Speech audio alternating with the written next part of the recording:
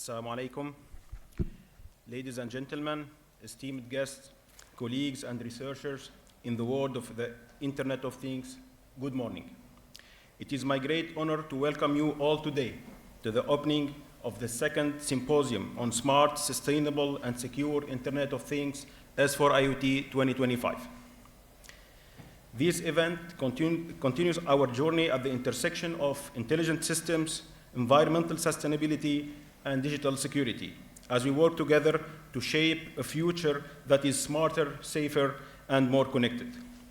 We are proud to host this international gathering here at the Kuwait College of Science and Technology, an institution dedicated to advancing research, innovation, and meaningful partnerships that drive technological progress.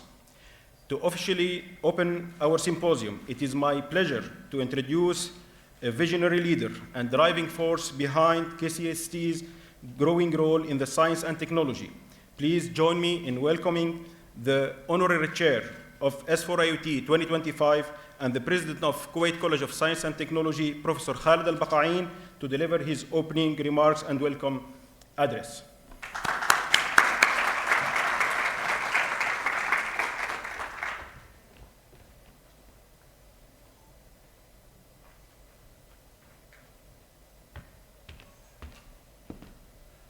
Good morning.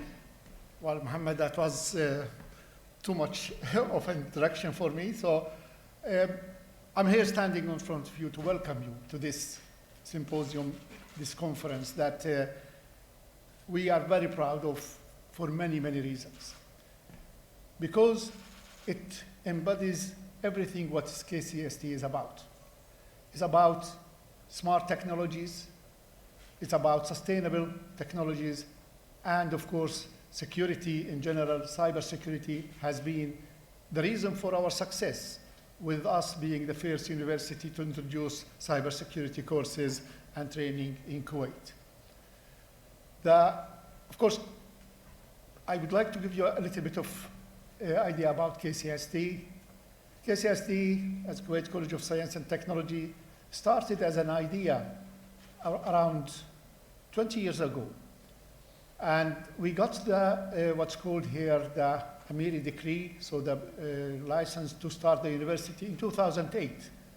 But the founders, who were a group of prominent Kuwaiti individuals and international people, decided not to go ahead until they are ready and the building is ready. So they went with building the campus that you see. Our visitor, I hope you will have the chance to go around and see the facilities, which we are about to expand to double its size soon. So in 2016, it's ready. We started teaching with a small number of students. This number of students grow to full capacity in less than 4 years or 5 years, which shows that there is a huge demand to this kind of education, which is based on cutting-edge program. So we have only 3 programs in cutting-edge technology. We have hands-on approach to our teaching and focus on quality staff and faculty who will deliver world-leading experience to their students. And this manifested itself in us becoming one of the first universities to conduct conferences, scientific conferences of this kind. Last year, about this time or just before, few colleagues came that they wanted to do a small seminar about Internet of Things. And we decided to go ahead. The feedback that we received encouraged us to go ahead and go further in the quality. So this year we are blessed with sponsors and supporters, as like Kuwait Information Technology Association, like IEEE, as well as the proceedings that we managed to get to be published by Springer as a sign of our intention for a quality research conference. And we hope that this will be a start for a future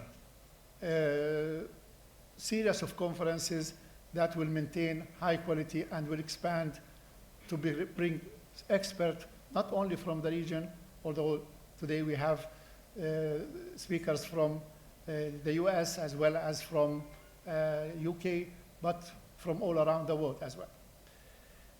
The theme of the conference is significant because I remember in 2008 in the UK when I started a company about smart technology, smart homes. The world was different. In less than 15 years, around 15 years, this IoT has become so significant. It is part of our life, part of our work, part of everything. And it will be deciding a lot of what we do, especially when it is combined with new technologies like AI, with big data, data analytics, and all these. So I think we are in the right track with this conference, and it will be a conference that will be relevant for many, many years to come. I'm very proud of my team who organized the conference. As Mohammed said, Professor Trabelsi said, I am just the honorary in the sense that I didn't do anything relevant except giving my name. But the team here have done an amazing job. So thank you for every one of you. I will not list. But many, many thanks to the keynote speakers who made the effort to come because they give the flavor to the conference, they give a value. And to everyone who traveled from anywhere to present a paper in this conference. Your contributions are the value of the conference. Your contributions are what we are looking for. So thank you all for doing that. And finally, the organizing team, they're amazing. You can see the touches of the whole team in KCST, from the smallest thing, the flowers, to the banners, to the organization, to the photography. Everything is done to perfection, as they always do. So thank you for that. I must say that. So I wish you a very pleasant stay in Kuwait, despite the sand. We agreed with the keynote speaker, sometimes even a sandstorm is an experience that's worth trying. If you are living in Glasgow or in New York, you won't have this experience there. So try to enjoy it. Don't take it as a bad thing. We go sometimes to exotic places to witness different weather. So, but I hope that you will come back to Kuwait in other conferences that we have where the weather will be better. So thank you very much and enjoy the conference. Thank you.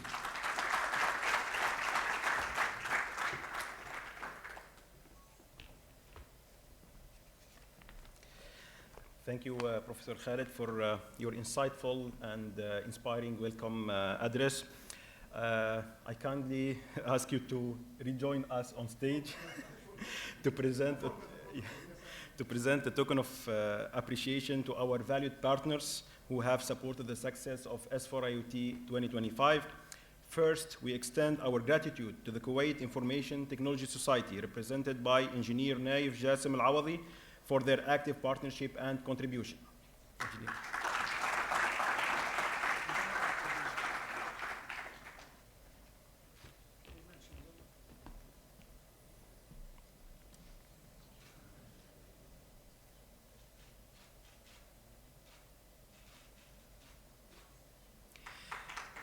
Also, we want to recognize the IEEE Kuwait section, who will, the representative, Dr. Abdullah Al-Gallaf and Dr. Ali Al-Faili, will join us later during the session. So we thank them for their contribution to S4IoT 2025.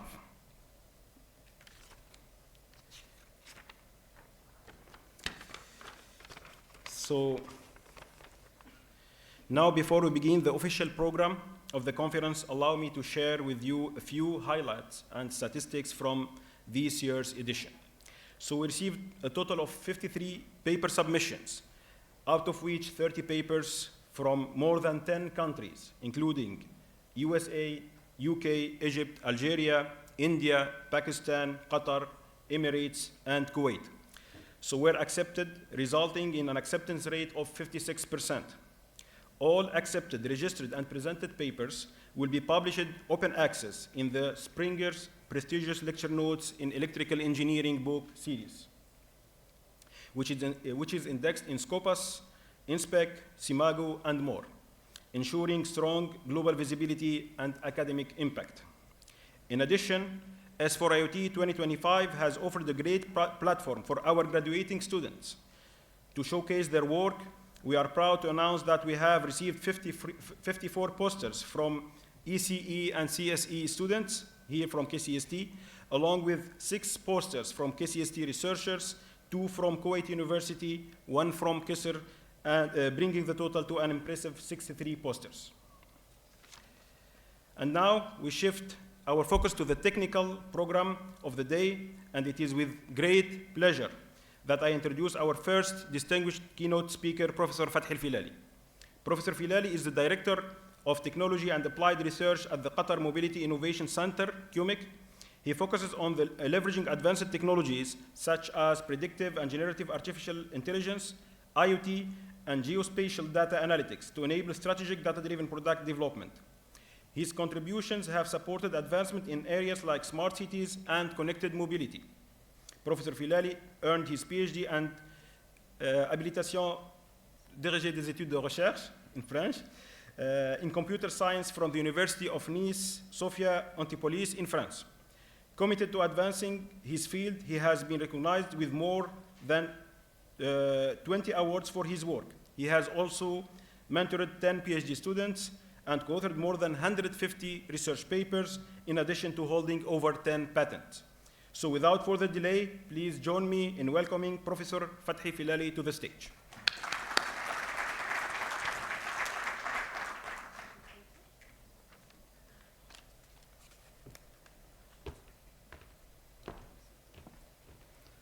Bismillahirrahmanirrahim. Assalamu alaikum wa rahmatullahi wa barakatuh. Thanks so much for having me. I'm really impressed by the university and by the vision of the leadership.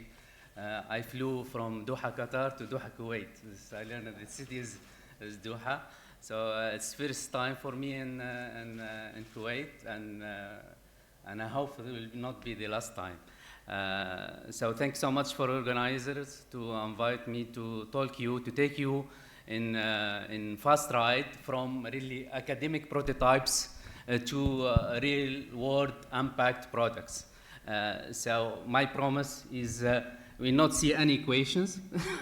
So you'll see a lot of colors in the presentations. So, and hopefully, especially entrepreneurs, fresh students, and so on, they will leave the session by having ideas and insights how to take really research to products, right, to at the end of the user.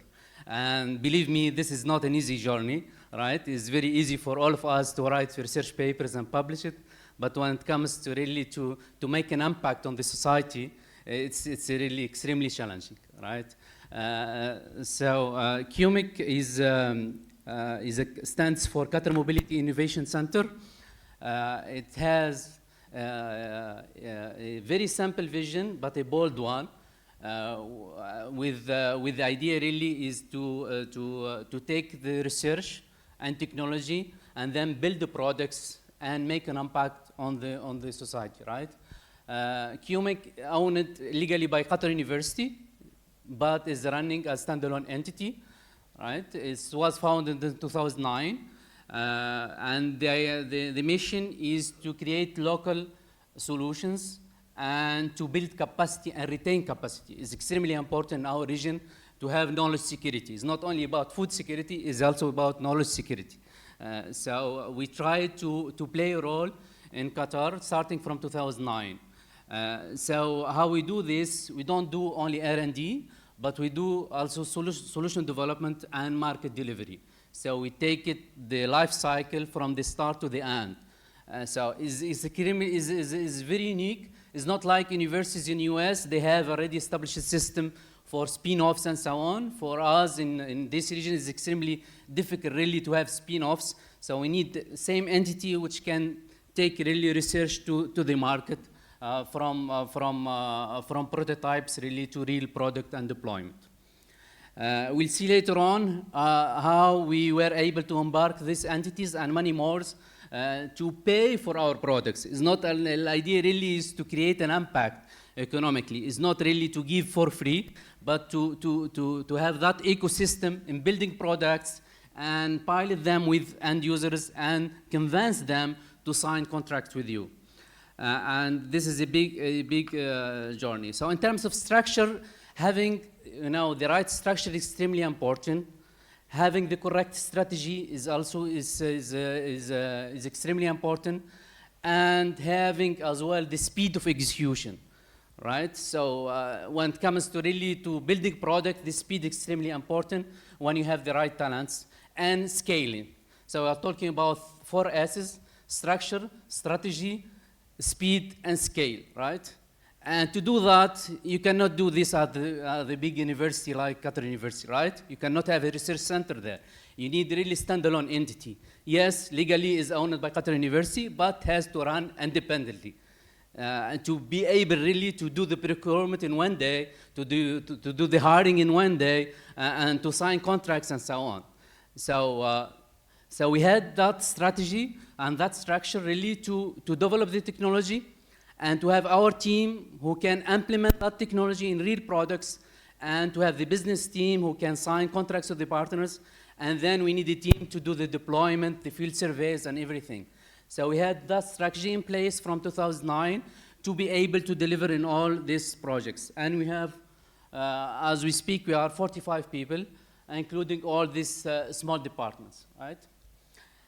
So our philosophy is extremely simple, right? Is from bytes to insights. It relates a lot to the conference. It's about IoT. It's about collecting the data from different sensors, having the platform in the middle to process that data, and having all the algorithms in terms of AI, machine learning, databases, and everything. And believe me, it's not an easy task, right? And then what is extremely important for the end user is to have the user-facing applications that users like me and you, and operators, government entities, and so on can use, right? The last part is extremely important, and the last part what is really makes difference in our products. So under the hood, we leveraged 4 main technologies to be able to build these products. IoT is the first one. Since we started using IoT almost from day one, right? And IoT is not really about small sensors only. Cameras is an IoT device. Vehicle is an IoT device when it is connected, right? AI and machine learning is another pillar. Location intelligence, as it's very relevant to our products, and embedded sensing. So all these brands, these are brands of products that we built from end to end at Qatar Mobility Innovation Center. Of course, I will not have time to go through all of them. I will pick only 2 or 3 and walk you through the journey of building these products, right, in 3 different areas. So the first one, which we started, is related to transportation, traffic analytics, and mobility. And we started this almost from day one, right? And you know that Qatar was awarded the host of FIFA World Cup in 2010, and that was the right time. And transportation is extremely important to organize any big event like the World Cup. And this was really a trigger for us to focus on the transportation, because there was a gap in the country. And even Google Maps, they started only in 2013 showing traffic in their maps in Qatar, right? So transportation was extremely important, and we tried focusing on transportation. So in whatever we do in terms of bringing research to products, we go through 3 cycles. Proof of concept is in the lab, right? If you have labs, students here, senior design projects, they build the prototype with whatever devices they have, electronics, and show the concept, plus an application, of course, for the end user. And then we do the pilot, and then they do the market delivery, right? So it's end-to-end. So if you look at the journey of what you call it WAMD is pulse, right, in Arabic, is the heartbeat of the road network in real time almost, is taking us from 2010 to now, right? Every milestone, we have extra data source added to the system. We have extra stakeholders that are using the system, right? So it's a long journey, and we can see the users, the main users of the system, which are including the Road Work Authority, ministries, the Qatar Rail during the construction of the metro in Qatar, and the FIFA, the World Cup, and so on. So in terms of pipeline, how to bring bytes to insights, right, in this system. The system was built from 2010 and was collecting data not only from one single source, from different sources. If you have the main products, you cannot rely on one single source. You need to be able to tap into multiple sources and do your data fusion in the middle to be able to structure the data, unify it, clean it, and present it to the application, right? So this is the end-to-end picture, high-level picture of the system. I will try to go a bit into details later on, but what you can keep in mind is that this is end-to-end built by QMIC, hosted by QMIC, implemented by QMIC in Qatar, right? So we don't rely on any third-party components, including the GIS, including maps. We are not using Google Maps, as you know, in Kuwait, in Qatar, and Dubai, and so on. The road infrastructure is moving too fast. Every day we have new routes, new intersections, new tunnels, and so on. And Google Maps is outdated. And we had this experience this morning with the taxi.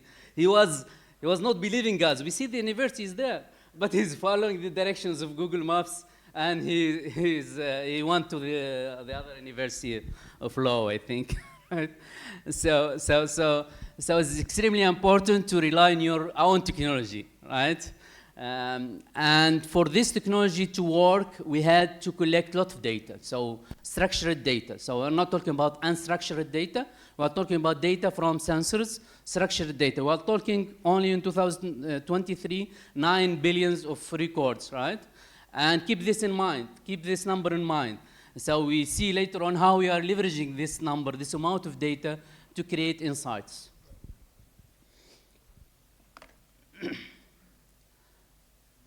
So these three data sources, the two first data sources, I will not go into details, these are location data, right? We are talking about fleet management devices. We are talking about crowdsourced mobile applications where we collect anonymously location data about speed, location, heading, and so on, because for us it's extremely important to monitor the average speed, the travel time, the user experience in the road network, right? The third one, which I will spend more time on this is another sensor that we created in QMIC. This sensor is deployed in QMIC and in Qatar, and we have around 400, is a route sensor, which can capture the Bluetooth and Wi-Fi signal coming from mobile phones, from cars, and leveraging that information. And we'll see later on how we can create insights from this information. We are talking here about the class of device, the medium access address, and so on. And all of this information is being fused and sent to the WOMD platform to be processed in real time. We are talking about millions of records every day, and you are estimating the traffic information every minute. So with the responsive time of milliseconds. So it's extremely important to keep this in place, and we'll be happy to discuss details in terms of architecture, microservices, scalability, and so on, if those who are interested in learning about that. So to our students in the auditorium, so this device started using, small PCBs, right? We are talking about Arduino, right? Arduino PCBs, doing some proof concept and seeing how we can capture Bluetooth signal. This started in 2010, right? And then it evolved to real products. And in terms of size, we had this size at the beginning, this new size, and now we have a very small size that can be used in indoor, outdoor, right? And it's an autonomous system. It has a solar panel, SIM card. It's very simple, the idea. But that information is extremely important for us. We are leveraging that information, and the Bluetooth penetration rate and Wi-Fi in Qatar and the region is very high, especially after COVID. And we had, during COVID, we had these applications. I forgot their name, proximity, whatever. We need to enable Bluetooth. So the Bluetooth penetration is extremely important in Qatar.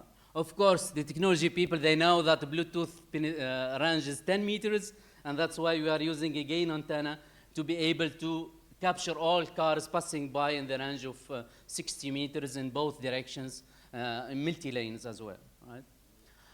So this is the density of the network that we have in Qatar. And just in a nutshell, the idea is the following. Is this, if you are passing by from one segment, one intersection to another intersection, we have our devices installed in both intersections, and both they will be able to get your MAC address, your serial number of your Bluetooth, right?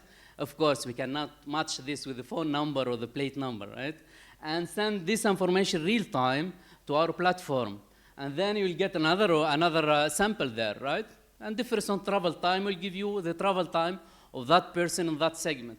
It's completely simple, right? Of course, there are a lot of details under the hood, right? Where you apply a lot of algorithms for cleaning and so on to be able. So in 1 minute, you may have 500, 600, whatever vehicles passing by, right? So we'll be able to apply the logic to get the travel time or the congestion of that segment. And not only that, so because we have this road network, so we know people where they are moving from where they're coming, how long it took them, and so on. So a lot of insights and analytics, which is extremely important for authorities, for planning, for design, for studying before and after projects, execution, and so on. And as we speak, we have around 400 devices deployed in Qatar. And what made this really easy to let me go back. What made this easy to install is that autonomous device. We got the approval to use light poles. So we don't need really any digging, any holes, nothing, right? Either for power or communication. So it has SIM card, solar panel, and just stick the device and keep operating it. The operation is extremely challenging for 400 sensors powered by solar panel. So that's why we have our own tools to do that. So of course, data is really noise, right? Just a noise till really citizens, they see the benefits. If citizens are not seeing the benefits, data is a noise, it's not really useful for them, right? That's why we had to really come up with our super app, Wayne. Super app in Qatar, which is in the market from 2017. It's a super app which has a lot of micro apps. As I said, it's not using Google Maps, it's using our own map. You see our logo there, right? We had really to build that map, and this was not expected. We thought that the country has already a map, right? So we had really to develop our navigation engine, map, and everything related to that technology in terms of platforms, applications, and everything, right? So it is a custom app in Qatar, so it has a lot of features which are not present in Google Maps. Google Maps, they have the same application everywhere, right? But in Qatar, we have our own events. We customize it for events in Qatar, like the World Cup, elections, whatever, Eid, and Ramadan, and everything. We customize it and we follow what's going on in the country. So the users, they can access a lot of information, including PUIs, the national address, which is unique in Qatar, and rich personalized content. Of course, it has an integration with CarPlay, WhatsApp, and all other stuff. So this is another data source that we have in the country. Of course, the data is anonymized, and we have the consent of the user to use that data, right? Under the hood, we have a lot of applications and services related to that. And even I think in one day, we monitor the uses of the Wayne app in Qatar, and you see almost all the road networks. From all the road network, we are getting these probes from these applications, and we can see the trend in terms of amount of data we are receiving every day, up and down during off-peak and peak hours. This is go back. This is our own map that was we were able to white label this app for other events during with Qatar University, with Qatar Football Association, and so on, because we own the technology, we own the implementation, so it's easy for us to customize, right? as I said, if you have these data sources, you need to monitor them, right? You need to make sure that your infrastructure is running, is sending you the data real time. That's why that, if you remember that structure, our structure, the box on the right is the operations part, the field survey. So we had to build our systems to monitor, we call this 1 second dashboard. So a lot of dashboards to monitor the data coming to our platform in real time and count this data and create alerts in case there is any issue with one of the devices or one of the sources, right? Because this is the data feeds. If you don't have a data feed in real time, you cannot provide the service. So it's extremely important if you build the product to build the operation tools as well. So this is my message. It's not only just selling the product, you need the operation tools to be able to monitor your infrastructure and make sure that services are delivered. Of course, without going into details, the operators, they can access live traffic roadmap, and traffic dashboards, reports, and this was very critical during the World Cup in Qatar, and was used by the FIFA and Supreme Committee of Legacy and Delivery and so on. So the World Cup was really a very good showcase for us. And what we did from 2015, we started monitoring what you call the number of hours that every one of us is wasting every year. And this is a global KPI. So if you look at the reports from Eric's, from Google, from TomTom and so on, you will see this one of the KPIs, which is extremely important, is number of hours that every one of us is spending in congestion, right? And we can easily translate this into money, right? And what is the percentage of GDP? What is the loss of productivity, right? And as you can see, from 2019, when almost all the road infrastructure is completed, and thanks to COVID as well, so we dropped it by almost 50 hours or more, right? Or 60 hours. And 60 hours for everyone is a lot of gain. We are talking about hundreds of millions of reals every year, right? In terms of gain, right? Of course, this is not only due to the infrastructure, it's also thanks to the metro, thanks to all the road infrastructure, including the corridor, our main corridor, which is named Sheikh Sabah Al-Ahmed, rahimahullah. Sheikh Sabah Al-Ahmed corridor is one of the main corridors we have in Qatar, and it solved a lot of issues that we had before, right? But at the end of the day, if you cannot monitor, you cannot manage.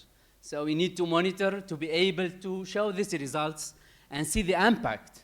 And this is extremely important for stakeholders, right? Road authorities, they're building roads, they need to access this information to say to the government, they see the impact, see how much you are saving in terms of number of hours, in terms of budget allocated to the operation, and so on, right? So we started looking, when we started Masarik or WOMD, this platform, really, we, for 5 years almost, we are using rule-based, algorithms, right? In terms of traffic estimation, prediction, and so on. So most of it is rule-based, is deterministic, right? We are talking about Kalman filters and others, right? Which was really the foundation of our technology, right? Almost 6-7 years ago, started looking into AI in general, right? And you know the difference between predictive AI and generative AI, right? Predictive AI is really, you need to train your system with supervised learning or non-supervised learning, and make sure you train it with your own data to get the trained model, and then use that trained model to forecast the traffic or whatever, right? Generative AI on the other side, you generate content which has not been seen before, but based on general knowledge, augmented by your own knowledge, right? And whatever AI you are using, you need to follow a pipeline of scoping the issues. Data is a must to have, right? Especially for predictive AI. Generative AI, if you are using RAGs and others, you need also your own data, right? Plus, or you are using fine-tuning. and then modeling part and deployment, right? This is, as a researchers, we can do it only once, right? We can do it, deploy, and then publish the paper, right? But if you are maintaining a solution which requires really making sure that your system is running an app and with the right metrics, you need that loop, right? You need that loop in the middle where you need to keep monitoring the model, making sure it's not drifting, your data is not drifting, hyperparameters are fine-tuned, and maybe at one point you decide to, instead of using YOLO, you use another version, right, of computer vision. Instead of using that, you use another technique and so on.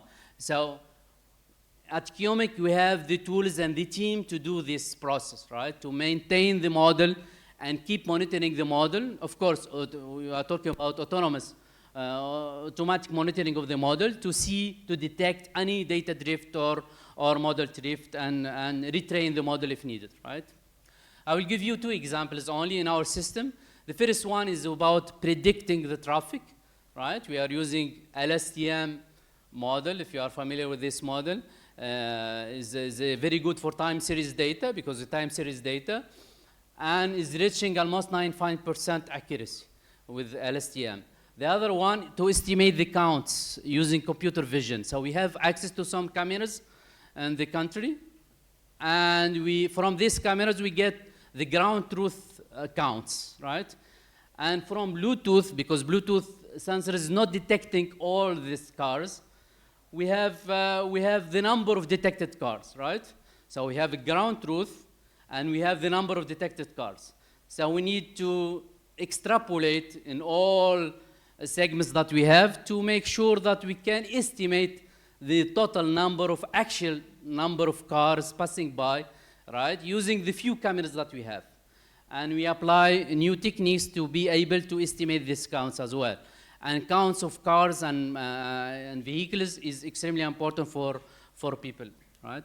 Generative AI, we started introducing it in our system where the operator, instead of looking at the map and clicking right and left and going to the most congested segment, street or junction and so on, he can just use the assistant which is connected to our system, right? Using, from technical people, if you know agentic AI, function calling, NER, using these techniques to be able really to connect to our APIs. So again, it has the general knowledge, but has the ability to connect to our system and zoom automatically to the, depending on the question of the user, zoom to the most congested junction, pop up any window, and so on. So it's very, very useful and time-saving for the operators in the road operators Ashghar. So during the World Cup, where we had to generate a lot of dashboards, and this examples of these dashboards, which is shared by with the organizer team, operation team, to look at the road network as a whole, to look at the intersections only, or to look at the airport, only the airport, okay? What's coming from the airport, which is extremely important as a starting or ending point for the people, okay? So we, in addition to a number of hours wasted, we measure what we call it congestion index. We measure what we call it the time that people waiting on that intersection, and operators, they can access this information real time to be able to decide to change the time phasing of the signals and so on. Of course, all of this as a system was part of the control system of the World Cup. So in the control system of the World Cup, this is a real picture basically, where you have the system running there and operators are monitoring the system. And our team was very busy in the World Cup to make sure that all these sensors devices are working during the World Cup, and we delivered amazing. I'm not sure who attended the World Cup in Qatar.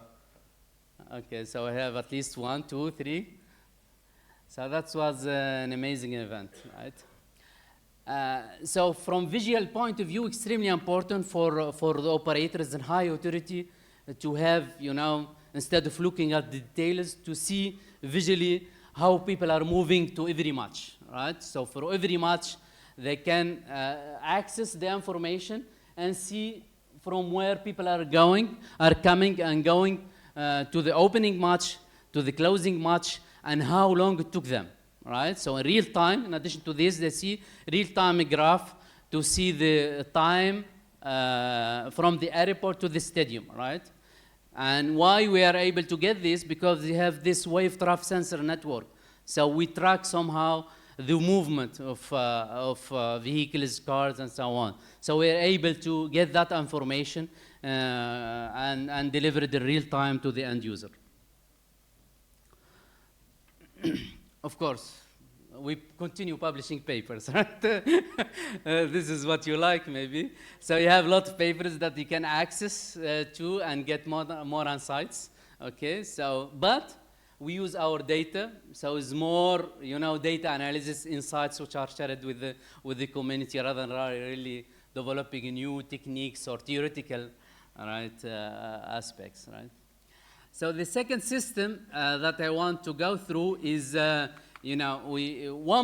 what I covered is using structured data, right? Data from sensors, IoT sensors, 1 and 0. And the other main data source is computer vision, right? Is cameras. If you look at this room, maybe you have few cameras here, right? If you go to the street, you have hundreds of cameras. The problem these cameras are usually, there is now no automation at all. So this infrastructure is already there, streaming the video, but no one is using it. So maybe you have operators look at these cameras and see what's going on, but there is no automation, right?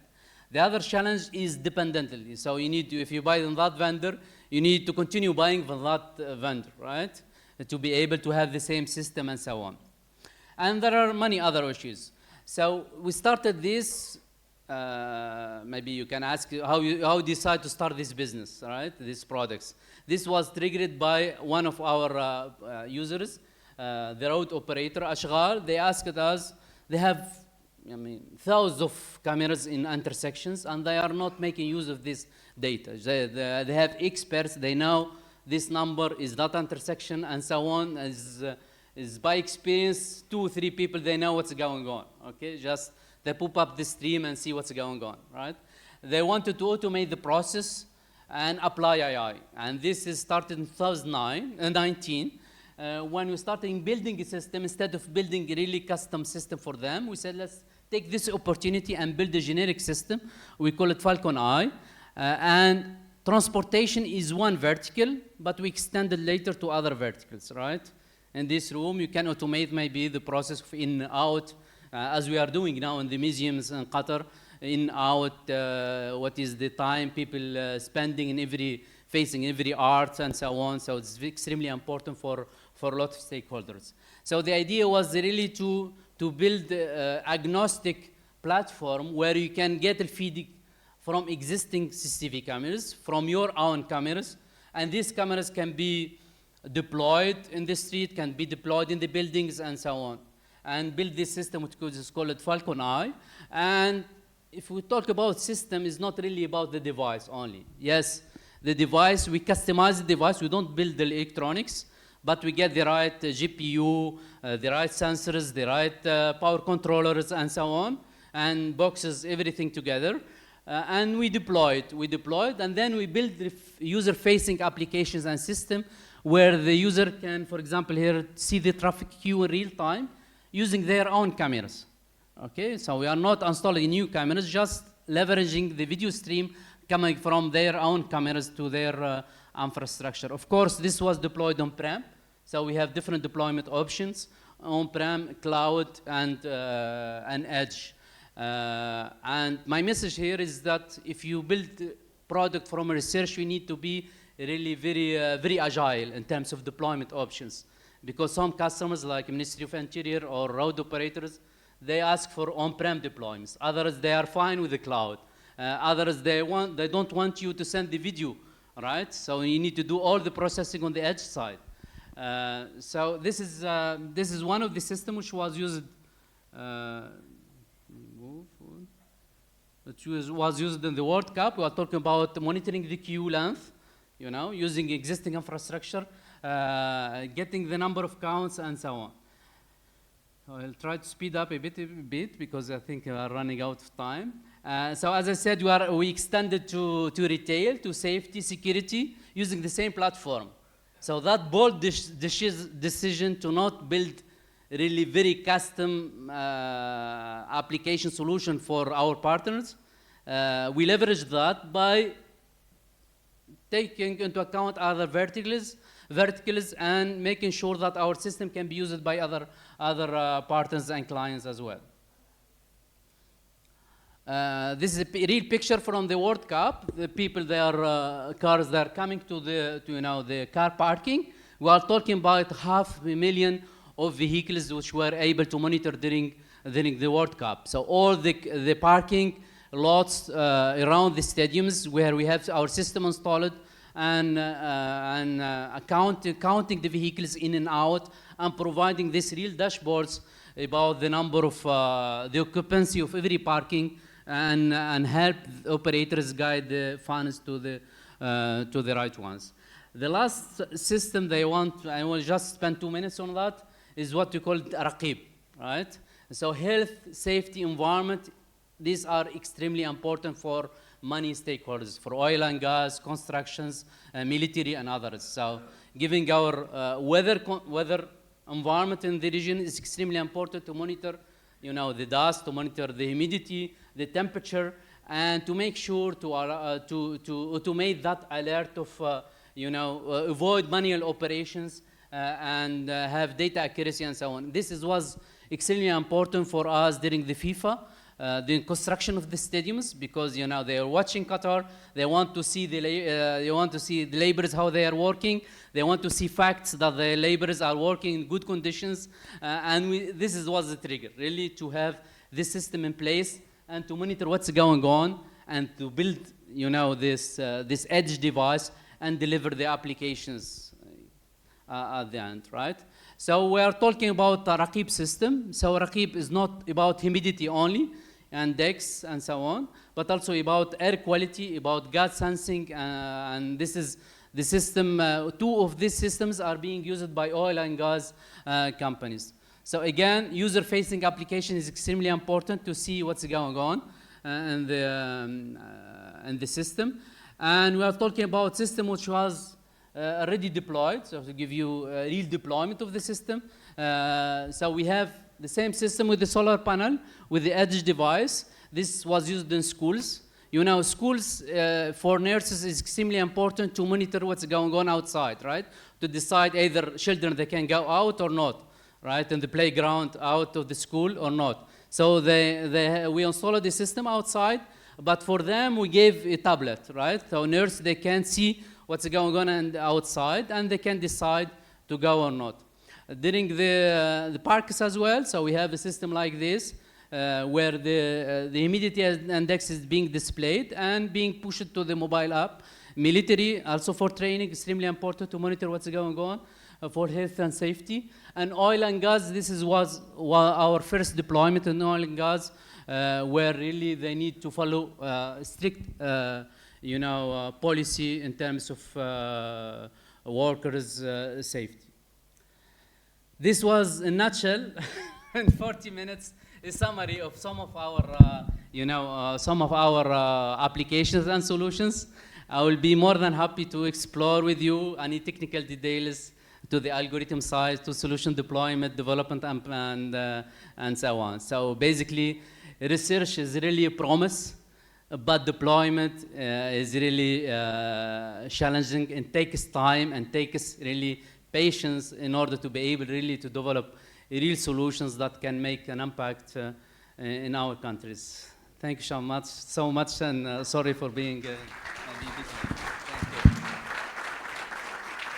Thank you, Professor Fathi, for the insightful keynote presentation, which has set a profound tone for the conference ahead. So now we'll open the floor for a very quick Q&A session.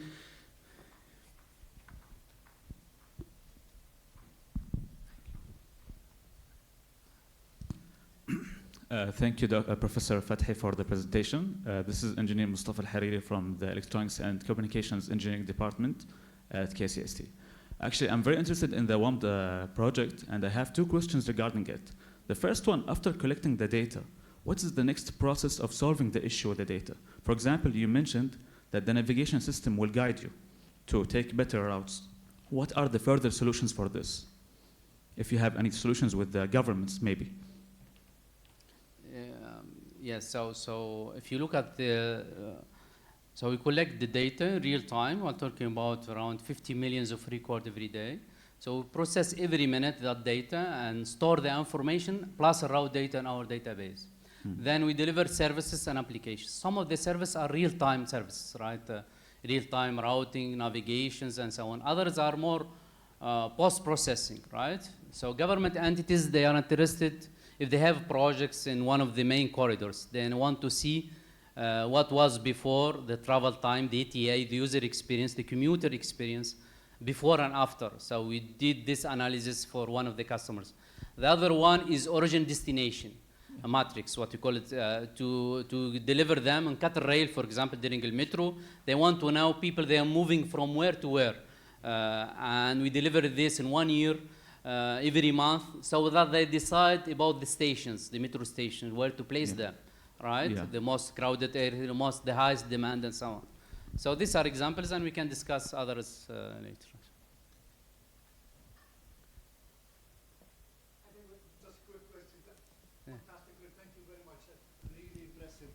So congratulations. Question regarding the first application you said, because you measure the devices with Bluetooth. We know a lot, the majority has, but probably it's a side result. Did you measure how many, what's the ratio of cars that you measured compared to the actual number of cars passing? So how many, what's the percentage of cars that have, or the people who have Bluetooth switched on? Because this is important, because this affects the accuracy of what your predictions, right? You know, you can get these questions only from science, right? And this is really what we started with this at the beginning. So we did Al-Corniche, you know, Al-Corniche street in Qatar, and we said, let's see if you are going to have a good sample or not. And we are talking about 2010, 11, more precisely. Bluetooth wasn't that high. But surprisingly, it looks like it was used for other purpose, for social connections, it looks like. So even at that time, it was really surprising high. We are talking about 12%, something like this. And it is enough for us to measure the traffic, right? If you have 12% penetration rate. So we thought, okay, let's use this technology. And we contacted 2 startups. One Udicast and another one, I think, company in US. They're starting this idea, and they told us we can sell you the device, but we deploy it and the data will be sent to us. And we said no way. So let's build our own technology, proof of concept, and test it. But that penetration rate, what you call penetration rate, it continued really increasing, especially after COVID, where people starting, using this proximity applications. They need to open Bluetooth and so on. Plus, high-end cars, you know, in Qatar, lifetime of the car is 7 years, comparing to 12 years in the rest of the world. So a lot of cars are equipped with the Bluetooth. Yeah, because once you know this penetration rate, as you said, you can correlate. You can extrapolate, yes. Extrapolate, yeah, we are not 100%. Yeah. We are maybe 25, 30% now. Around, yes. It's clear in the graph, I think. Yes. Yeah, Said from French Embassy. I have, thank you first for this very nice presentation. I have a question. Do you have a control system implemented like ramp metering, lane allocation, speed reduction, guidance? Yeah. So adaptive speed plus signal timing optimization plus whatever related to the control side is not by us. So QMIC, we are delivering the data, and the road operator who's operating the, the road infrastructure, they have access to their system. We call it the SCATs and SCOOT and so on, and they have access to the DMSs with the dynamic speed. They can really adjust that dynamically. Yes.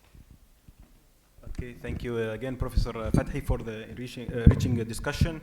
So please remain stage. Now I would like to call Professor Khaled Al-Baqain to join us on stage to give a token of appreciation to Professor Fathi Al-Filali for his contributions to S4IoT 2025.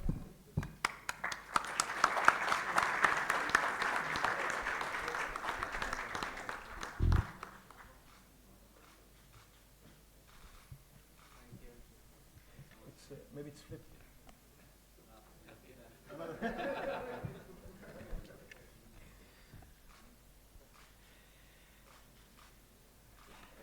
Okay. Yeah. Thank you, Professor Fathi. So, yes. Good excuse to come next time. Yes. Also, would like to recognize the contribution of and continuous support of IEEE Kuwait section represented by Dr. Ali Al-Faili. So, Dr. Ali Al-Faili, please join us on stage.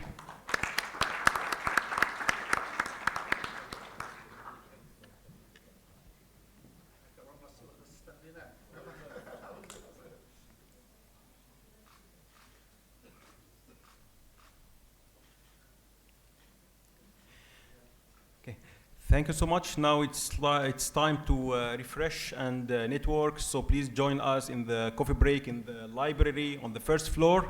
So before you leave, I highly encourage you to scan the QR code here and share with us your feedback. So we'll resume in 15 minutes. Thank you so much. Welcome back, everyone. Hope you enjoyed your short break. I promise we will have a longer break at 12:30 during lunch. You'll have time to network with your colleagues and enjoy lunch with them.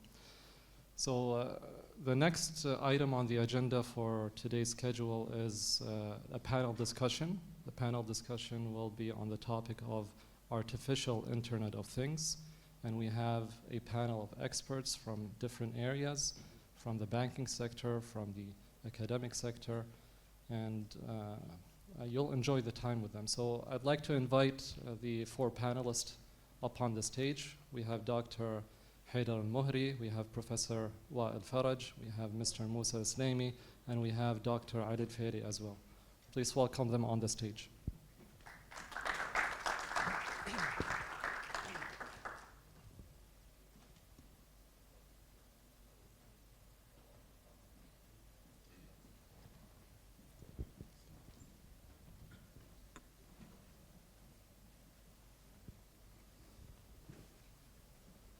All right, before I introduce the guests, the panelists here, I think I need to talk a little bit about the topic, why we selected artificial Internet of Things. I promise I will introduce them. I will spend some time to talk about their bio as well. But today, I mean, when we talk about Internet of Things, we're not talking about the traditional Internet of Things. We're not even talking about smart Internet of Things. We're moving towards intelligent Internet of Things. So the difference between smart and intelligent is quite large, it's quite big. When we talk about traditional Internet of Things, we're talking about basically devices or sensors that collect data. And this data will then be used in order to take certain actions. When we move on to smart Internet of Things, we have devices that collect data, and then based on that data that they have collected, they take a particular action that is quite not intelligent, I would say.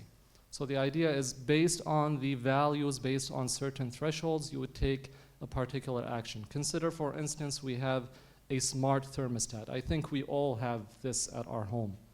What does a smart thermostat do? It basically senses the temperature in the room, and based on the value of that temperature, it would either turn it on or turn it off.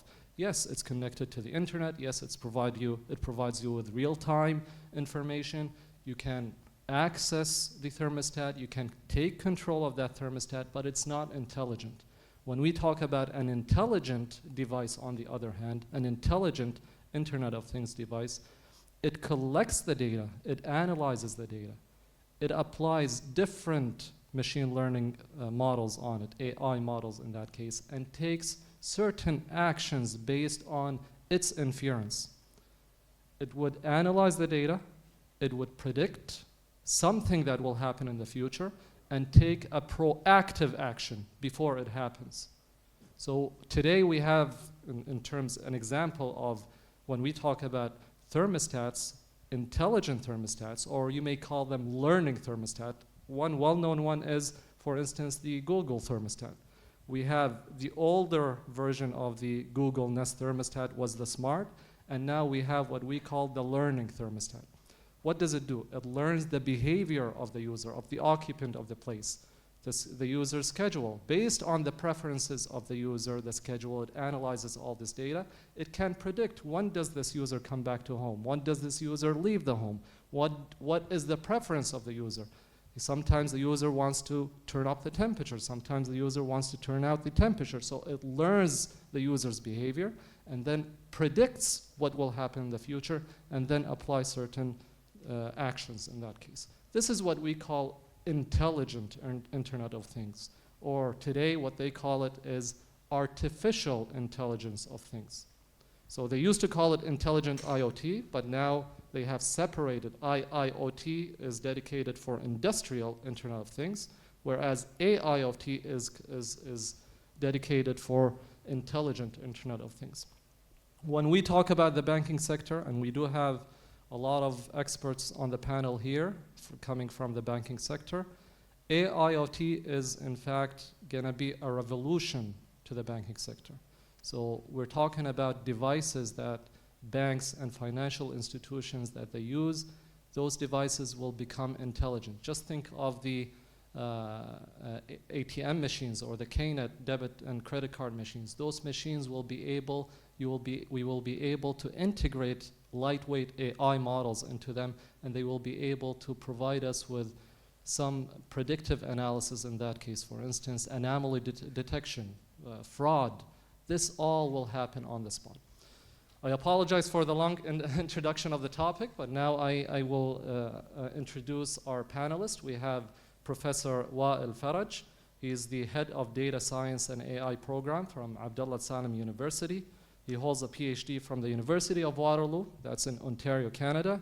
His research, teaching, and industrial experience focus on machine learning, embedded systems, robotics, renewable energy, and control system. Next, we have Mr. Musa Lislami. He's a senior manager in advanced data analytics at Bobian Bank. He holds a master's degree in computer engineering with a focus on deep learning from Kuwait University. His research area targets the adoption of AI and data analytics in the financial sector. Next, I think we all know Dr. Adil Feri. He's an assistant professor from the College of Basic Education in Kuwait and the IEEE Region 8 Young Professionals Committee member. He holds a PhD from the University of Plymouth. His work bridges academic research and practical applications to advance responsible AI in education and public sectors. And last but not least, we have Dr. Haydar Al-Muhri. He is the head of data science and acting chief data and innovation officer at Gulf Bank. He leads key initiatives in data science, business analytics, and innovation. He holds a PhD degree from Wayne State University from Michigan, US. His research interests focus on generative AI, big data analytics, deep learning, and business optimization. So we have quite big names here with a lot of knowledge right here. So please welcome them all on the stage. Thank you. All right, so I think we'll start off with something that is very, very general. I don't want to go deep right away, so I will give the floor to any of you to answer this question. So how do you think today IoT is in fact transforming our life? And again, I'm not talking about the traditional IoT devices or the smart IoT, but more of the new intelligent IoT. How is it transforming our lives? How are we getting to finish off our tasks more intelligently, more securely, and so on? I think we'll start off with Professor Wael Faraj, if you may go ahead and answer this question. Thank you for inviting me to this panel session, and thanks Dr. Ismail for inviting me and KCST. Intelligent AI, IoT, it's taking role today and will be much, much more in the future. instead of just to start to discuss the thing into broad knowledge or something, I will take example, a concrete example, and will stick during my discussion.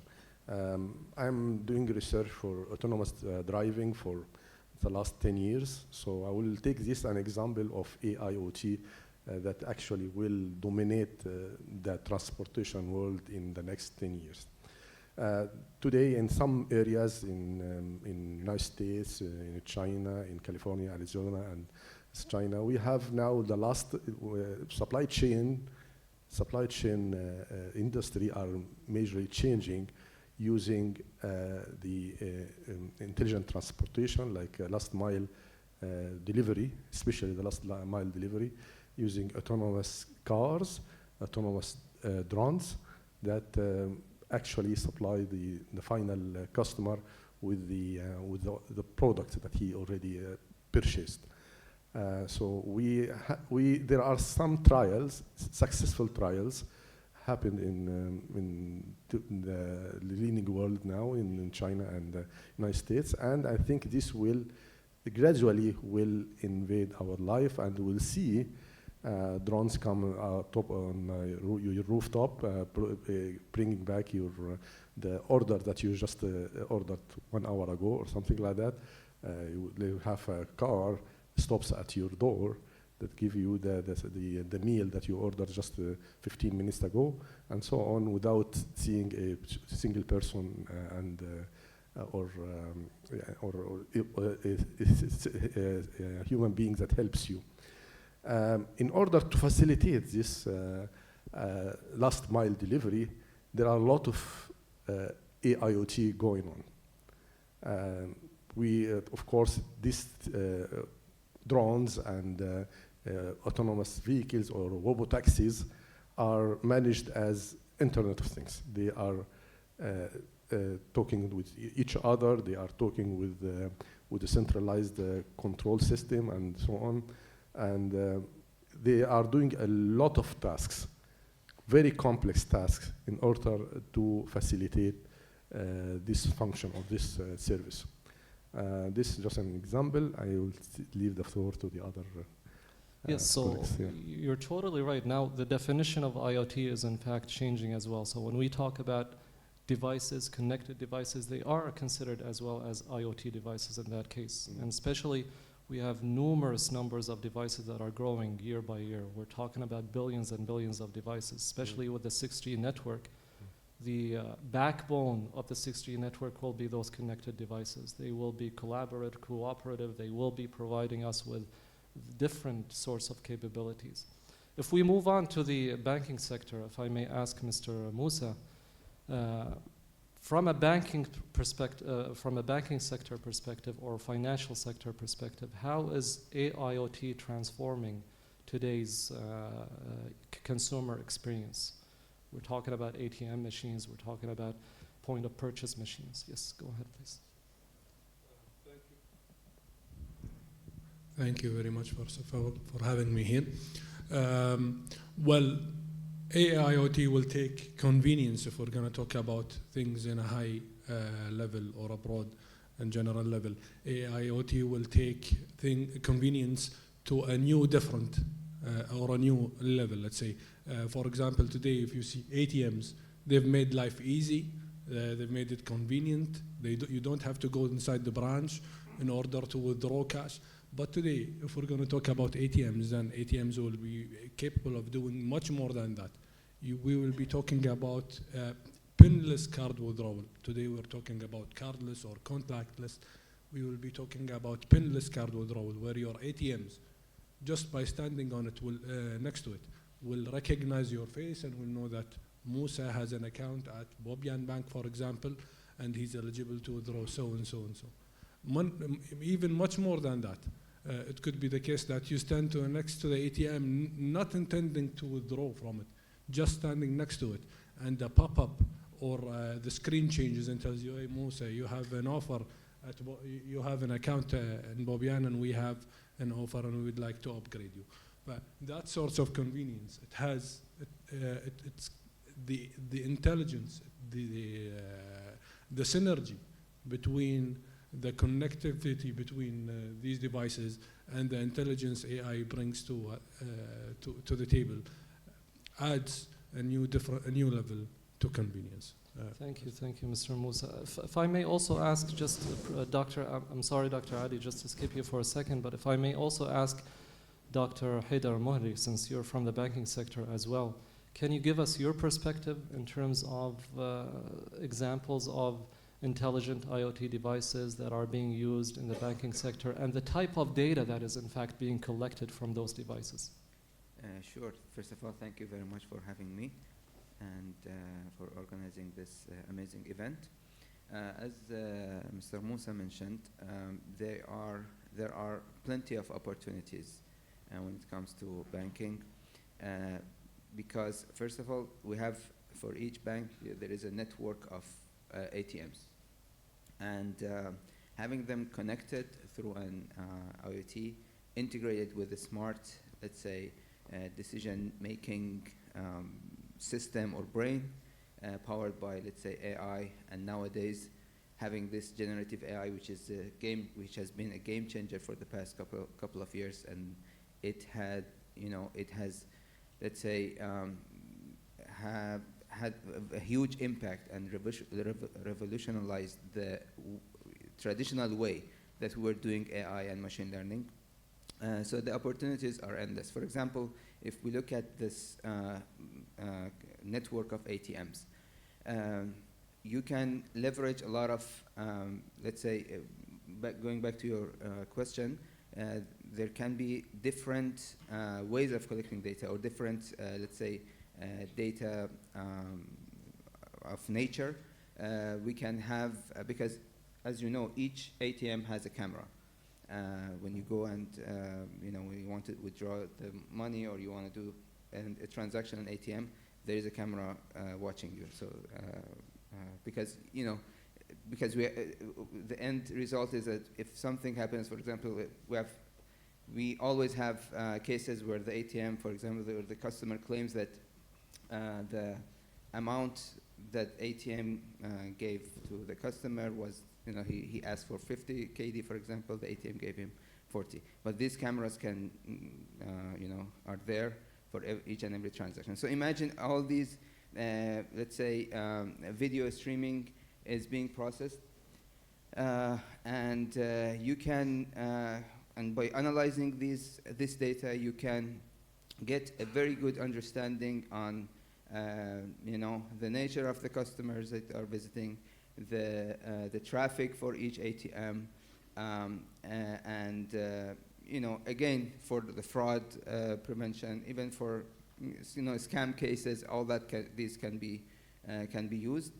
On the other side, we can collect the device itself, for predictive maintenance. Again, nowadays this concept of predictive maintenance has been there for the past maybe 20 years, especially in industries, in planets, and all that.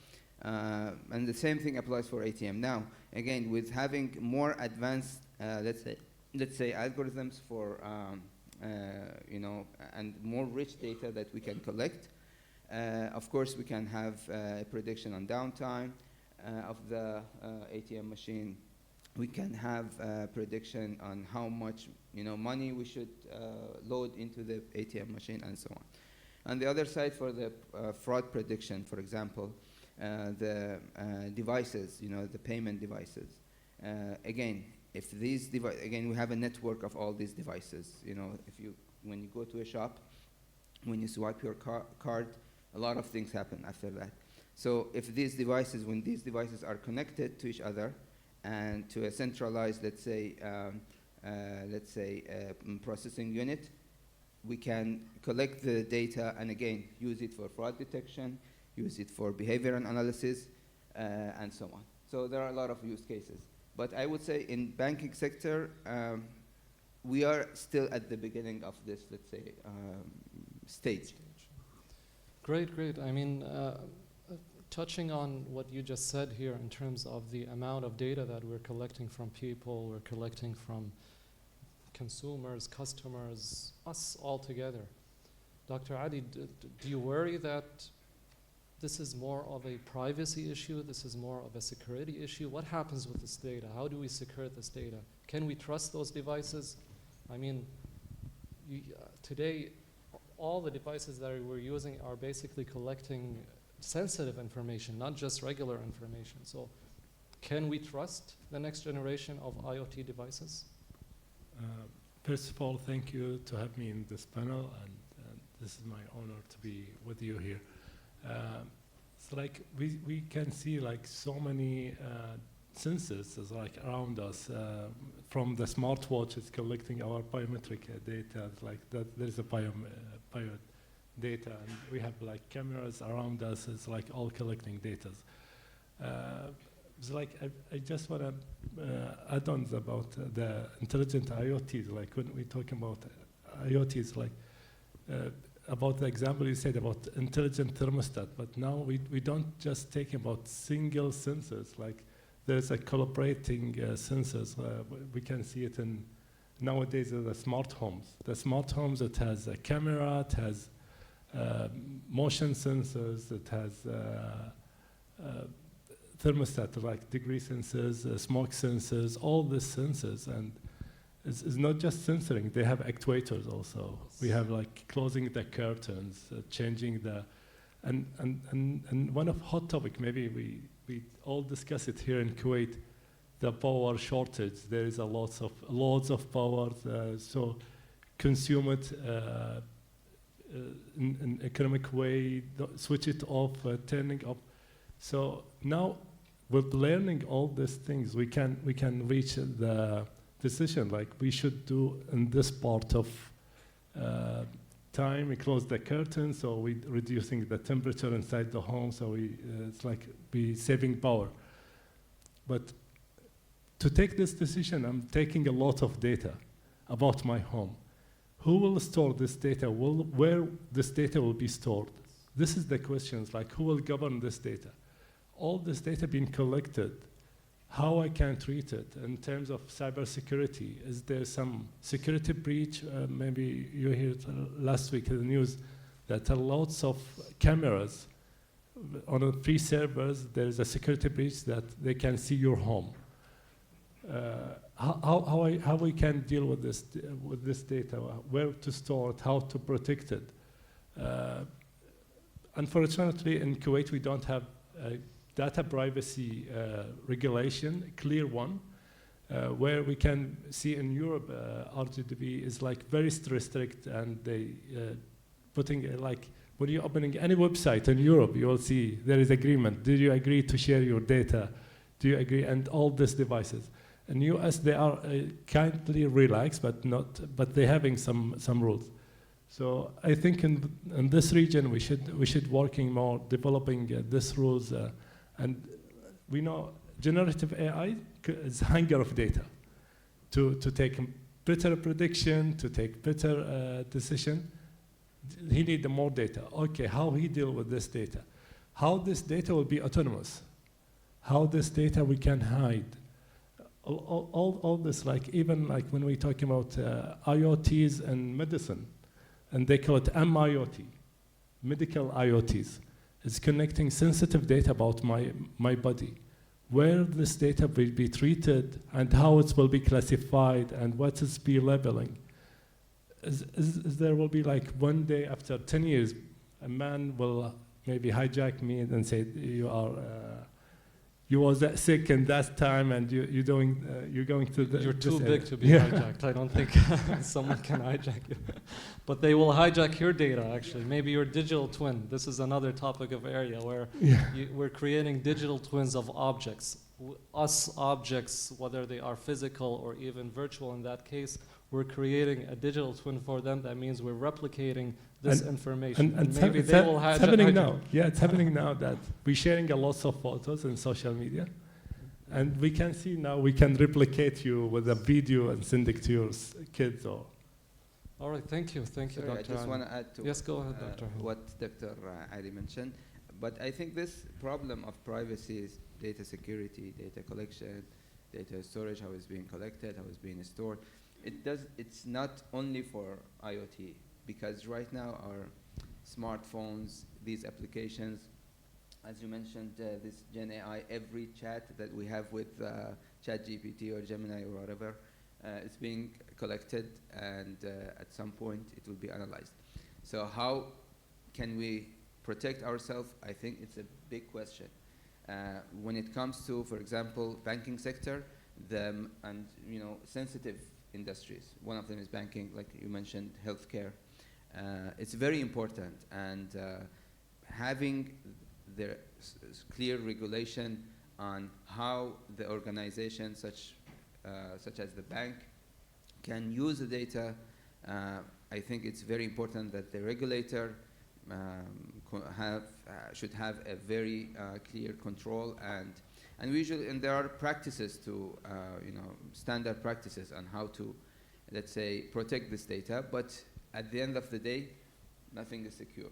So nothing is, let's say, 100% secure. Mr. Musa, what's your perspective in terms of the privacy of our data, in terms of how do we secure our data? Again, from a banking perspective, or yes, go ahead, please. Well, I agree with what Dr. Ali said and what Dr. Haider said. But there are three pillars to the values that governs AI. Now, it's not only security. Of course, we have security, one of them, then the intent of the data to be collected.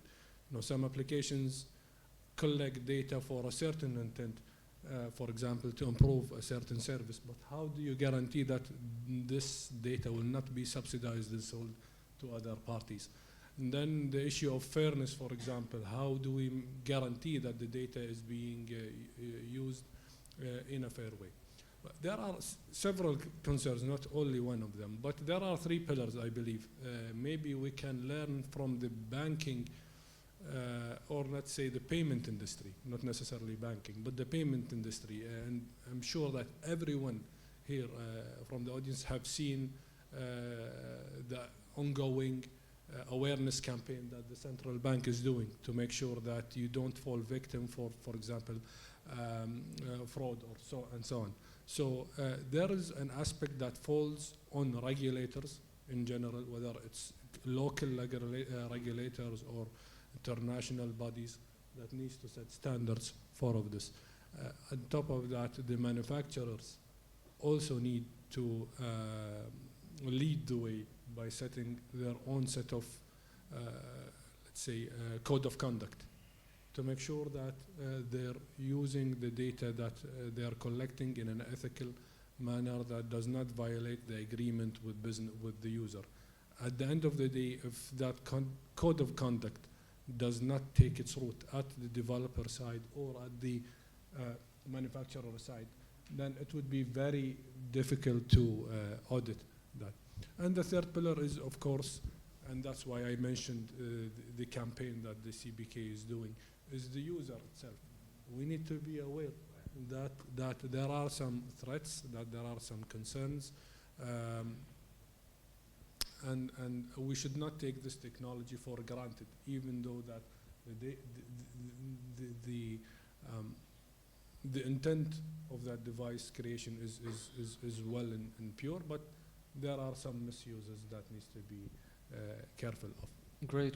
Thank you so much for the valuable information. Professor Wael, I mean, since we're talking about data collection as the devices are becoming more intelligent, we should ask ourselves, I mean, can we process this data locally on the IoT device? Should we offload this data to the edge? Should it go to the cloud? So we have that architecture in between in terms of both data collection as well as data processing. What makes more sense? What are some of the scenarios in which it makes more sense in order to process the data that we have collected on the device itself versus offloading it to the edge or even to the cloud in that case? Thanks, Doctor. I will come back to the example that I started with autonomous driving or autonomous cars. These devices collect a sheer amount of data. For example, one autonomous car has at least one LiDAR. In high end can go to 5 LiDARs, which is the laser scanners, and have from 3 to 10 cameras installed in each car. and beside the radars, which will be 4, and other sensors. So the sheer amount of data, the one LiDAR collects 10 gigabytes per minute of data. Just in 1 minute, in one LiDAR can collect. Now, multiply that with the amount of cars will be running in the streets, and see how the sheer amount of data that will be collected. The problem here, I will talk about 2 points. 1 point, how we will process this data, and the second point, about the privacy, and the same point that we talked about privacy. In all the examples that my respected colleague have mentioned, at least there is an owner for this data. For example, in the bank are responsible for all the cameras installed, for all the data entered by the customer. He is the owner. He will be liable for this data. The same also if you have a store, you put cameras in the store, you are also liable for all the data collected by cameras and so on. If you have cameras in the street, the Ministry of Interior, the police, is responsible. He's the owner. However, in case of the autonomous cars or whatever, who is actually owner of this data? This is a dilemma that's still not yet solved, still under discussion, and many opinions coming, but the customer is not responsible. The data is collected to make the thing function, okay? I'm not using it directly. It's inherent to functionality. And this amount of data, who is the owner? So how we write a privacy code of ethics on this? Okay, it's still a dilemma, not solved. There are many open issues on this point. The other point is how we process this data, as the doctor. So we have 2 kinds of processing, on edge and on cloud. On edge, which means it's local processing with computer units on the car, and on cloud. Because autonomous cars and autonomous driving or whatever drones are safety critical application, we cannot afford to lose any quality of service, any interruption of service. It's impossible. It's very critical point. So till now, of course, the main functionalities of this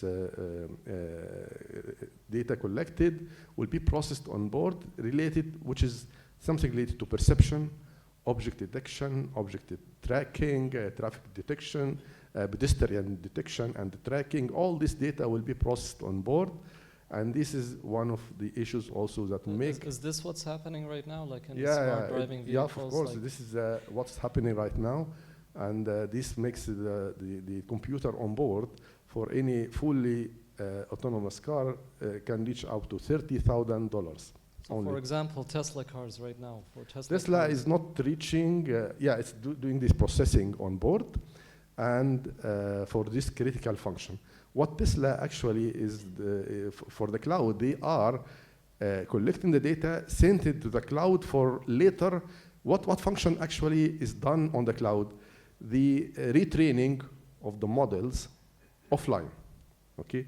The retraining of the model offline, updating software over the air, some other function that if getting interrupted will not inhibit the function of the device itself. So it can be improved online, and then after getting trained, they can download it over the air and so on. But the main functionality, the critical functionality, which is related to safety, which is giving command to the steering and the pedal for the gas and brake, and all these are all done on board, and this way will make the functionality more expensive. But problem now is that Tesla is not yet reaching the full autonomous. Full autonomous means that you don't have a gas pedal, or you don't have a steering wheel, this level 5, which is you depend totally on the car for doing the function. And nobody reached this level. Maybe only Google Waymo reached level 4, but level 5 is not reached yet. And once we reach this, the cost is still high, and the other issue I talked before is still high. Yes, also in terms of model training, so we're actually moving towards distributed training right now, model training, rather than training the model offline on the cloud, we can do it more distributed in a matter on the edge as well. Yes, there are drawbacks, advantages, disadvantages of both those techniques. There are scenarios, if you're considering, for instance, real-time decision making, then you must do the training on the edge. They are search to big, doing training. It's a big issue big for topic training, that- big topic for training model on the edge. Yes, but usually this, for example, in your case, in thermostat example, this, yes, will be trained online on the edge.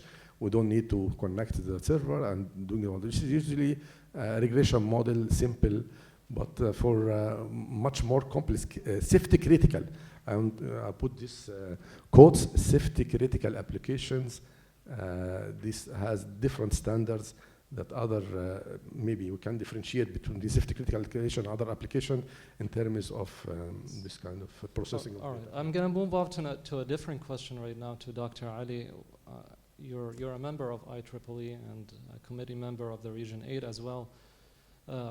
What working groups are there, or even IEEE societies that students or even practitioners in the field of IoT can join in order to gain more knowledge and more information in that aspect?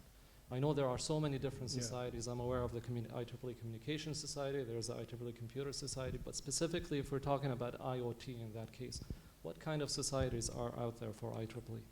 It's like, I think in IoT there is like some mature societies, like it have overlapping. We can say computer societies like serving some part of it, and they have a security.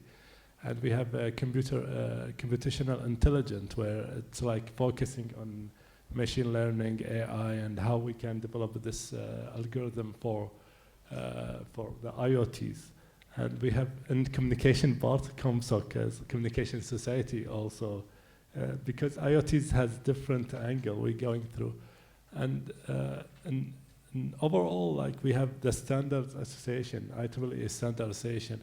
I'm part now with the work group to do a standard for autonomous 6G network, how we can, what's acceptable, how we can regulating the autonomous systems on 6G, because 6G, what's promising us is like we're providing not higher speed. We are not talking about high speed, but we're talking about how we're connecting devices, how we can make an ecosystem for all devices being connecting, taking decision.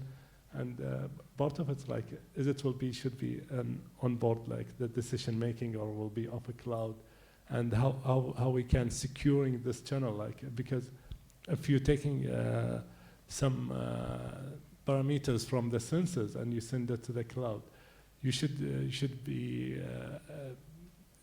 assuring all this data being transferred securely. There is no playing with this data, because if there is some playing with this data, you'll reach a wrong decision, because based on what you receive, you will decide.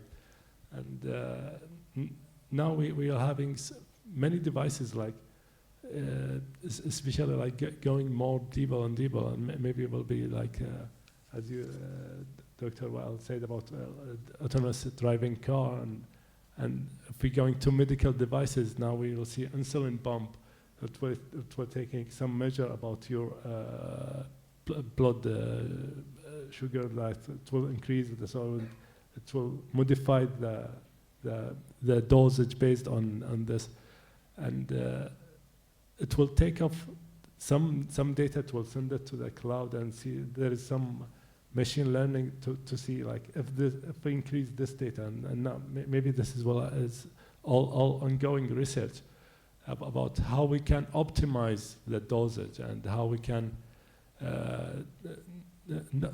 knowing what is like the correct medicine we should take for this kind of disease. And they say now AI is like playing a major role, like because we have a massive data, massive sensors, all this, how we can benefit and see what's the interaction between the medicine with the disease, and how we can we see how impacting the life of Yes, so we are running out of time. I'm going to just take a quick response from both Dr. Haider Mohri and Mr. Musa Islami. Where are we heading in the banking sector? So what's the next generation of devices that will be out there we haven't seen yet? Do you guys have an idea in that regards? I mean, today we see those different types of ATM machines. Do you have an insight towards where we're heading? Okay, so ATM machines is one, let's say, area that's a lot of work is being done to take them to the next level of intelligence, let's say, and bringing more or acquiring more insights from the data that's being generated by the ATM machines. Will As I they be mentioned- replacing the actual physical people and branches and bank branches one day? Yeah, or- so this is the second one. Now robotics is being a very hot topic. Of course, having using or leveraging especially the generative AI for operation, for different areas, for compliance, for risk, for fraud detection, for even contracts, procurement. These are all areas that can be impacted by Gen AI, and we are already there. So there are a lot of solutions out there, being either in-house or from. So I vendor. think we'll be moving on towards more of customer-tailored services. Yeah, for that's that of course particular person. a byproduct of that. But again, the robotics is a lot of studies are being done in that area, how to let's say maximize the use or the utilizing robotics in, let's say, branches, even in headquarters and so on. All right, thank you. Mr. Musa, you have an insight on that as well? Yes, I'd like to add to what Dr. Haider said and continue on top of the tailored services. So I guess what we will be seeing in the near future, that will not be far off, and maybe we're seeing some of it here and there. But I believe the human factor will still be there. We are social beings and we like to interact with humans. Today we're interacting a lot with Gen AI, with LLMs and models and so on. Of course, Gen AI will find its place and help the rest of to increase the capabilities of humans. But anyway, so the tailored services, for example, one of the examples maybe that I'd like to add is when you walk into the branch, you would instantly see that meter greeter who sits in front of in the first desk on the branch will come and greet you by name, for example. And that's happening because the camera have detected that Musa have entered the branch and Musa has done so and so. That meter greeter will be instantly updated and greet me. How are you, Mr. Musa? How, for example, is the issue with your car? Did you fix it or not? So on. So I think we all agree that, in fact, intelligent devices are, in fact, collecting so much data from us, and we should worry, I guess. Is that what we can say, conclude with? They know too much about us. They know too much at the end of the day. We are running out of time. I'm really sorry, Mr. Musa, to cut you off, but we are running out of time. We have to move on to the next session, which will be, I think, the technical session next. We have 5 presentations. I thank you so much, Professor Wa'el, Mr. Musa, Dr. Ali, and Dr. Haider as well. We hope to have you back again for upcoming events as well.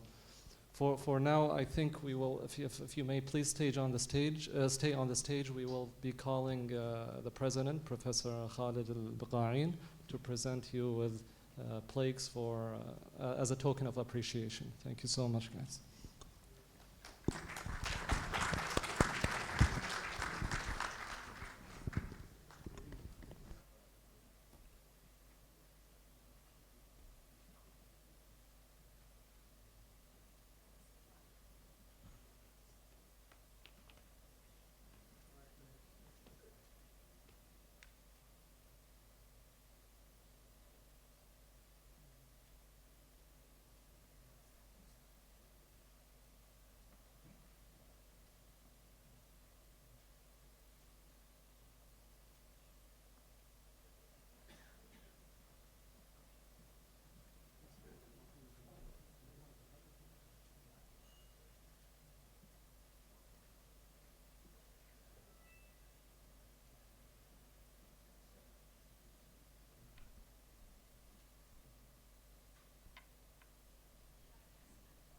So also we would like to thank Dr. Ismail Radawi for having built and moderated this panel.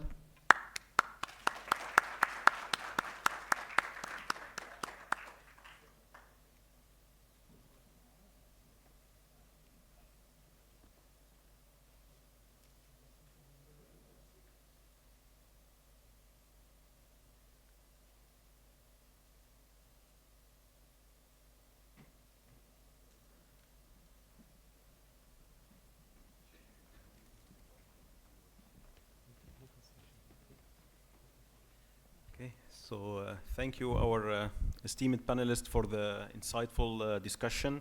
So now we'll move to the first technical session of our conference, featuring five compelling presentations from a diverse array of voices.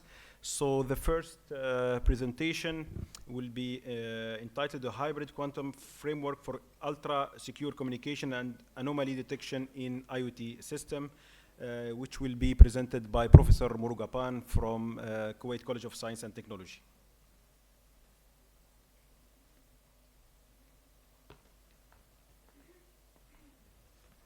So, very good morning to everyone. And today I'm going to present one of our collaborative work on hybrid quantum framework for ultra-secure communication and anomaly detection in IoT system. And I would like to thank my collaborator from India, SRM Institute of Technology. The outline of my presentation starts with the abstract and introduction to the proposed quantum computing framework, literature survey, objective of the proposed work, methodology design, architecture diagram, results and discussion, conclusion, and some references.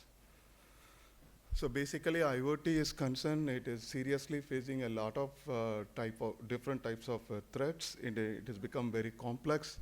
As far as the IoT is concerned, as long as it's growing, the threats and also the challenges also growing in a same way.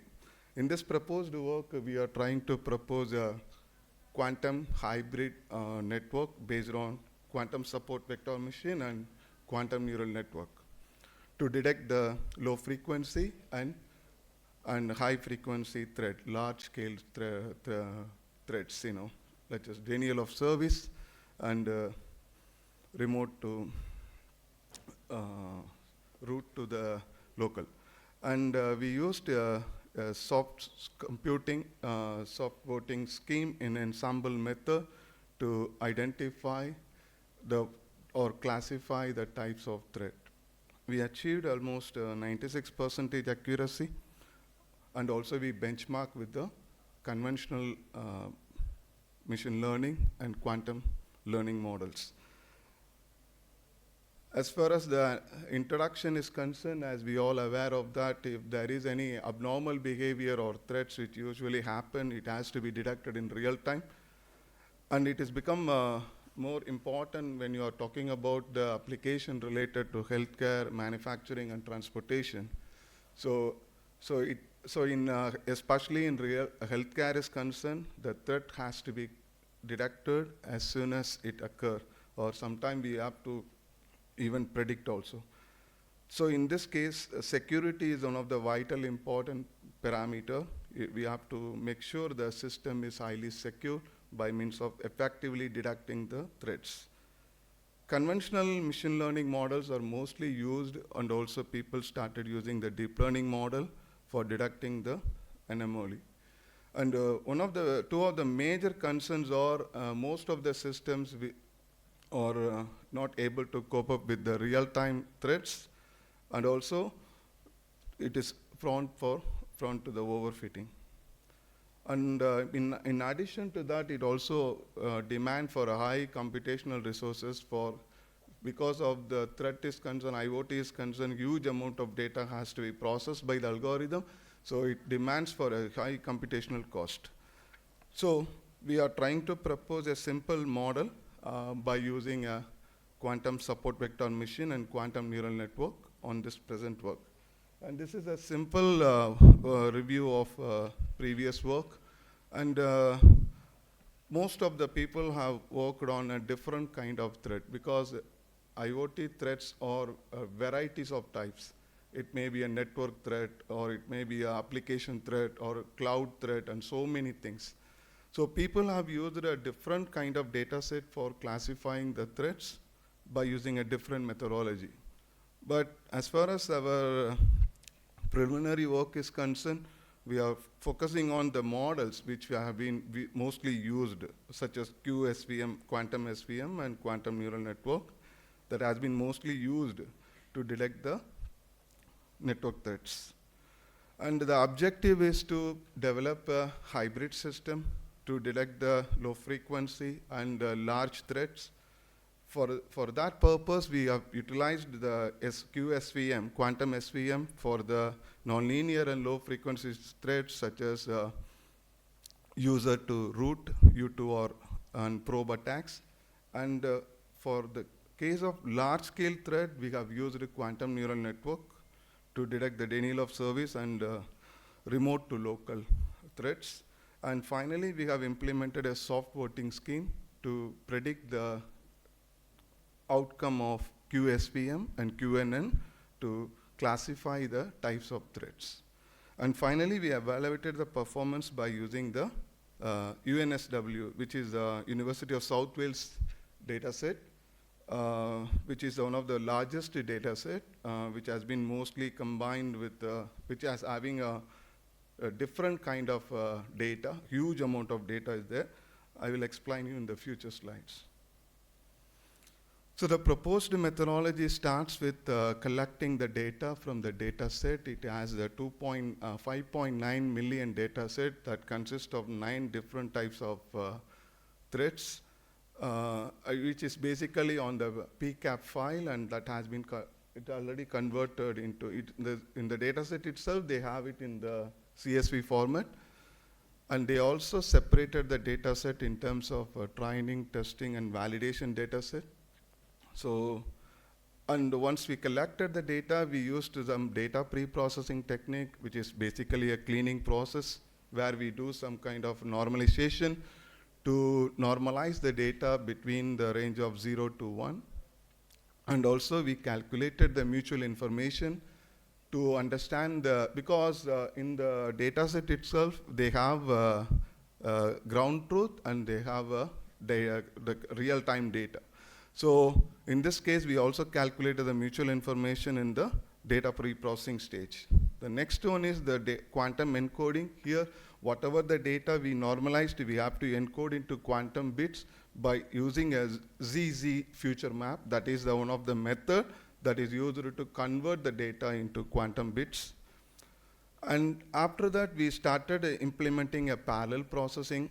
Okay, in the case of quantum SVM is concerned, as you can see on the left side, it starts with the future mapping. First, we map the future, whatever we derive from ZZ future map to quantum bits, and then we calculate the kernel for the SVM.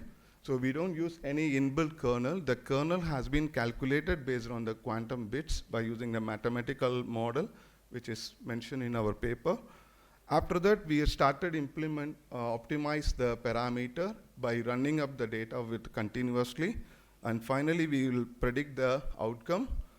In the same way, we have it on the right side. You can see the process flow, which has been involved in quantum neural network. So here, one of the important thing is about the variational circuit training. That is one of the very, very important part for the quantum neural network.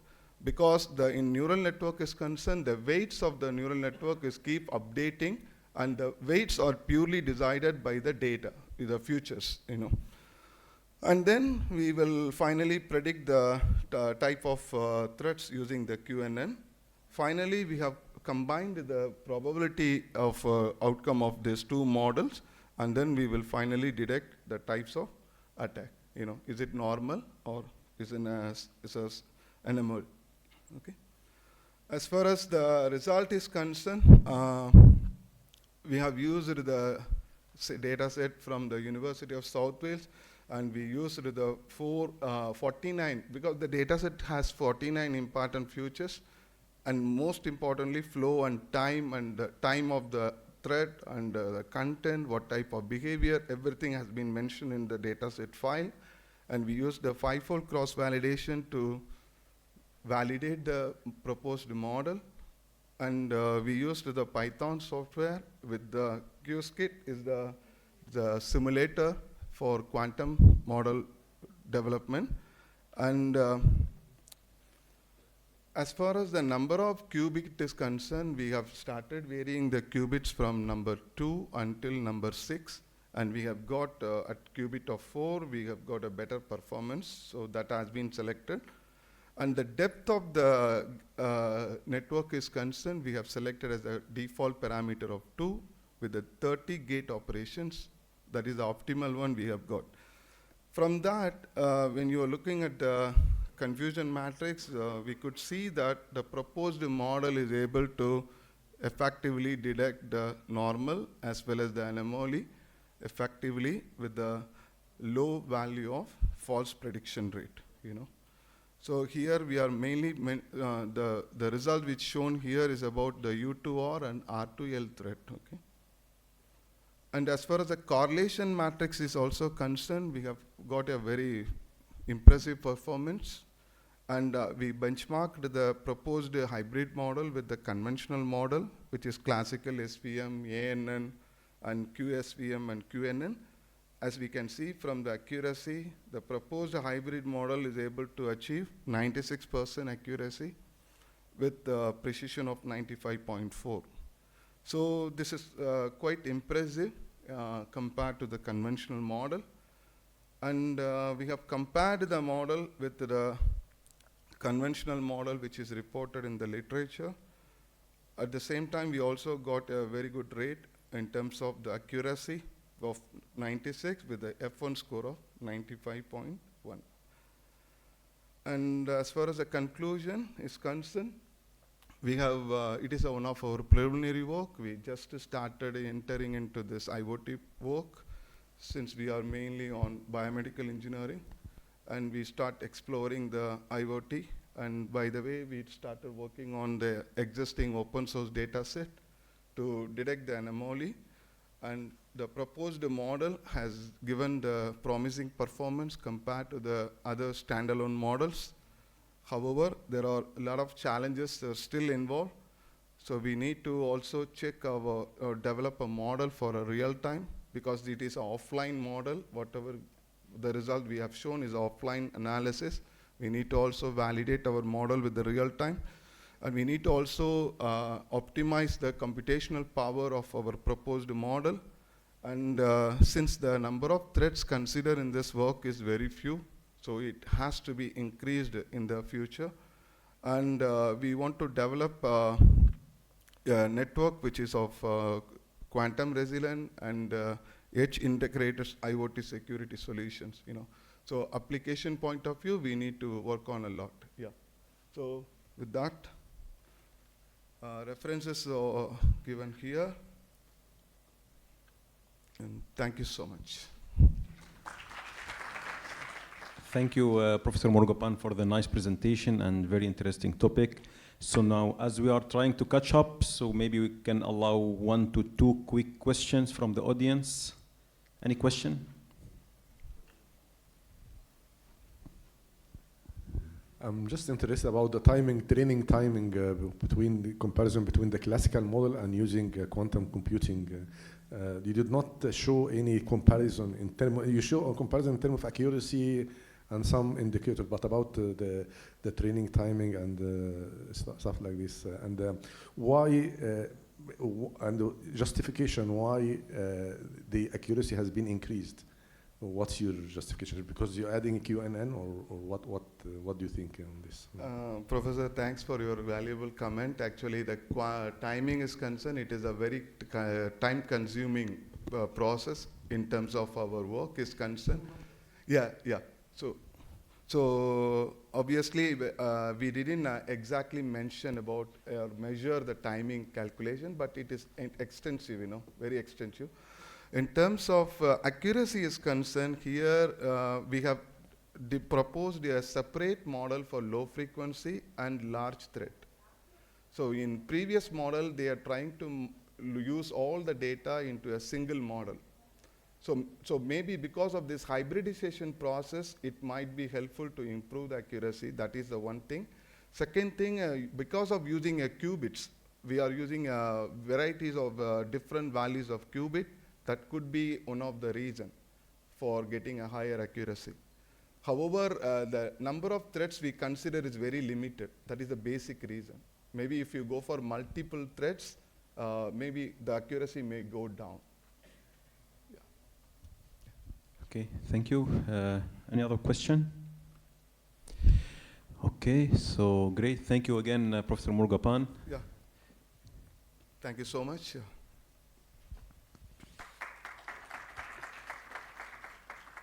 Okay, so now it's time to move to the next presentation in this session, which is entitled IntelliGuard IoT-enabled autonomous spybot intelligence for real-time surveillance in next-generation security applications, which will be presented by Mr. Dhruv Dayal and Patam Agarwal. So our guests from India, the floor is yours.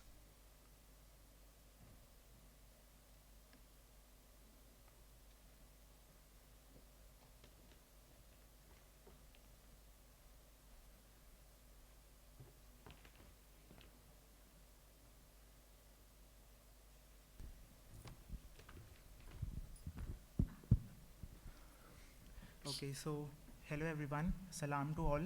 I, Pratham Agarwal, along with my teammate Dhruv. Dhruv Dayal. We are student researchers from IITM India, along with our faculty, Dr. Manzoor Ansari, and we stand in front of you all to speak on our topic, that is the IntelliScout Cyber Rover version 2. Now, last year we built the Cyber Rover version 1, which was basically an autonomous vehicle whose basic application was to be used in self-driving cars, and the main focus was to make it able to, so that we can like work on the problem which is the accident prone in the self-driving cars. Now this year we take pride in building a Cyber Rover version 2, that is the IntelliGuard, and it is basically a spy bot which basically works remotely without the help of any internet, Bluetooth or Wi-Fi connectivity. It solely works on the electromagnetic fields which through which we can control this rover solely from our smartphones, from our laptops or our tabs. Now my teammate will explain you that how the rover functions. So first of all, we developed the IntelliGuard version 2 for basically for a spy bot. Like the name describes itself as a spying bot in order to spying on like enemies in a military operations, like in bore wells, in many of the different type of the problem scenario. As you can see over there, we wanted to revolutionize the world. We wanted to create something about new. We wanted to empower the world that the problems which are actually able to facing right now, like most of the laborers who are working on lower wages, they monitor, they use work under the cheaper wages, like pipeline monitoring system. They face difficulty because the narrow spaces causes a human death risk, like bore wells, coal mines. So it has to be, they are nothing but a non-human intervention area. But instead of it, if we can use a spy bot as a robotic, basically a robotic IntelliGuard version 2, it has to be able to detect the obstacle on a real-time basis. Also, it has to be able to monitor and gather the data within the 44 meters of range without any kind of EMF or the Wi-Fi signal. So it's a kind of the huge innovative technology which we have to be going to be developed. Now, as we can go along with it, the system architectural, we developed the GUI interface such that it has to work on a different space agencies, different like DRDO and other kind of the country in order to develop such kind of the prototypes.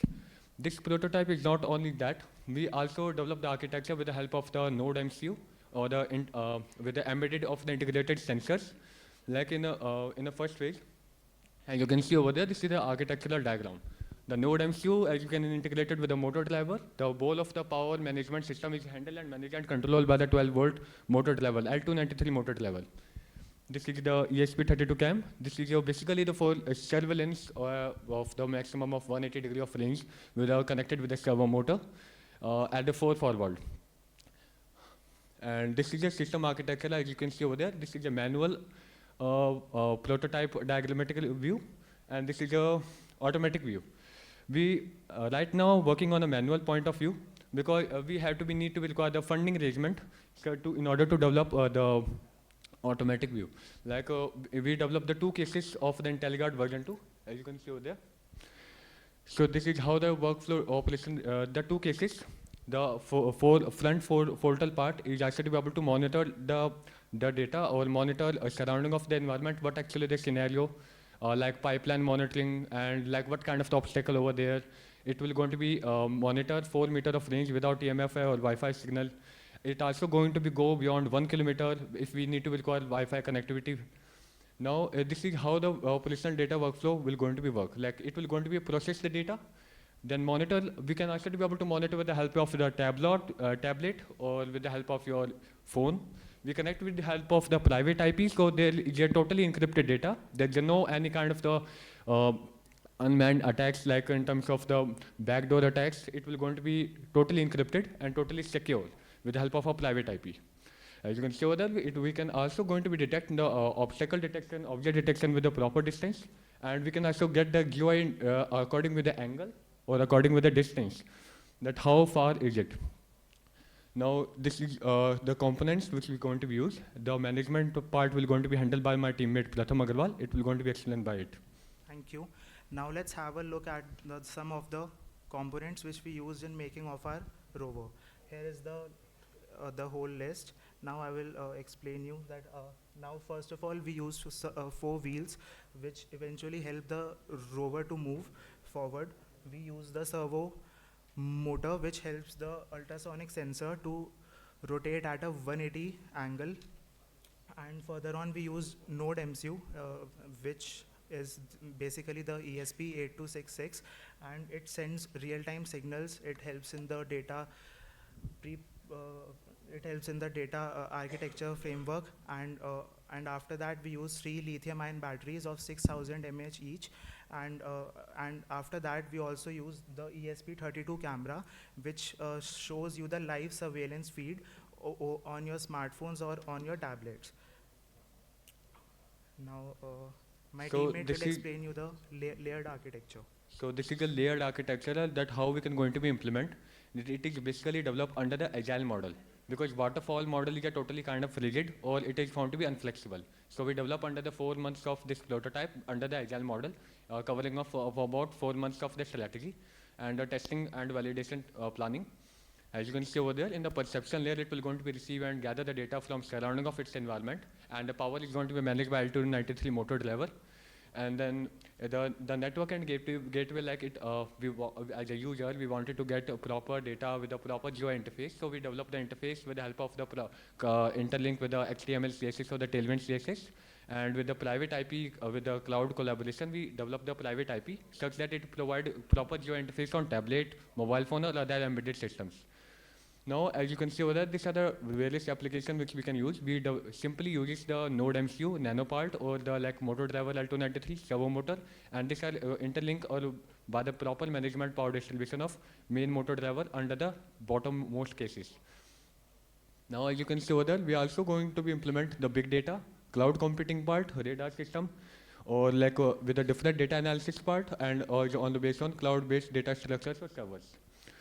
Now, how we it also used in AIML. It will not going to be implemented right now, but we are actually able to working on it for the future reference. But we also wanted to work on AIML part in order to train the data in a much more precision or accuracy. This is a target application where it will going to be used. It will going to be used in terms of coal mine, bore well, pipeline monitoring system. In many of the country, we noticed that most of the people are actually able to work under the lower wages, according by risking their own life. So we wanted to solve such kind of a problem, because we are actually able to see in a real-time scenario, most of the people are actually able to gonna die at like in terms of narrow spaces. So that's the reason. Now, like as my teammate explained you that these are some real life applications. Now it can also be used in the archaeological activities, coal mines, space operations. Now we know that ultrasonic sensors or the ultrasonic waves do not travel in space. So we can replace it with the infrared sensors, which will eventually work as a light medium. It can also be used in army operations, as we talked about intelligent IoT systems. So that's why all these are some of our real life applications. Now So this other results and discussion in what actually the outcome we will going to be obtained. We get the data of about 4 meters of range without EMF or Wi-Fi signal. This is one of the advantage of our innovative prototype.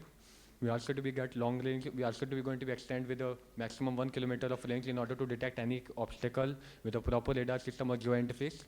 But we need to require the Wi-Fi or EMF signal according to it. As we also to be a proper rotational system with the 4 DC motors which are totally interlinked with the proper lining part and proper power distribution system which we are going to be implement with the L293 motor driver under the cases. And we are also going to be implement the machine learning model for the future data analysis. So here these are the outcomes. As you can show that the 2-layer case which we have to be going to be developed. The forefrontal part will going to be show the ESP32 cam for the real-time scenario monitoring.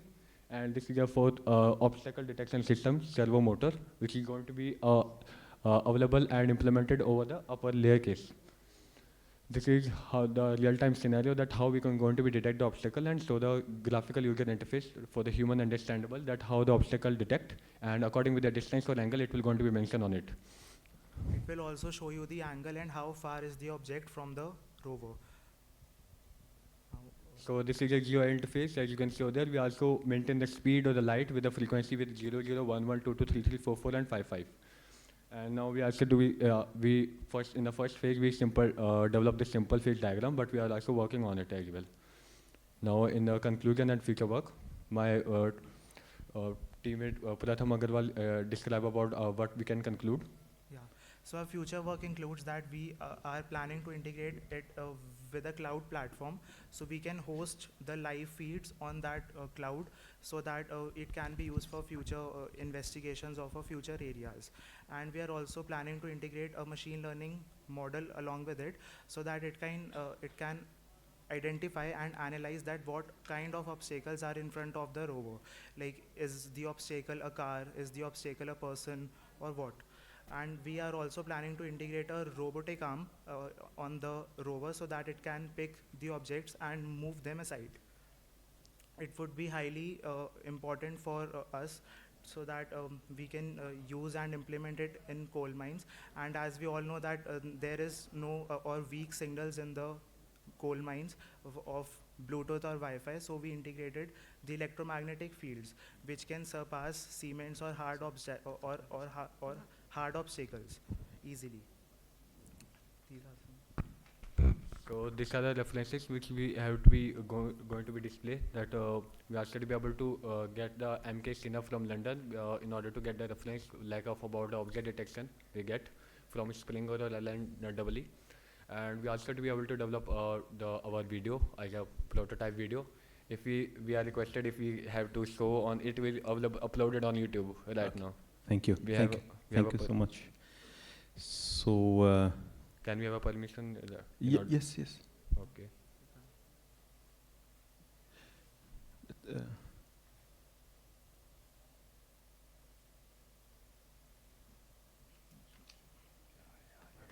How is YouTube?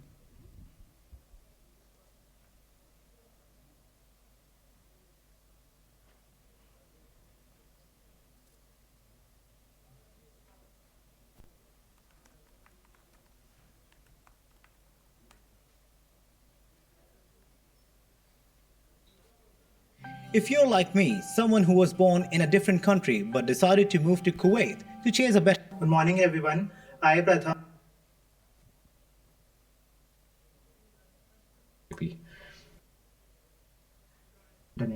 Now it has also so here we're going to be develop this scenario for the real-time project. We wanted that where you can see the video, so you can properly understandable in a real phase that what we are actually talking about.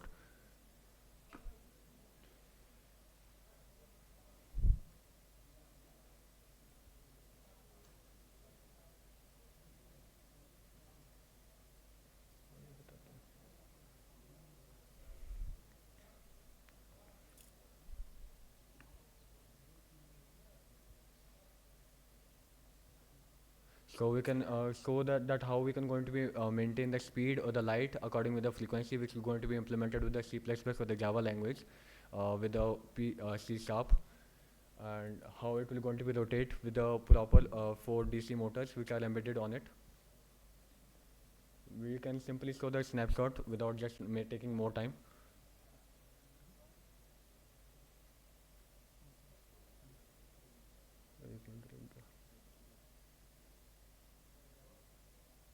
So these are the snaps which we have to be going to be monitor on a dark scenario or the narrow spaces. So thank you for your patience and for your long time. Thank you so much. Have a nice day. Shukran. Okay.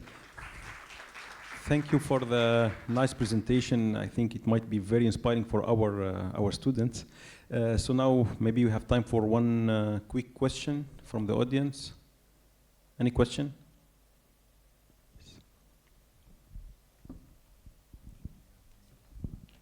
Okay, so for this IoT-based robotic application, so data, you're collecting data through those IoT sensors and so on, but then you mentioned that you'll be training this data in some machine learning model, but then is this data going to trigger any actions back to those IoT devices? Because again, IoTs are, robust in the area of automations. So are you considering any of that?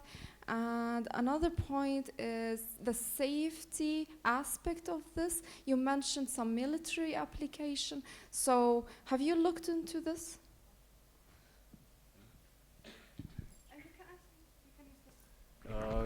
Good question. So yes, we are working on a military application, but we wanted to develop that prototype that in order to focus on other fields as well. For the space missions, in order to collecting of samples, it also to be able to use it in mainly we develop the prototype for rescue purposes, not only for specifically in the same domain like military, but we wanted to in terms of rescue or the military operation, we wanted to gather the data for the war-like situations. And which the drone does not have at that particular point of time, but mainly for rescue pipe planning, monitoring or coal mines which we personally face or which we personally see. Or according as second question, yes, we also to be able to wanted to implement the data analysis in their own field. IoT also having revolutionized in the future or also having advanced in terms of technology, but we also need to be require some expertise on it.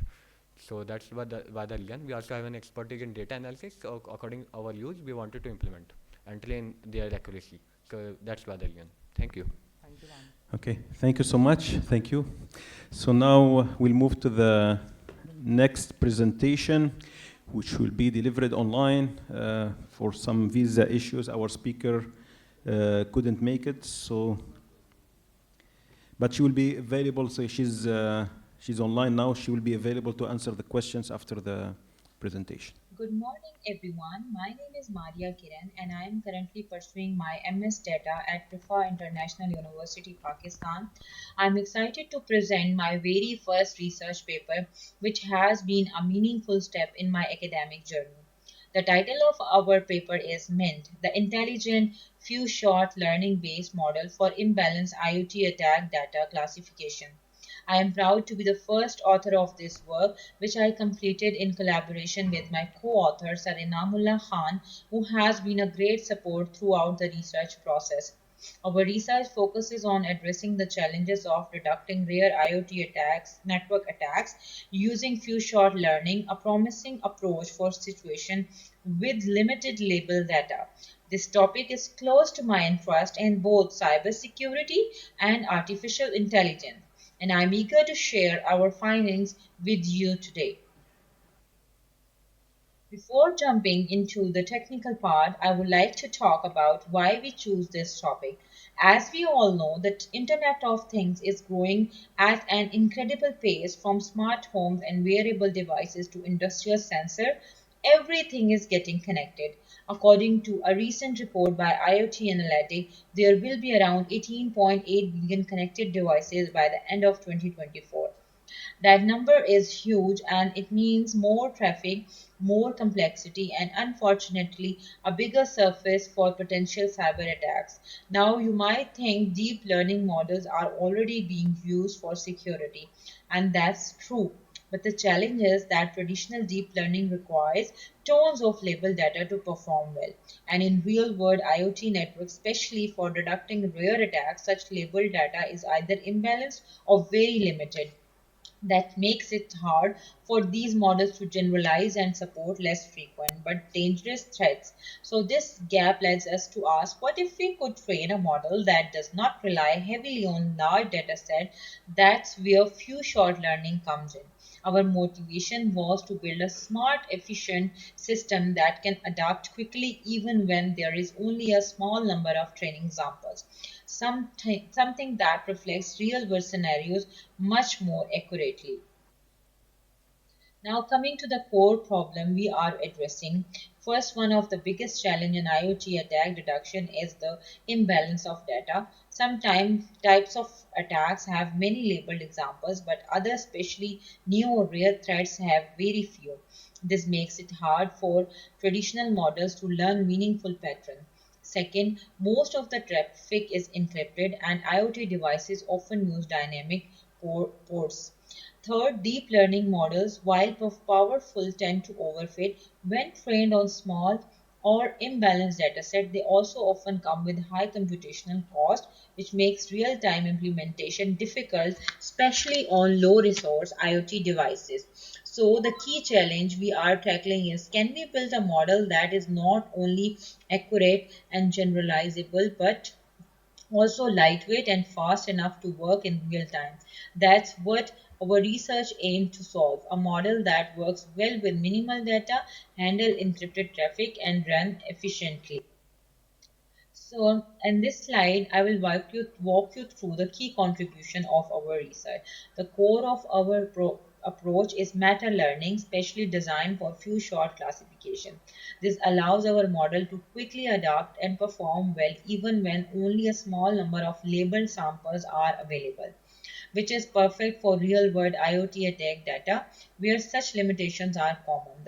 To strengthen our model, we integrated three key components: the dynamic task augmentation, which creates diverse training tasks to improve generalization; capsule network, which preserves special hierarchies and relationship in data, giving the model a deeper understanding of attack patterns; and relationship network, which helps the system compare and classify new sample based on learned relationships. Together, these components significantly improve accuracy in low sample scenarios and allow for faster convergence, meaning the model learns efficiently in just few training efforts. Here I will give you a quick overview of our proposed framework MINT, which stands for Meta Learning Based Intelligent Network. For threat reduction, we follow a two-phase approach. The first is meta training, where the model learns how to learn from a variety of small tasks. Then comes meta testing, where the model applies that learning to new unseen examples with very few samples. What makes our framework unique is the use of dynamic sample selection. Instead of feeding static data, we select sample based on behavioral patterns, making the training more realistic and robust. Next, we use capsule network to capture hierarchical special features. This helps the model understand the internal relationship within network traffic, something traditional CNN often miss. Finally, we apply relation networks for similarity-based classification, meaning the model does not just try to memorize pattern but compares and reasons based on learned relationships, which is ideal for detecting novel or rare attacks. Let me walk you through how the Mint model actually works behind the scene. It's all begin with raw IoT traffic data that includes both normal and attack samples. In our diagram, different shapes represent different types of traffic behavior, including various kinds of attacks. Now, instead of feeding this data randomly into the model, we apply something called dynamic task augmentation. Basically, we group traffic samples based on their behavior, like uh, how bristly or periodic they are. and then create tasks from those. Once the data is grouped, it goes through a capsule network which extract deep structure features and it's super helpful for understanding complex traffic patterns. After that, we pass feature into the relation network. Think of this as a comparison engine. It learns to tell how similar or different traffic patterns are, which is really useful when we have very few examples of new kind of attack. And then we use a memory bank to store learned information from past tasks. So if the model comes across a new types of attack traffic, it can remember similar past experience and adapt quickly. And finally, the predicted class, is the traffic normal or is it an attack? This happens during both the training and testing phase. And now let's take a closer look at how Mint creates its learning task. It's basically about dynamic task augmentation. It's really important part of what makes it work well. Each task in our system has two parts, a support set and a query set. Think of the support set as the examples the model learns from and query set as the examples it's tested on. But here the twist, instead of randomly picking samples, Mint selects them based on behavioral similarities like brusqueness or timing patterns. Now, capsule networks for feature encoding preserves a special relationship in packet attributes. Capsule networks don't just look at which features are present, they also understand how those features are arranged. In IoT traffic, that might mean how packet size, timing, and protocols interact. This special relationship helps the models deduct patterns that traditional models might miss when features are treated separately. And now in course hierarchical feature in IoT traffic, capsule works a bit like layers of understanding. They can deduct simple patterns first, then build on them to identify more complex behavior. Captures complex structures better than CNNs. While CNNs are good at basic features extraction, they tend to lose important details, especially when those details depend on relationship across time or sequence. And capsule networks retain more structure and the better at modeling the multidimensional nature of traffic. Essential for distinguishing similar DOS attacks. Many types of DOS attacks looks very similar at first glance, but capsule networks are sensitive to small differences in traffic behavior. Feature memory, bank, and comparison. One of the smart parts of our model is the feature memory bank. Think of it like a brain that stores important patterns that learned from past network traffic. To do the comparison, we use two techniques, sigmoid and cosine similarity, which checks how close two features patterns are.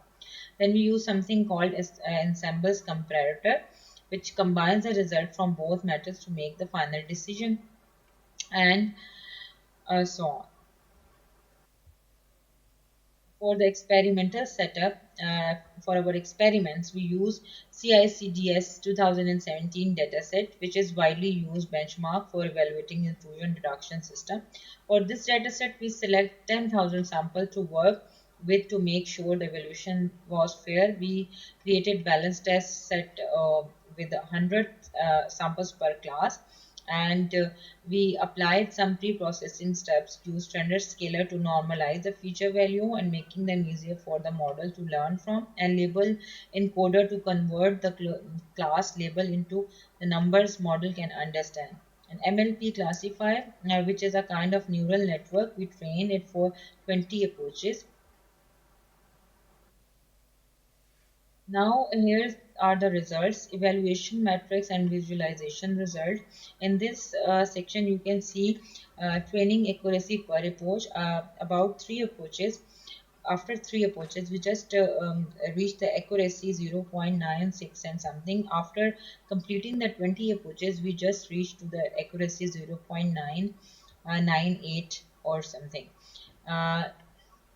And in our case, Mint achieve high accuracy, meaning it reliably distinguish between normal and attack traffic. Precision focus on how many of the samples flagged as attacks are truly high precision in our results indicates that Mint produce very less false alarms.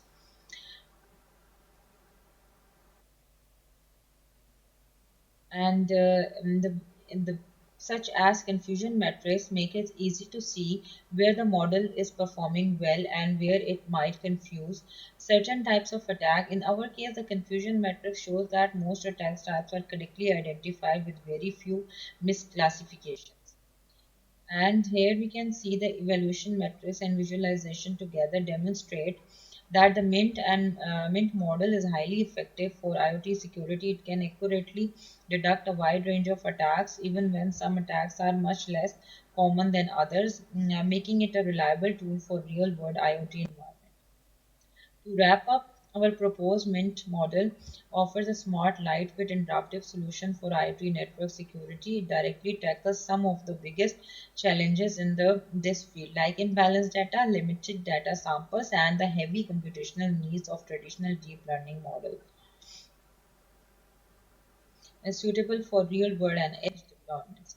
For future works, looking ahead, there are several exciting directions we plan to explore to build on these research, explore zero-shot and online learning, deploy on edge devices for real-time deduction, validate on streaming traffic and other dataset, industry collaboration for large-scale deployment. Now to summarize, we introduce Mint, a few short learning-based model designed to handle the unique challenge of IoT network security with its ability to learn from limited data and adapt quickly. It opens up new possibility for lightweight, real-time, and intelligent threat reduction. Thank you so much for your attention. I would now be happy to take any question or feedback you might have. Okay, thank you, Ms. Maria. Ms. Maria, can you hear us? So maybe we'll have time for one quick question from the audience. Any question from the audience? Yes. Maria, thank you very much for the presentation. So I have a question that I already sent you in the chat. So for the audience, can the system learn about new types of attacks? Because I see that you are doing classification. So your system is more descriptive. So is your system prescriptive? Does it resolve the problem or just classification? And does it learn about the new types of attacks? Thank you. Sorry, you are asking about it can resolve the problem? Yeah, basically resolving the problem, and also if there is another type of attack that the system does not know about, using like the behavior of the data or the type of the traffic, it can learn that this is not a regular kind of traffic, so it detects that as a new anomaly.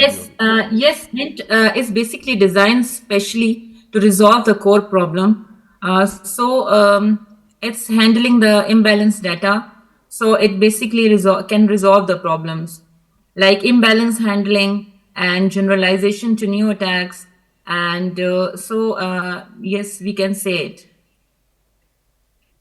Okay, excellent. Thank you so much, Maria. Appreciate it. Okay, thank you, Maria. So I hope that next time you will be able to make it, and we'll have you among us for the third edition of S4IoT. So now we'll move to the next presentation. Thank you so much. Thank you. Thank you. So which will be presented by our local KCST researcher. So the title of the presentation is Pyroelectric-Driven IoT Automation for Thermal Emissions Control, a Decentralized Security-Enabled Approach. So Dania and Mr. Rimia, the floor is yours.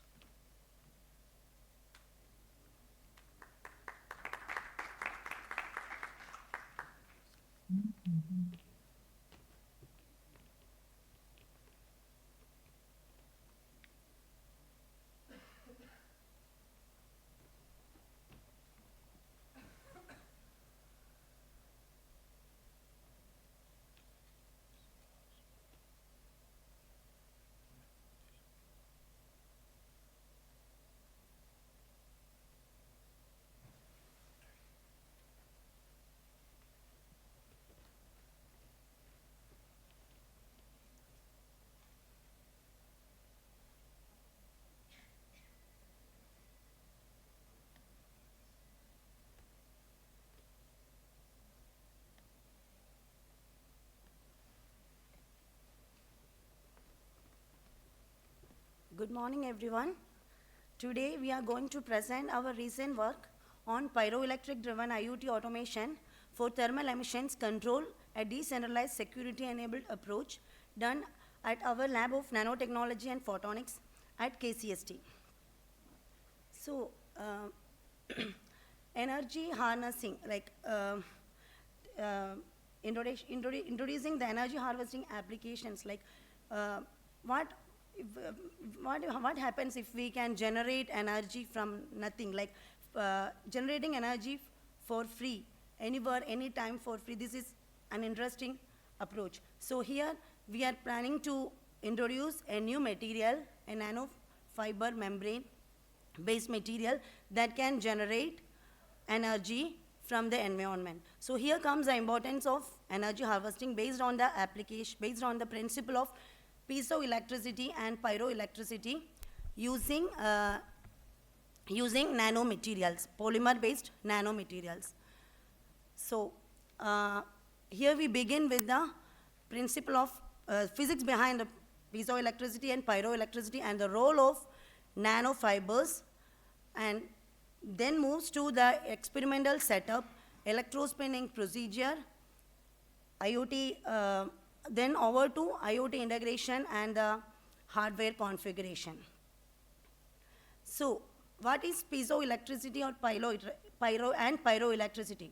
Here we introduce a new material, PVDF, polyvinylidene difluoride, polymer-based material that we use for generating nanofibers using electrospinning setup. So this material has dual property, dual nature of piezoelectricity and pyroelectricity. What is piezoelectricity? A material that can generate electrical energy when we apply a mechanical stress can be called as piezoelectric materials, and same time pyroelectricity represents the generation of voltage whenever there is a temperature variation on these materials. So our material PVDF behaves in both ways, so we utilize this behavior for generating energy from the environment. So this material is converted in the form of nanofibers using electrospinning setup. Electrospinning is an electrohydrodynamic process where a high voltage is applied onto the PVDF polymer solution so that the droplet can be elongated and stretched, generating ultra-thin, fine nanofibers that can be deposited onto the collector electrodes, from where that can be peeled out and can be utilized for, or can be utilized for further applications. So here you can see that whenever we apply a mechanical stress or temperature variation, the randomly aligned dipoles inside the material will be oriented, completely aligned and oriented, generating a potential difference so that a voltage output can be obtained. And here, the electrospinning setup that we use in our lab of nanotechnology and photonics at KCST for fabricating the nanofiber is shown in the present slide. Now, after generating these nanomembranes, we move forward to the application part where we study the impact of mechanical disturbances and thermal airflow-based perturbations, how it affects the nanomembrane. So before, whenever we go for the application part, we should harness the energy. So we make a nanofiber patch so that nanofiber membranes will be sandwiched between two metallic collector electrodes so that we can capture the generated energy. So how the quality of the generated nanomembrane is tested or analyzed using some characterization techniques like SEM, scanning electron microscope, for the morphological analysis, and FTIR for getting an idea about the piezoelectric phase content of the material. So now moving to the main results. So since it is piezo and pyroelectrically active, we applied some free-falling masses as part of mechanical disturbance with and without airflow perturbations, and we found that the material is able to detect both the stress, like mechanical stress and the airflow perturbations, and an enhanced voltage generation is observed with mechanical disturbance and the airflow perturbations. A maximum of 8 volt is obtained under the impact of 250 gram mass and and an airflow velocity of 5 kilometers per hour. In addition, we tested our nanomembrane, the behavior of our nanomembrane towards different airflow velocities in the range from 4 kilometers per hour to 12 kilometers per hour, and a maximum of 4 volt is obtained. In addition, we studied about the thermal effects, like we increase the temperature of the airflow, in the range from room temperature up to 110 degrees Celsius, and an enhanced behavior is seen from 90 degrees Celsius to 120 degrees Celsius. So this clearly demonstrates that our material or our prototype can sense the thermal emissions. In general, we can say thermal emissions from some industries or machineries, even automobiles. If it can sense this is unused energy, like it's wasted energy, so if you can harness some electrical power or voltage from this wasted heat energy, that will be useful. So we can say that, like in the cities,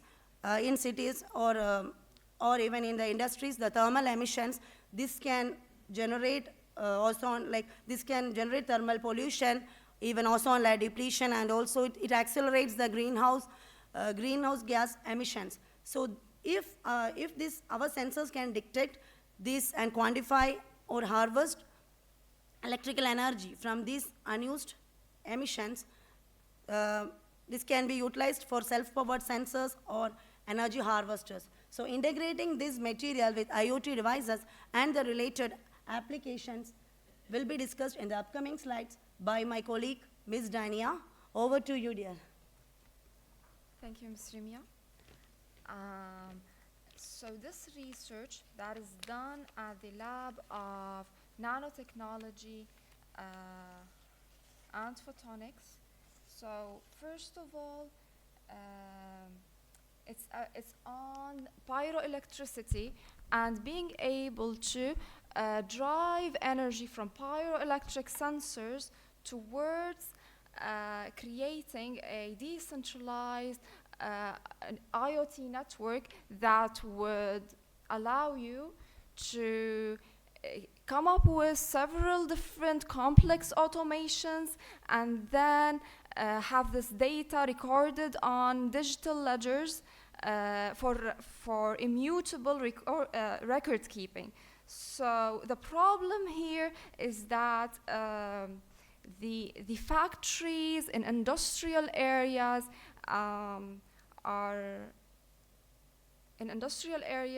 are a very major cause of heat emissions, accumulations, especially in large-scale machineries and power plants.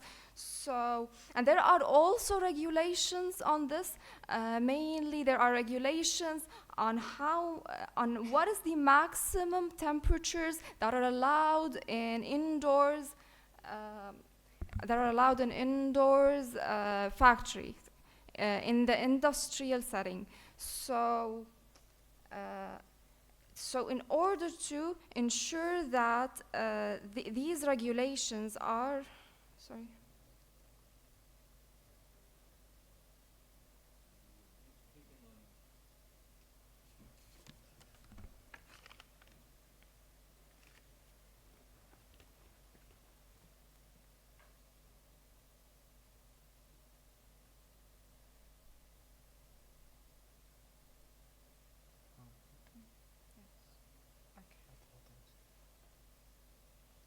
Okay. To ensure that we keep this data secure, we are proposing this solution to mitigate this, not only to mitigate this problem, but also to bring transparency through timestamps logging.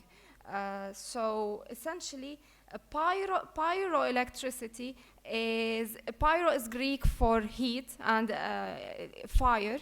So essentially, it's the generation of electricity from any heat detection taking place. So this is the power electronic interface that we are using in order to make this this electricity appropriate for the loads that are the IoT sensors and part of the IoT, the entire IoT network architecture.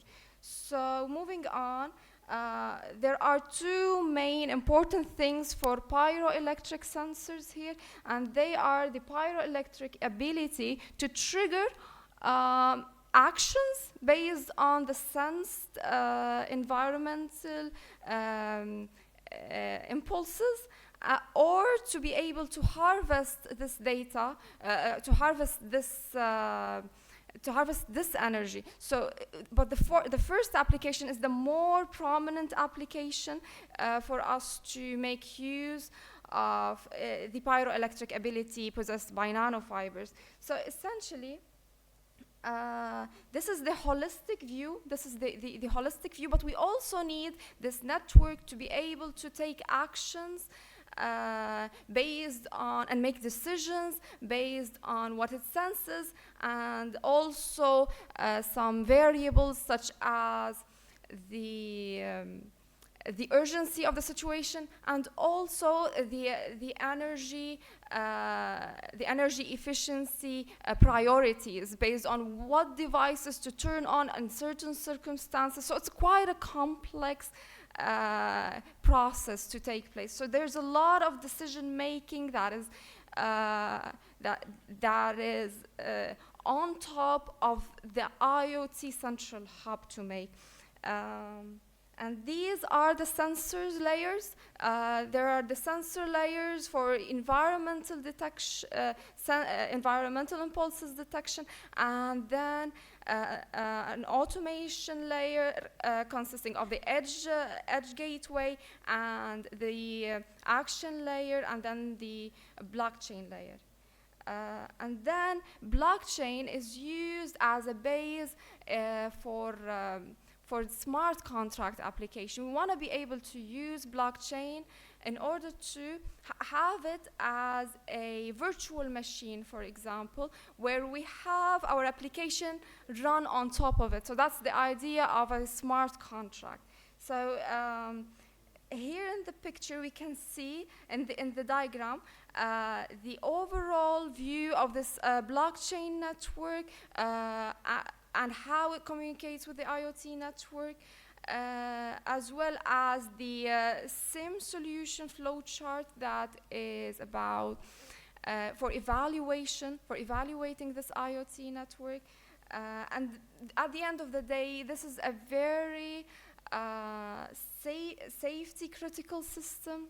So because IoTs are essentially by design very unsafe because of their manufacturing limitations. So we need to have solutions such as smart contracts based on blockchain technology in order to involve some safety aspect into this, along with security as well. So at the end of the day, the takeaways from our research work are related to the development of the PVDF that possesses pyroelectric ability, and then also using that to power IoT networks, and then having all of those digital records being stored in immutable ledgers in order to have them available for regulatory authorities, for them to see this data that is not able to be immutable, it's not non-immutable, so it cannot be forged easily. So that's the safety aspect and security part of this project. And then future work is on the advancement of the smart contract application, and also the other areas in nanofiber technology, which is involvement of another type of nanofibrous sensor in order to improve the pyroelectric ability of the nanofiber technology. Thank you so much. And If there are any questions, I'll be happy to respond. Yes. Thank you, Dania and Dr. Remia, for the nice presentation. So any question from the audience?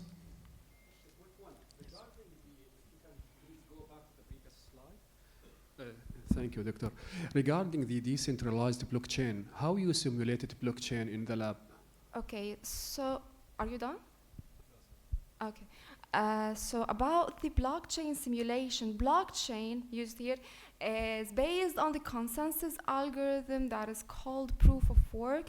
It's a very computationally expensive algorithm in nature, but then for it to be able to be used with IoT networks, there is a challenge here. So in these cases, we need to come up with a slightly different consensus algorithm that is a bit lightweight for us to, have those, because there are problems with IoTs. They tend to aggregate their efforts in order to solve this computationally expensive puzzle because IoTs are very constrained and low on computation in general. So how we simulated this? We simulated it through the IoT networks, sensors. We fed those in real time. This data comes in real time to the blockchain application and is then saved in those digital ledgers securely.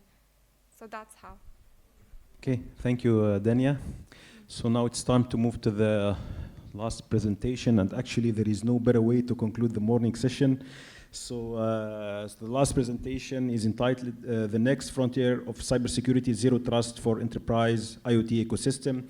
It will be delivered by Dr. Bilal Ali from Palo Alto Network from UAE.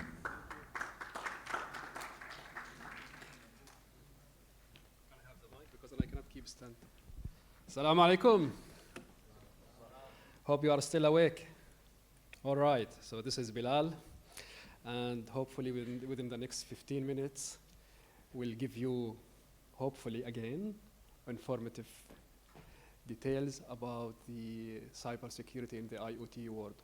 So my session would not be maybe as interested as my previous peers because I'm not focusing on the technicalities for this paper rather than the framework for cybersecurity that I see with my co-author, should be my co-author and we see it actually this is the best approach for cybersecurity from now onwards.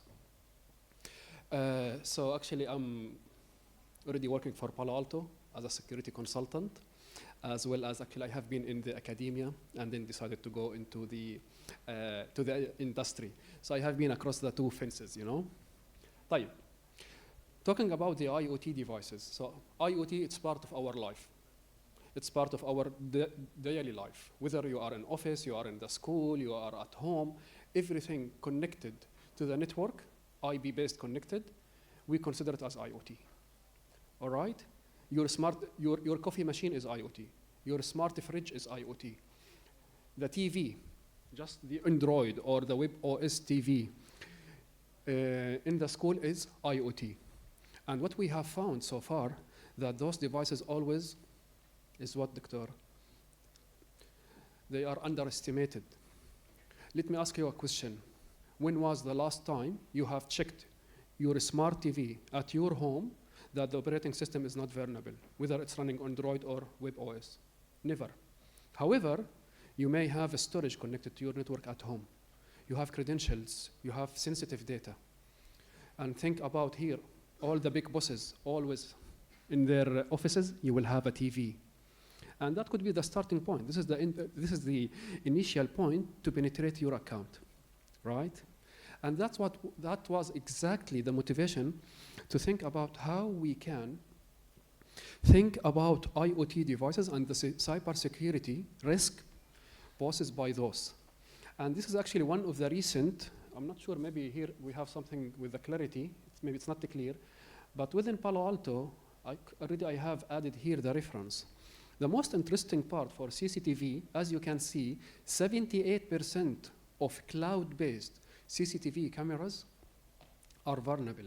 And there is one incident case where I think Nissan, hospitals, schools, and Tesla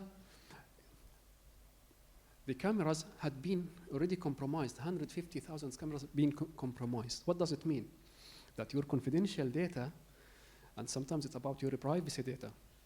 God forbid, think about your CCTV cameras at home, which actually I'm always against that, if it is a cloud-based, of course.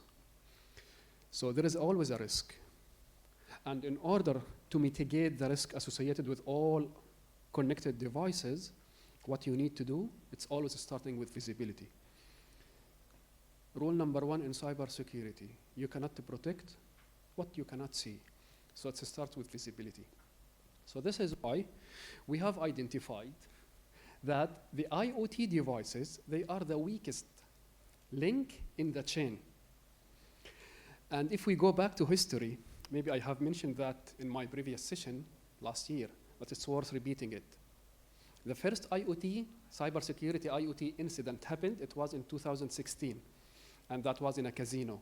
And the casino was hacked, where actually 10 gig of data had been exfiltrated using what? Guess. Thank you. Fish tank, hot samak. The fish tank, it has a thermometer. The thermometer connected to the network. So they have compromised the thermometer connectivity, and from that, and you can imagine the data, 10 gig of casino, what kind of data? And then this is actually, it was like alerting, it's a trigger. You have to take IoT security seriously, IoT security. And in order to do that, what we need to do, we need actually to understand the vulnerabilities and the security risks associated with the IoT devices, okay? Do you know for a fact that now there are websites available on the internet that you can just give them the vendor, for example, for your router, for the CCTV cameras, for whatever, and it will give you the default passwords. And usually we are lazy enough to change the password, so we leave it just the default. So you need to have a tool that can do continuous scanning. Plus, again, a question for you. When was the last time you have checked the driver for URI printers? URI printers is accessible from all users, all students in the uni can print. When was the last time you have checked the driver? It's not vulnerable, it's not, maybe it has known vulnerabilities, or it's not exploited as well. Maybe today you are secured, but what about tomorrow? Maybe this driver for the printer is exploited. And that was actually the research gaps here we find in our literature review. That actually we have identified 4 things. First of all, it's always about visibility. You cannot see, you cannot protect what you cannot see, as we agree. So we need to provide discovery and identification of the devices. Once we have done that, we need to make sure that those IoT devices are authenticated, if possible. And we need to do network segmentation. Because what happens usually in the enterprise customers, by the way, I'm focusing in the FSI, in financial services, which is the critical infrastructure, banking. What we see over there, that always they have a separate network for physical security, for CCTV, for access door, for fingerprints. They have totally separate network, but not every single organization can afford that. What does it mean for you? It means that CCTV camera, the labs, your Wi-Fi is connected to the same network. So if one IoT device is compromised, this is the entry point to your network. So what we need to do here, we need to do segmentation. We need to make sure that those IoT devices are connected to appropriate VLAN. And these VLANs are protected. What does it mean protected? Which means that you have a restricted access for those IoT devices, which we call it apply least privilege. Then the zero trust concept. What does it mean? By the way, my name is, or my nickname, Dr. Zero Trust. So what does it mean, zero trust? If it has a motto, it would be never trust, always verify. Again, never trust, always verify. Which means in this case, I need to do continuous risk assessment for all connected devices, as I have mentioned earlier. The IPTV or the printer, it's secure, it was secure yesterday. But today, maybe there is a new exploit. There is a new vulnerability. You cannot rely on the local team to go and do all this manual work. So we need to do, or to offload the heavy lifting to what? Let's call it AI, call it whatever. But we need to offload it to the machines so they can do the work for us and do continuous assessment. Of course, if you can afford employing much employees, you will solve a problem of unemployment in the world. But this is not the case in the real world. Then it's about what? Policy enforcement. I have the visibility. I just connected the IoT devices to the appropriate VLAN in the right network segment, and then I'm doing continuous risk assessment. Then what does it? What's missing is I need to enforce the policy. Trust me, and whoever will attend today the IoT lab will see this in the lab. Sharing experience now. One of the banks, I take it as a personal challenge. He told me, no, we are 100% secure. I told him, okay, give me a chance to do a proof of concept. I'll bring my IoT security gear, I'll put it in your environment, and let's see what we discover. Surprisingly, we found that the IPTV is connected to China. It has a channel to China and another channel to Russia. Nothing against those countries. But why IPTV has one channel to China and another channel to Russia? And that was actually a triggering point, alerting that there is something wrong is happening. Why my IPTV is connected? To him, this is how it starts. You are focusing on your crown jewels, right? You are focusing on your database, on your application, in your services, in your digital assets. Those IoT devices, always they are underestimated. They go underseen. But this is where it comes. We need to have policy enforcement. Intelligent, which means automation, where we can leverage AI. So this is what we need. And this is exactly the paper that we have contributed to the academia. We need to, we call it Zero Trust Security as a short-term acronym, ZTS. So remember, least privilege, I need to provide the minimum access for IoT devices to do their job. Printer, I will allow only the protocol for printing for particular users if needed. IPTV, I just need to allow HTTP traffic to whatever servers I'm connected to. Nothing more, nothing less. Printers, they should not be accessible from outside because no one at home should print a paper here in the uni. Continuous trust verification. I cannot emphasize enough on the concept of the zero trust. Never trust, always verify. It's all about continuous work. And here, it's about trust verification, and then we have a security inspection. Guess what? 99%, 99.9% of the traffic we are seeing nowadays is encrypted. So if you are not doing decryption, as if I'm Arabic person, and you are speaking to me Chinese, I understand nothing. So it's encrypted. So what you need to do to have visibility on the content of the traffic, you need to do what? Decryption. And this is where this capability comes into play. So we need to do decryption for the traffic to inspect all the traffic for malicious content, for malicious activities. And that's the zero trust concept. By the way, zero trust, it was already coined by NIST, the standard 800-027. If it at the core of the zero trust is how we can eliminate the implicit trust. If you are an employee, with all due respect, doesn't mean necessarily you are trusted. You are a professor, you are the GM, you are the owner, doesn't mean necessarily you are trusted. We have to do and apply the continuous trust verification. And this is not apply only for people, apply for connected devices. So it's all about continuously eliminate the implicit trust. And that's exactly the contribution to the paper, to simplify it to you and to make sure that you understand what we have done. In the paper, we have presented two main elements. One, we call it pillars, and the other one, we call it enablers.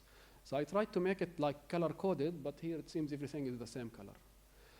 We have this matrix.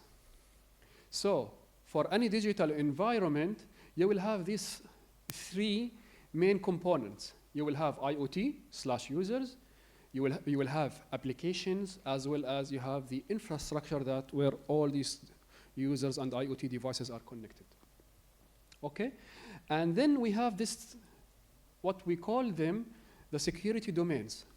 So we have the identity for IoT device, remember identity and authentication, and then we identify the device, we inspect the access, and during the transaction itself, we need to make sure it's always legitimate, which is part of the continuous inspection and the trust verification. And in the enablers, which means this is the reassurance of zero trust policy, the continuous verification. So we have 4 components. We have the policy enforcement, which comes at the end. We have the asset management, which means I cannot protect what I cannot see. 2 minutes, right? Yeah, almost there. And we have the segmentation and the visibility. I know actually I am the guy now standing between you and the break. So please don't hit the player, hit the game. And in order to help you and help any organization to implement the framework for the zero trust, which is aligned with this standard, we came up with the 5-step, we call it journey. Zero trust as a concept, it's a journey. So to start with defining the protect service. Remember, what is your crown jewels? What are the most critical assets within your environment? And then we need to do the transaction flow. IPTV should connect to what? Printer should connect to what? CCTV should connect to what? Which services, which application, which direction? And then we architect the zero trust concept, which means we do the segmentation, the conduits, and we understand the protocols that should be used. Then we create the zero trust policy. And it should be always at layer 7, which means we need to understand which application being used by the zero trust. And of course, to close the gap, it's always about if you cannot measure it, you cannot improve it. And this is where monitor and maintain comes into play for continuous. And this is the key word, continuous trust verification, continuous inspection. That's the conclusion and the direction. Of course, here we don't have anything technical so far, and that should be an eye-opener for anyone interested in this in the academia, where he can pick one of the areas that we have highlighted here, and then they can develop the right algorithm, the right security, maybe cryptography, and policy to be enforced to address the challenges. This is me powered by AI. Any questions? Thank you. Any questions?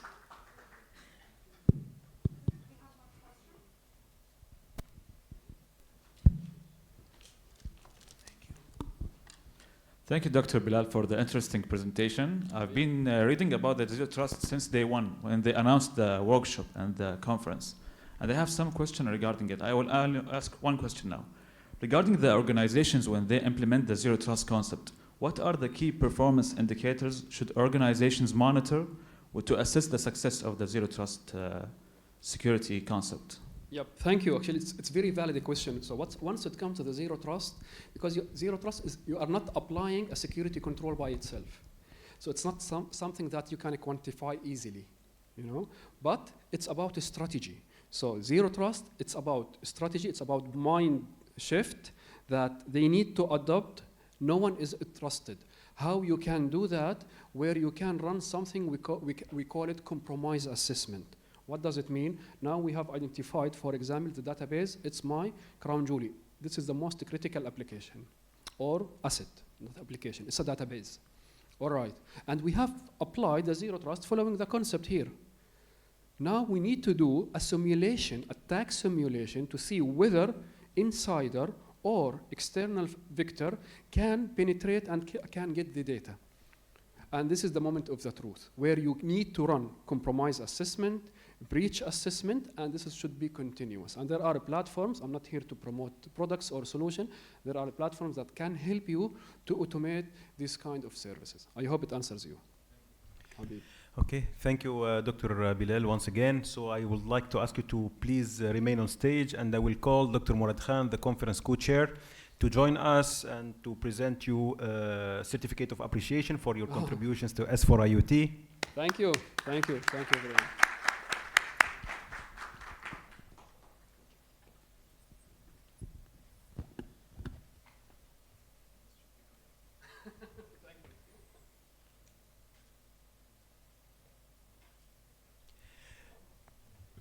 Thank you. Professor Morugapan.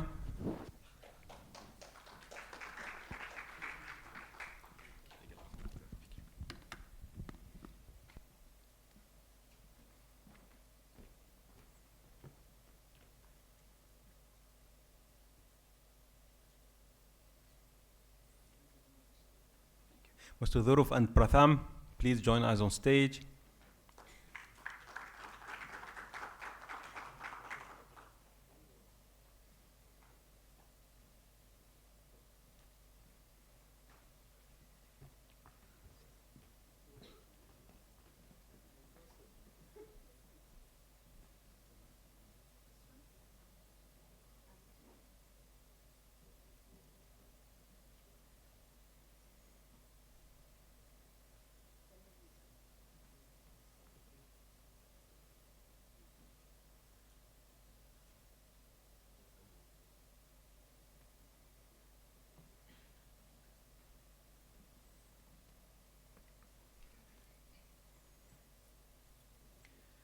Thank you. And finally, Ms. Dania and Dr. Rimia. So please join us on stage.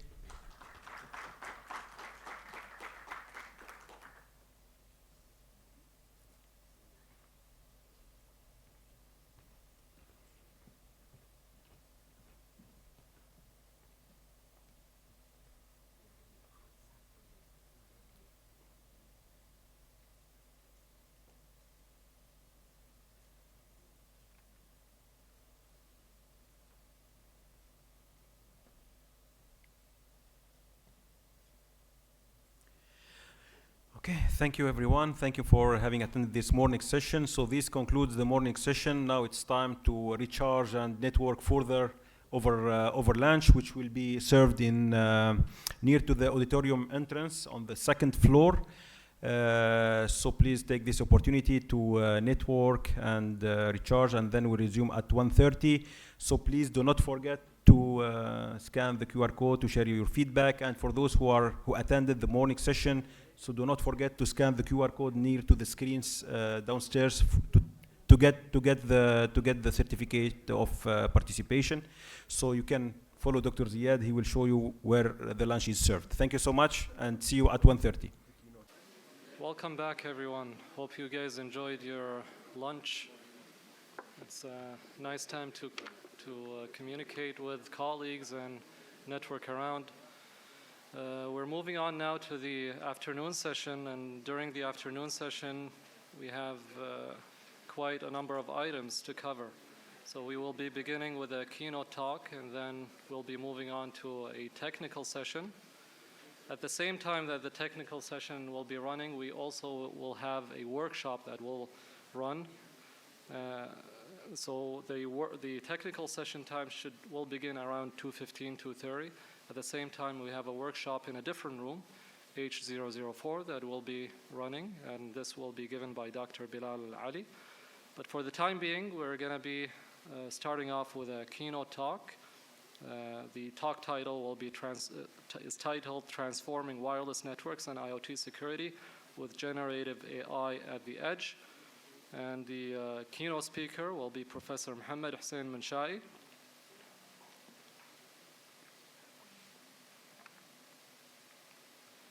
So just a brief introduction for Professor Manshai. He's a professor of computer science at Hunter College and a member of the Graduate Center in the City University of New York.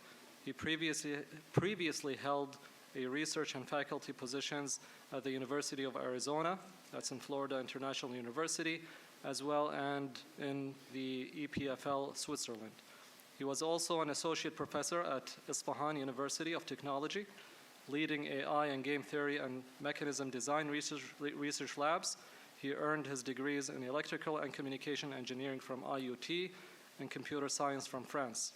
Dr. Manshai earned his PhD with honors from INRIA, the French National Institute for Research in Digital Science and Technology, and the University of Nice Sophia Antipolis, supported by a French government fellowship. Please welcome Professor Manshai on the stage.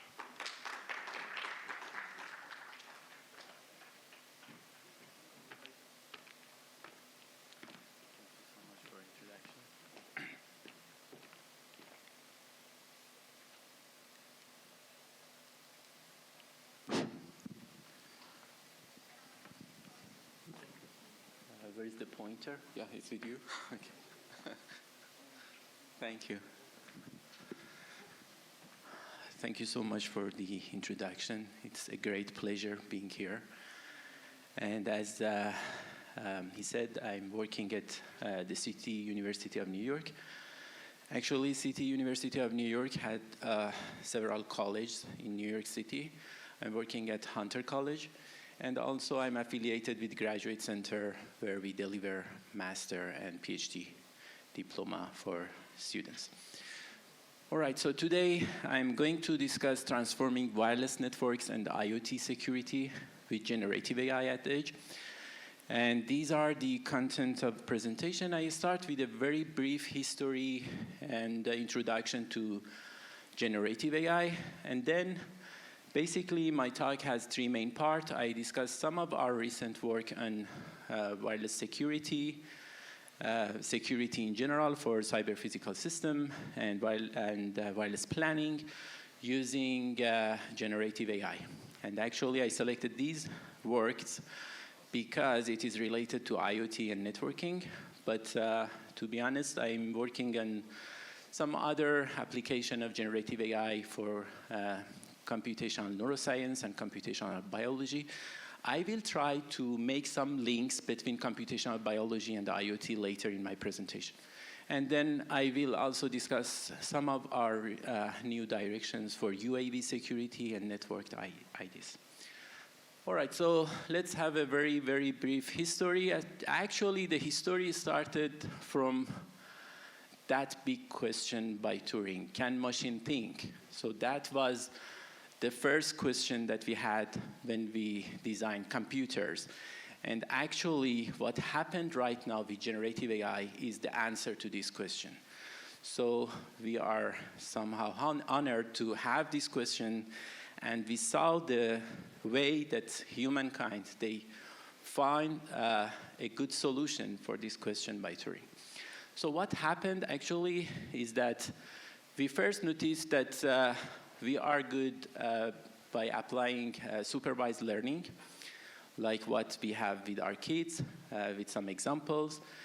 Then we later noticed that we have lots of data, IoT, big data, and other things.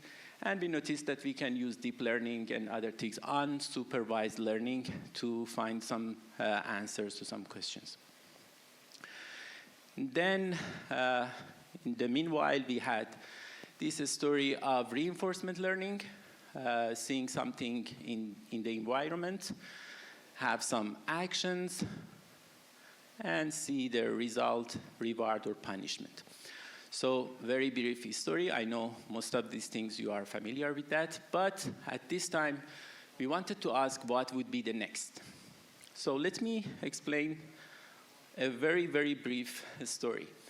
It was in 2017 that actually we started one AI center with my friend here, Dr. Omidi, actually. And I asked one of my PhD students to search and found, you cannot find this slide anywhere else because we made it in 2017.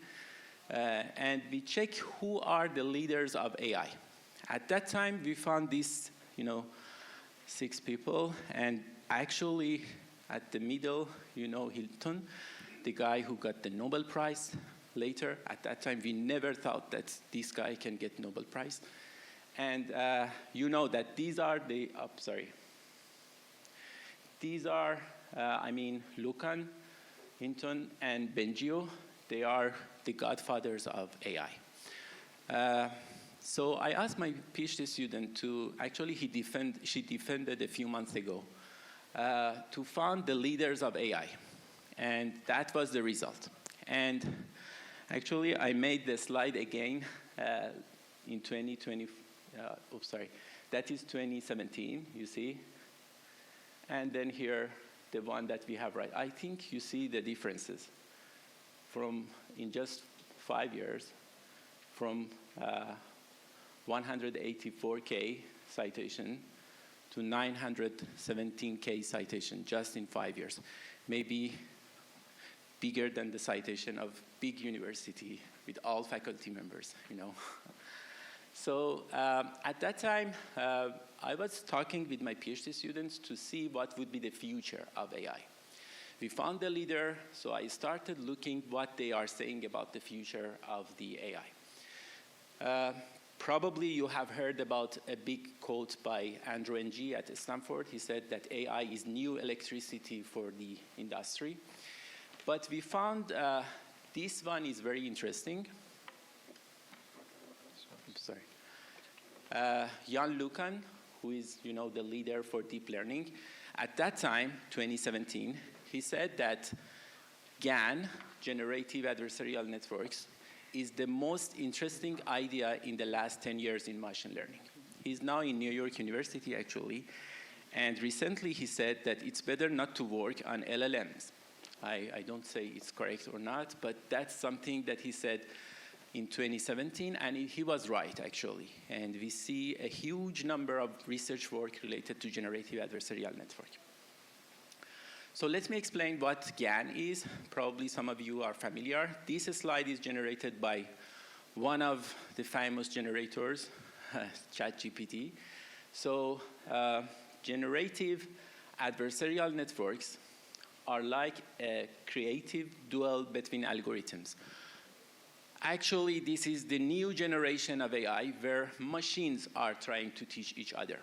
So before, we tried to do supervised learning, we design machine and try to teach something to the machine, having some learning algorithm. But from the time that we have generative adversarial network, we have the machines talking to each other and teach to each other. One is learning, the other one is teaching, okay? So according to the definition, it's creative duel between algorithms where the artist and critic are one and the same, pushing each other to create something entirely new. Let me explain with one example. Let's assume that you have someone who would like to learn painting. It is what we call it generator, okay? So we start with some input, just noise, without any other things, and the guy tried to generate something which is similar to real data. So we have some real data, we give it to the discriminator, and then the generator trying to use some sort of noise to generate something similar to real data, okay? And what's happening here is that the discriminator sends some feedback to the generator saying that you are good or you are bad.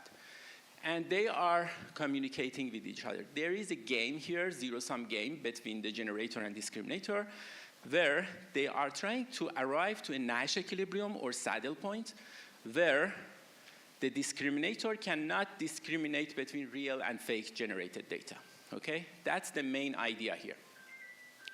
But what we are doing in machine learning is that we replace generator and discriminator with some, machines. We try to train them in some sort of zero-sum game in order to have a machine, a generator, which can generate something similar to real data such that the discriminator cannot discriminate between real and fake, okay? Like that, we generated something quite similar to real data. And of course, there are lots of applications here. I put one of our paper, because actually before working on GANs, I was working on game theory application, on wireless security, privacy, and in many different fields. So we gathered this, you can find this paper online. We call it Games of GANs, where we discuss the game theoretical approach that we can have in GANs in order to elaborate and improve the performance of these machines, okay? So anyway, that was one of the reasons that I liked the GAN, because I had some background in game theory, and then I started working on this. Of course, there are other versions of generative machines after GANs. So we started with GAN, but we have variational autoencoder, we have flu-based models, we have recently diffusion models, and all of them are good in generating data similar to real data. So I can complete my brief history that at the end of this short history of supervised, unsupervised, and reinforcement learning, we have some generators. We are working with GANs, we are working with diffusion network, and recently we are working with transformer. So this is the brief, very, very brief history of generative AI for you. And the godfather of AI warns about the danger of AI technology with these generators that we are making, because it is exactly the time that machines are doing something that we don't expect. You know, they are generating something that we don't expect. We train them to generate something, but they are doing something different from what. And that's the reason that he said that be careful what we are doing now. All right. So now that we have a very brief review of generative AI, I select 3 topics about application of generative AI that we publish. Actually, 2 of them are published, and even 1 of them is under patent. But the 3rd one is not yet published, but I'm going to explain what the application is. So the first one, we call it Intelligent Attack Generator, or IAttackGen, which is published in CNS 2021. It's at the beginning time of application of GAN in wireless in cyber physical system security. So what's the story? The story is that in a smart grids, you have some sensors in the network, you are gathering some measurements, and based on those measurements, you make some decision. There is a very famous attack, we call it false data injection, okay, FDI, where the attacker manipulates some of these sensors and the administrator thinks that there is something wrong in his network and try to respond with blackout or getting out some of the part of network from the smart grid such that they can solve the problem. But these kind of attacks should be quite intelligent, because you have lots of sensors, lots of values, and then if you manipulate just one sensor, it's easily be detected, okay? So you should have some sort of intelligent attack if you want to be successful. It's not just manipulating one sensor. You should have control over a few sensors and change values based on some, strategies such that that could not be detected, and like that the administrator think that there is something wrong. All right, so actually, when you want to, let me show you this. When you want to check that, usually you can run formal analysis over all the values that you have, all the criteria to find possible attacks to your network. But solving these problems are quite difficult. You can find some of the attacks, not all of them, because there are lots of combinations. You need huge power of computation, you cannot easily solve them. So what we did is that we generated some real sample. It's like example that I just explained. You have some real data, you give it to the generator, and the generator tries to generate something similar to the real data, okay? So that's the mechanism that we suggested. We call it IAttackGen. So we run formal method, we generate some of the formally proved threats. Then we run a generator model, a kind of GAN. And based on that, we generated some new attacks, which we should somehow harmonize it, because some attacks are not still acceptable. And then based on the results that we found, we could find some new attacks to our network. This is the list of contributions that we made. That we attack dataset creation. We first made attack dataset creation with this standard IEEE bus systems. We design and implement the IAttackGen using GAN.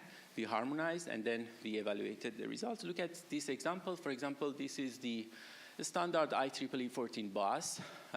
People from power are familiar with such kind of thing. And these are the list of sensors. And you see that the generator, the GAN that we designed, said that you should manipulate these sensors with these new values such that the administrator think that there is an attack here. And he tries to do blackout or something to answer to that. So it could be a good example of how sensors are vulnerable in IoTs, and we should be careful because such kind of attack could be easily deployed if the attacker has access to these sensors. Let me explain my second work. There are 2 works that we did for wireless RF map estimation. We called them Radiance and RicoGAN. The first one is published in Globecom. The second is in ICCCN. I'm going to explain a little bit what's the story and what's the contribution here. So the story is that you know that when you want to deploy wireless access points in your network, you should do some measurement, site survey, or running some simulation to find the best position of the access point in your network. But this is very, very challenging. It's time-consuming. You need, manpower, getting around with different base stations, these devices that you see here, or running some simulation that cannot capture all the things that you have in your network. Moreover, in millimeter wave, it's and sub-terahertz frequency, it's also very challenging to find good data sets for such kind of measurement. So what was our suggestion? These are the challenges I just also listed here. So we suggested two approaches based on the GAN, that if you have some sort of measurement from your network, not all of the possible cases, then we give it to these machines, and these machines will help you to generate new samples for your RF measurement or heat map that you need.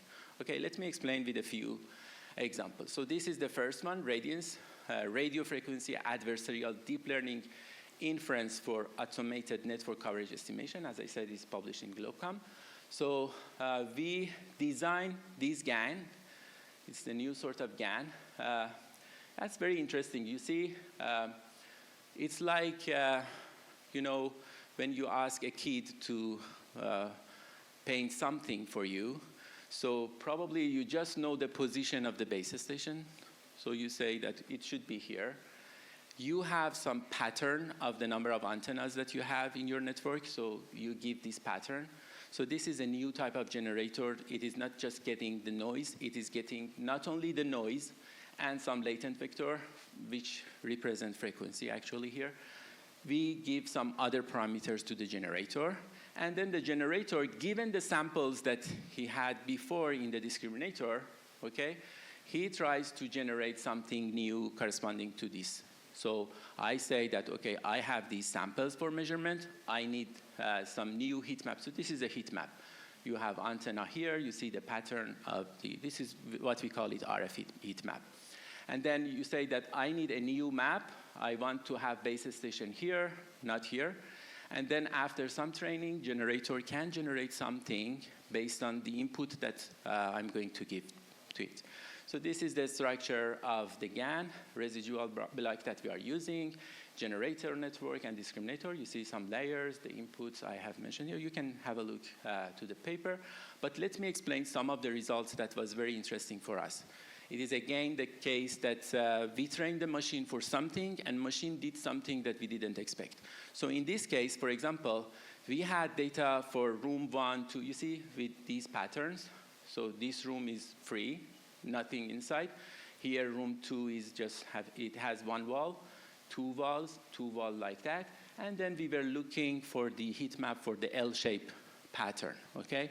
So we had data for these, but we didn't have data for this one. So we trained our machine for that, and then later we asked the machine to generate, these are synthetic samples and these are the real one. So we asked the machine to generate a heat map with base station here at 5 gigahertz, but the machine didn't see this L shape before, but he could successfully generate something that we expected. You see, these are synthetic, these are real.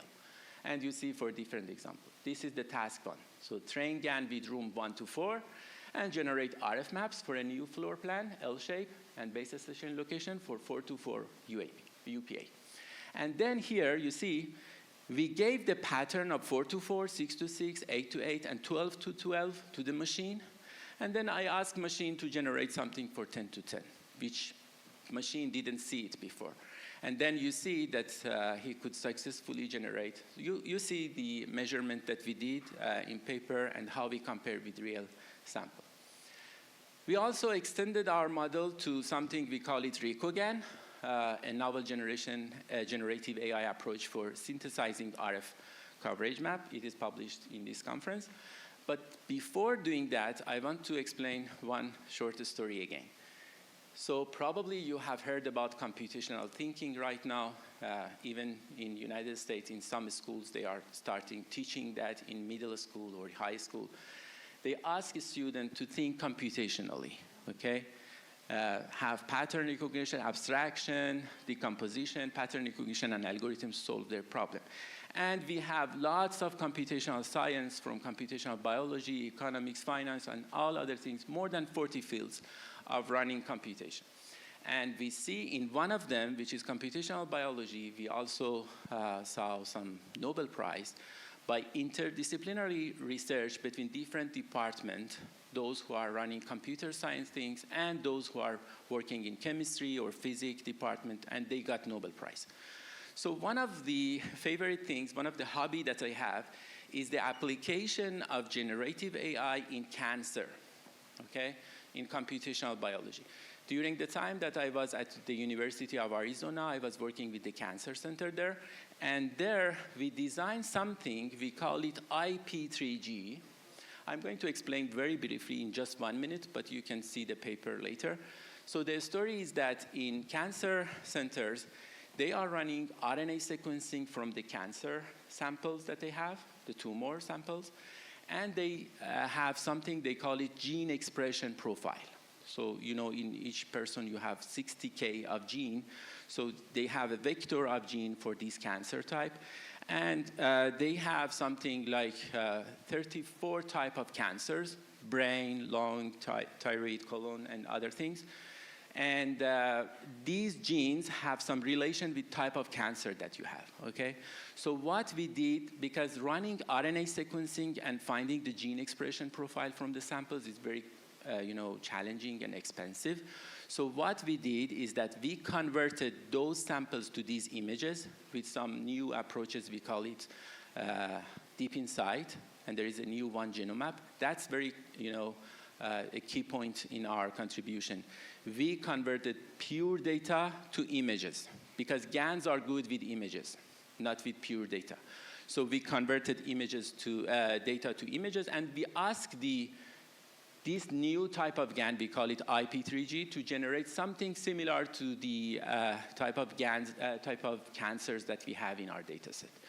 The interesting point here is that machine didn't see anything about the label of the cancers. So we have in data set 34 type of cancers, and the machine, after training, generates something similar for brain, something similar for lung, and other things, okay? This is done with this Q network. We call it recognition network because you see here, again, we have generator, discriminator, but we have another part, we call it Q network or recognition network. And this is done with some information theoretical approach. This is the structure of the generator. This is the structure of the discriminator. And this is the Q network that we have. And I apologize, Dr. Fulali, I have some equations here. So these are the equations, the new loss functions that we applied because that loss function, the original loss function didn't work with these machines. So we change it with something, we call it information maximization, which maximizes the information for the input of the generator and the output of the recognition network. Okay, why I said that? I said that because we noticed that in RF map, we also have some attributes. So think about cancer type here. So we have transmitter position, number of transmitter, center frequency. You can have labeled with different parameters in your data set for different heat map that you have, okay? So we retrain our machine with RF map with these attributes, and we ask the machine to find out the attributes unsupervisedly. Okay, he will notice that this attribute, for example, transmission position has effect on the position of the red point. He will detect it himself after some time of training. Or what is the impact of number of transmission and all other things. So machine, after some time, he will understand this, and he can generate something similar to that. Let me explain again with one example.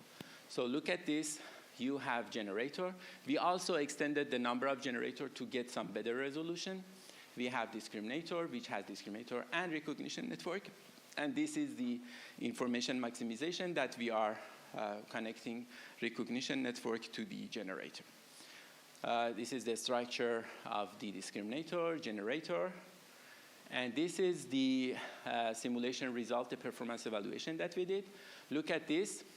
Look at these codes that you are seeing from 1 to 30. I don't explain this, just let's focus on this one. So after some times, the machine noticed that when I ask the machine to generate something with C equal 1, he should put the base station here. When I ask C equal 2, he put base station here. You know, this is automatically generated. These are all synthetic samples. And then the machine will detect that this code corresponds to, for example, position of the base station. Or this code is corresponding to frequency. Or this code is corresponding to the number of array that you have in your antenna. All the things are trained unsupervised. I put a few more examples here for you. And also, we asked this group to provide. We did all these things with MATLAB simulation to check the quality of the generated, but this one is with real Wi-Fi signals. In this pattern, you see, we have, you can see, you can download this data set here, and then this data set is corresponding for this scenario. You have 6 classrooms with 1 corridor with these, measurements you have here. And this is a sample example of RF map. And then later, we could generate synthetic samples. And then, as I said, with different code, you can change the position and the power of the base station. Okay, and then the machine generates more and more samples for you to have better idea. All right, so the last example I want to explain is attack to machine learning. How much time I have? I think we start 10 minutes late, yeah? 5 more, okay, that's good. This is not yet published, but let me explain what's going on. So the story is that there are some spectrum which are shared between different protocols. For example, in new generation of cellular network, we have some frequency which are shared between LTE, 5G, and they even sometimes radars, they are using the same frequency. So there is this trend that you train the machine to detect the protocol first, and then later decode the signal, okay? These are a class of machines that we say signal classifier or protocol classifier, that they are, even for modulation, you detect the modulation first and then decode it. You notice that this is QPSK modulation and then decode it. So we wanted to attack such kind of classifiers. How it is working? We decided to have one attacker here. You see, this is legitimate receiver, legitimate transmitter. They wanted to communicate. I put one attacker here to listen, eavesdrop the channel, and have some, after some time, it has some samples, okay, without any label, okay? And then later, I designed this one. We call it Infer, which is based on something we call it MADGAN, a modified version of the MADGAN, which is presented in this paper. So we have different generator for different protocols or modulation. And then here for discriminator, we have, instead of just one output of real or fake, I have, for example, if we have n samples, I have 2n outputs here. And again, we played with the equation of loss function and other things. I didn't put it here to avoid equation complex. It's very complex. But I just show you one of the results that we get. Look at this. I just showed this one. So you have 11 modulation, QPSK. You see all of them, BPSK and other things. And you see the number of epochs that I trained my machine. And then my machine could generate, after something like 200 epochs, he can generate something that can successfully deceive the receiver. So all the samples that now is generated for example, BPSK are fake, but machine will think that these are real BPSK, okay? Or I have results for LTE, Wi-Fi, and 5G. We did measurement, and then we also generated samples similar to real sample, like that the classifier cannot detect whether these are real or not. Like that, this is some sort of targeted attack to the receiver that try to categorize these type of signals. All right, as I said, this work is still under review. And for future work, we are still looking for some scenario. One of them is this one. So here in the left side, you have one animation, doesn't show up here, but the story is that there is jammer in some network where you want to gather data from some mobile nodes, and then you are looking to find the best pattern of movement and stopping in different area to gather the data, given that there is a jammer there. So this is the algorithm that we designed, okay? And we are working on that, and we want to extend this. Actually, this is still under review again, but we are going, this show up, yeah? Let me see if I can, yeah. And then we want to extend this because to train this algorithm here for UAV to find the best path to gather data to maximize the throughput, given that you have edge computing and cloud computing at the same time, we are looking to extend this work with some, so this is the initial result, but we are going to extend it with some generative model to have better samples of jammer and real data in order to design better efficient algorithm to gather data in such kind of network.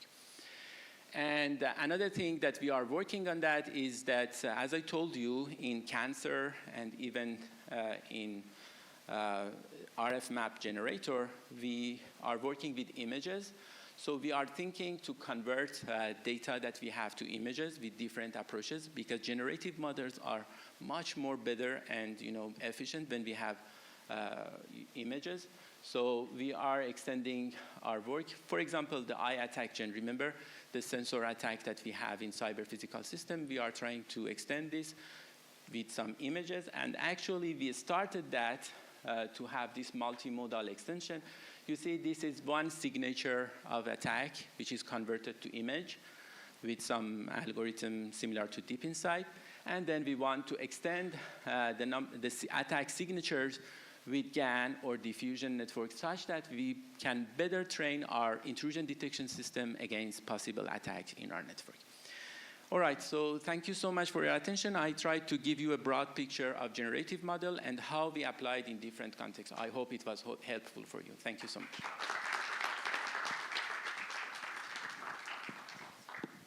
Thank you so much, Professor Menshai, for the great presentation. If there are any questions to, yes.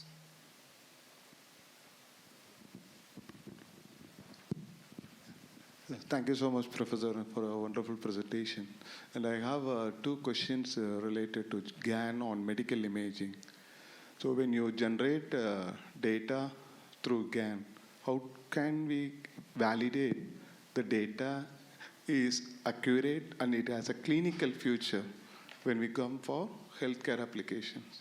Yeah, very good question. And basically, the main challenge that we had during all work that we did, actually, I had a few backup slides. I can discuss this with you, but it takes so much time. But I will give you just one example, because there are lots of approaches to test, But I give you one of the way that we did it. For example, in medical image, which is very important, we put aside some of our real samples that we knew the class of those samples. And we did all the things with those real samples, and we generated some fake and synthetic samples. Then, in one approach we did, we trained another machine, a completely new machine, to classify the samples, but we trained that machine with the fake samples, not with real samples. And then we test that machine with the real samples that have never been shown to the machines before, and the results were quite successful. We showed that but there are different, I agree with you, and even with the cancer center, right now we are running something, because all the things that I explained here was for bulk cell, but new technology that they have in some cancer center in the United States, they are working in single cell. So instead of running bulk cell RNA sequencing, they focus on a single cell. And right now we generated some new gene expression profile for single cell, and that is the main question that we are trying. So for example, in that case, we select based on, we should have some supervised, some expert a human here. So people from biological department, they come, they provide consulting, saying that, okay, these samples that you are making they make sense or not, okay?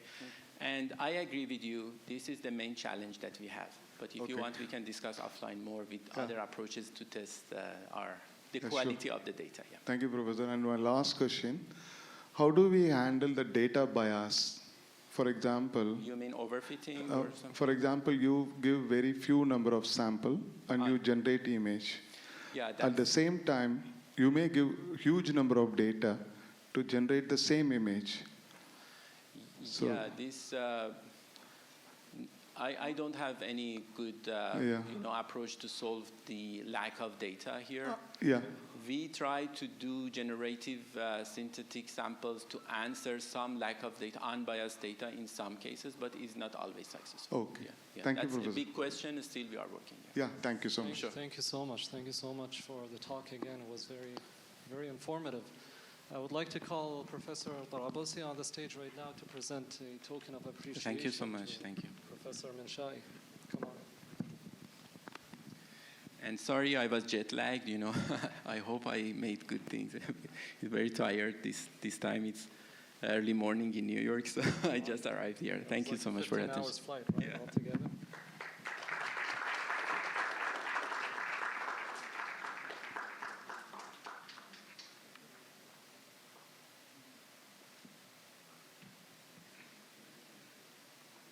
Thank you again, Professor.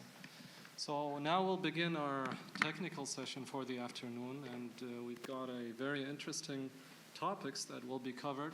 We have 3 in-person presentations, and then we have 2 online presentations as well.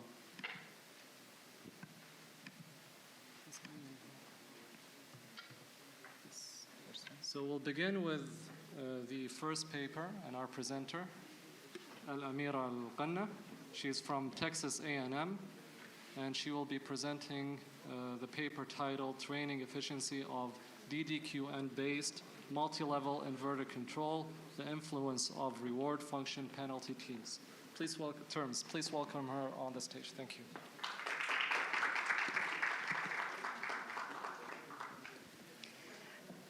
Good afternoon. Actually, it's my pleasure to be here. KCST is a home for me. I worked here for 3 years as a TA before I started the PhD journey. And KCST is actually a place that helped me to shape my career. So being here is actually a pleasure for me. This paper I present today is part of a project that's between Texas A&M University in College Station, US, Texas A&M University in Qatar, Hamad bin Khalifa University in Qatar, and Kuwait College of Science and Technology with Professor Mohammed Trablsi and our young, talented researcher, Sarah Hamid. So, in summary, this project, we want to investigate how AI is used in order to integrate power electronic circuit into the grids to connect renewable energy or other DC sources in order to have very smooth and high power quality signals to power grids or to smart grids. So I'll start by talking about the introduction and the motivation of this work, then the methodology of the study, and then the simulation results and the conclusion. So as I said, we want to connect power electronic circuits, and in this study we focus on multi-level inverters. It's a type of circuit that will convert DC sources or DC signals, such as the power we get from photovoltaic PV systems, into multi-level DC sources. So that will help us feed the grid with high power, with high quality of power signals.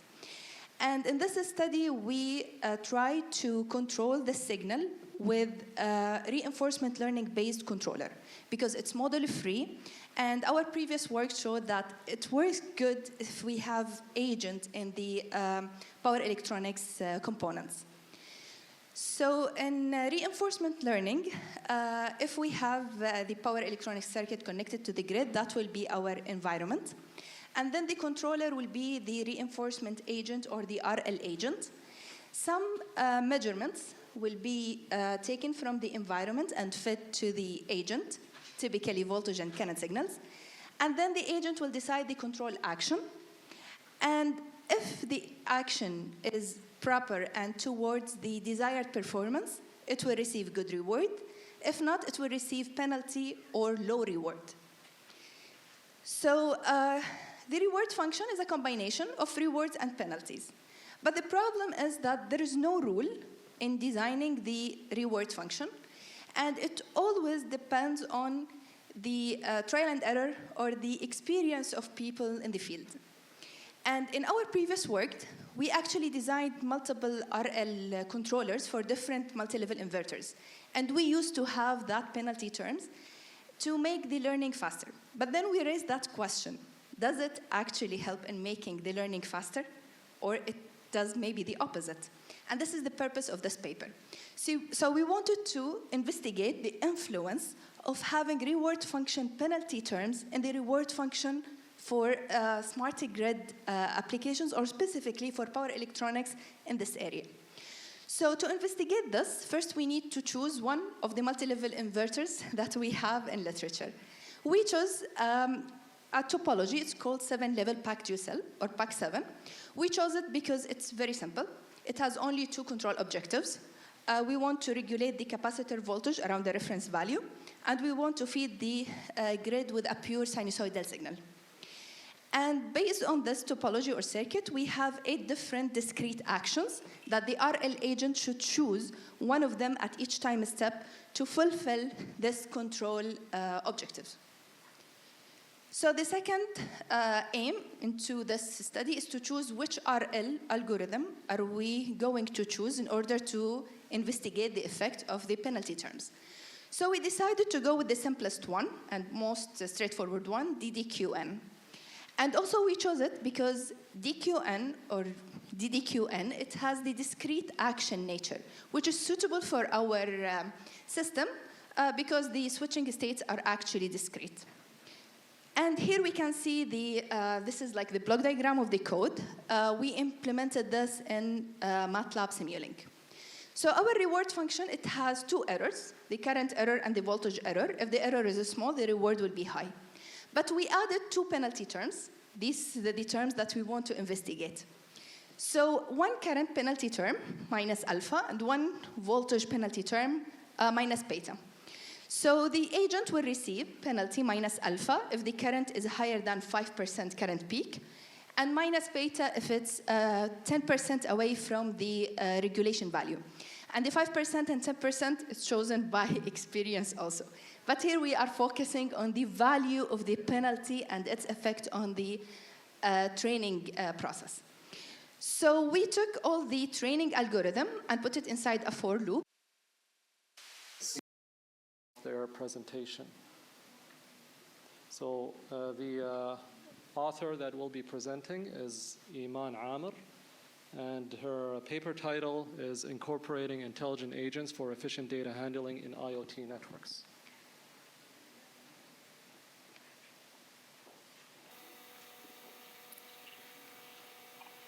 بسم الله الرحمن الرحيم والصلاة والسلام على رسولنا الأمين. Esteemed organizers, respected audience, Assalamu alaikum.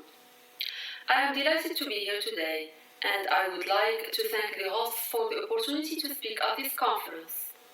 Today, I will present the theme of incorporating intelligent agents for efficient data handling in IoT networks. So let's dive in. Motivation, problematic. Each of us has heard of smart home, smart farm, smart health. So what do they have in common?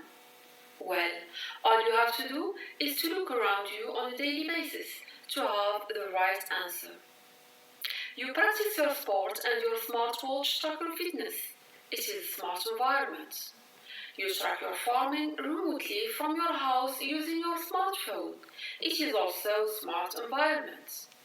We can continue to enumerate all the embedded sensors in our environment over the whole day. In short, smart environment surrounded us, and we are literally invaded by its embedded sensors. In fact, we are talking about IoT-enabled wireless sensor networks. Today, monitoring applications based on sensor networks in smart environments are increasingly prevalent in our lives. However, certain types of applications like health monitoring, environmental surveillance, and post-emergency management systems require a query-based model to ensure prompt communication. The question that arises is, how can an event be located? The answer lies in message exchange. Several data delivery models are attributed to IoT networks: event-driven, time-driven, query-driven. However, spatial query processing relies only on query-driven model, where sensors transmit their captured measurements only when they receive requests from the base station. Hence, our goal is to process spatial queries in IoT networks.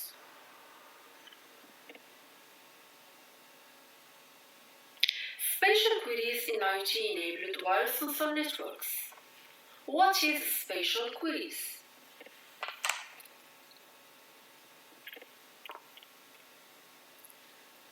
Spatial queries can be defined as inquiries regarding the position of entities. These queries involve at least one spatial predicate. So, the sink generates spatial queries to interrogate the sensors. Spatial queries enable responses based on specific locations within the field covered by the IoT network. For instance, if the capture zone is known by the coordinates of the sensor nodes, then the query will broadcast only to that zone, and the results will be returned back to the user.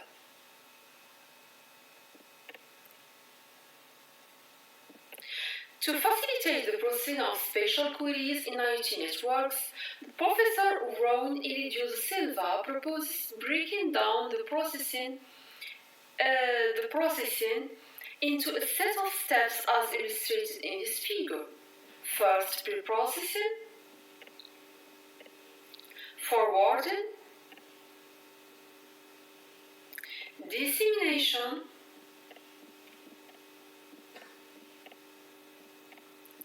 sensing, aggregation, and return.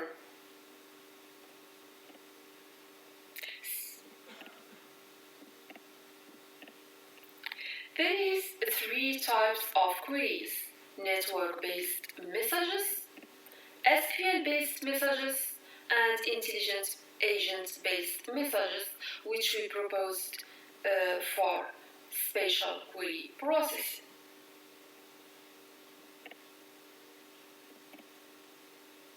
Recently, spatial query processing techniques have been extensively studied in IoT networks. However, these spatial query processing techniques face issues such as high energy consumption, low result accuracy, long processing time. Additionally, sensor nodes are characterized by limited resources, which make them prone to failure.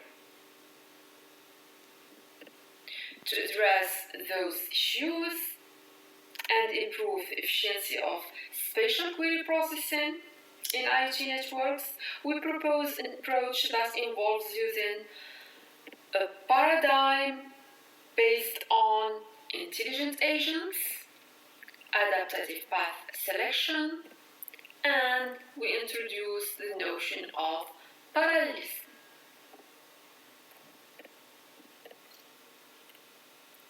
To enhance window query type, IoT spatial query processing efficiency, we present IAPSQP, Intelligent Agent-Based Parallel Spatial Query Processing, which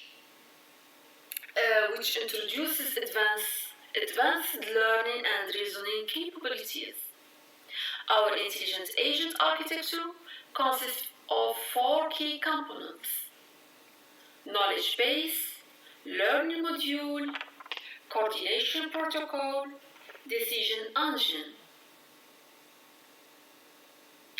So, what is a learning module? Q, learning. The formula represents the fundamental Q learning update equation used in reinforcement learning component of our system. Eta is the learning rate, sigma is the discount factor, and R is the reward function.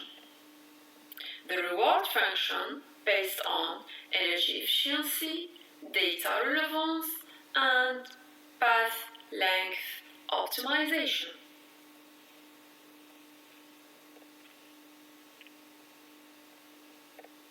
The research methodology, we have several phases.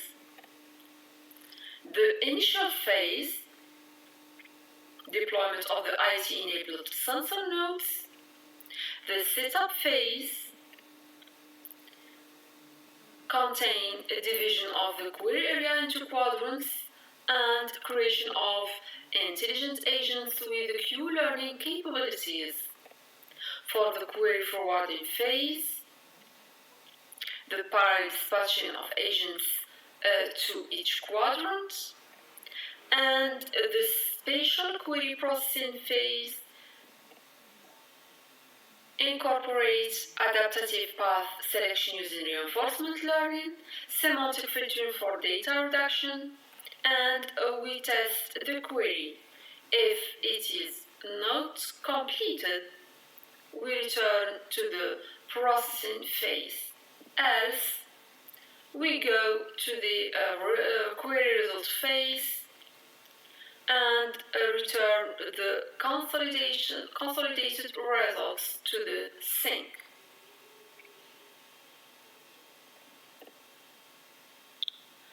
The performance evaluation, energy consumption. Our protocol achieves 35% reduction in energy consumption compared to the IWQE.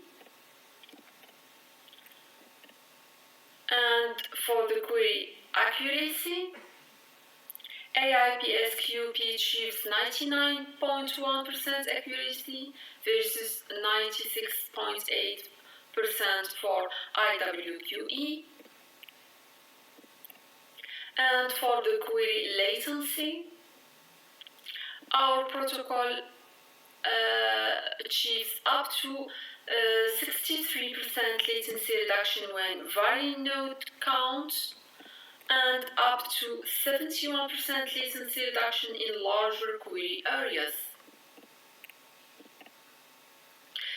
At the end of this study, the key achievements can be summarized as follows. Effectively addressed challenges in IoT spatial query processing, introduced cognitive capabilities through intelligent agents, achieved significant improvements in 3 key metrics, which are energy, accuracy, and latency, and finally validated the superiority of the learning-based approach over the traditional static methods, such as IWQE. As a conclusion, IoT-enabled wireless sensor networks are becoming increasingly important in our lives. Similarly, the intelligent agent technology capturing the more and more attention of the computer science community, especially in intelligent environments. Then the dichotomy IA and IoTs has demonstrated an innovative vision for efficient spatial query processing. As future perspectives, first, the expansion of other spatial query types.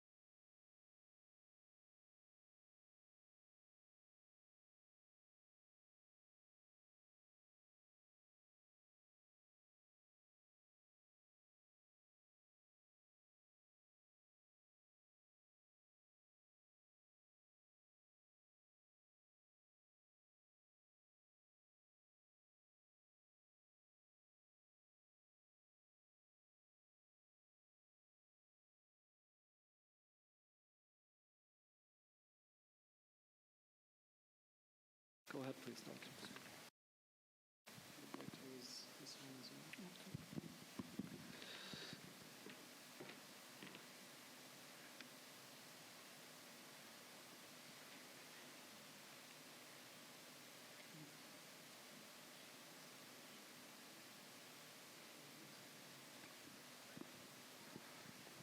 Hello everyone, thank you for attending the presentation today. My name is Basim Halawani. I am with Electronic and Communication Department at KCST. I'm presenting today our paper, Next Generation IoT Connectivity, FSO RF integration with a high altitude platform for reliable data transmission. I would like to thank my collaborator from Space Technology Center at Egypt, and Banha University at Egypt, University of Victoria, and Southwest University at China. Our outline is a background and motivation about the work, proposed high-altitude platform-based network, and numerical result and conclusion and future works. Through this day, we have seen a lot of presentation talking about the large number or the huge number of IoT devices connected to the network and how to deal with this amount of data in terms of AI and security. But no one speaks about how to provide this global coverage and how the network will respond and how to achieve this connectivity. So today I will take you in a brief dive in how we provide a solution for such network. Next generation wireless network need to provide a solution to deal with a huge amount of data. So there are many solutions and prototypes that try to deal with the problem. Today I will speak about one of the proposed group of network. It's called non-terrestrial networks that depend on devices that are flying in the Earth space or in free space outside the Earth. This technology include LEO satellite constellation network, where there are 100 or 1,000 of satellites that rotate in many orbit around the Earth.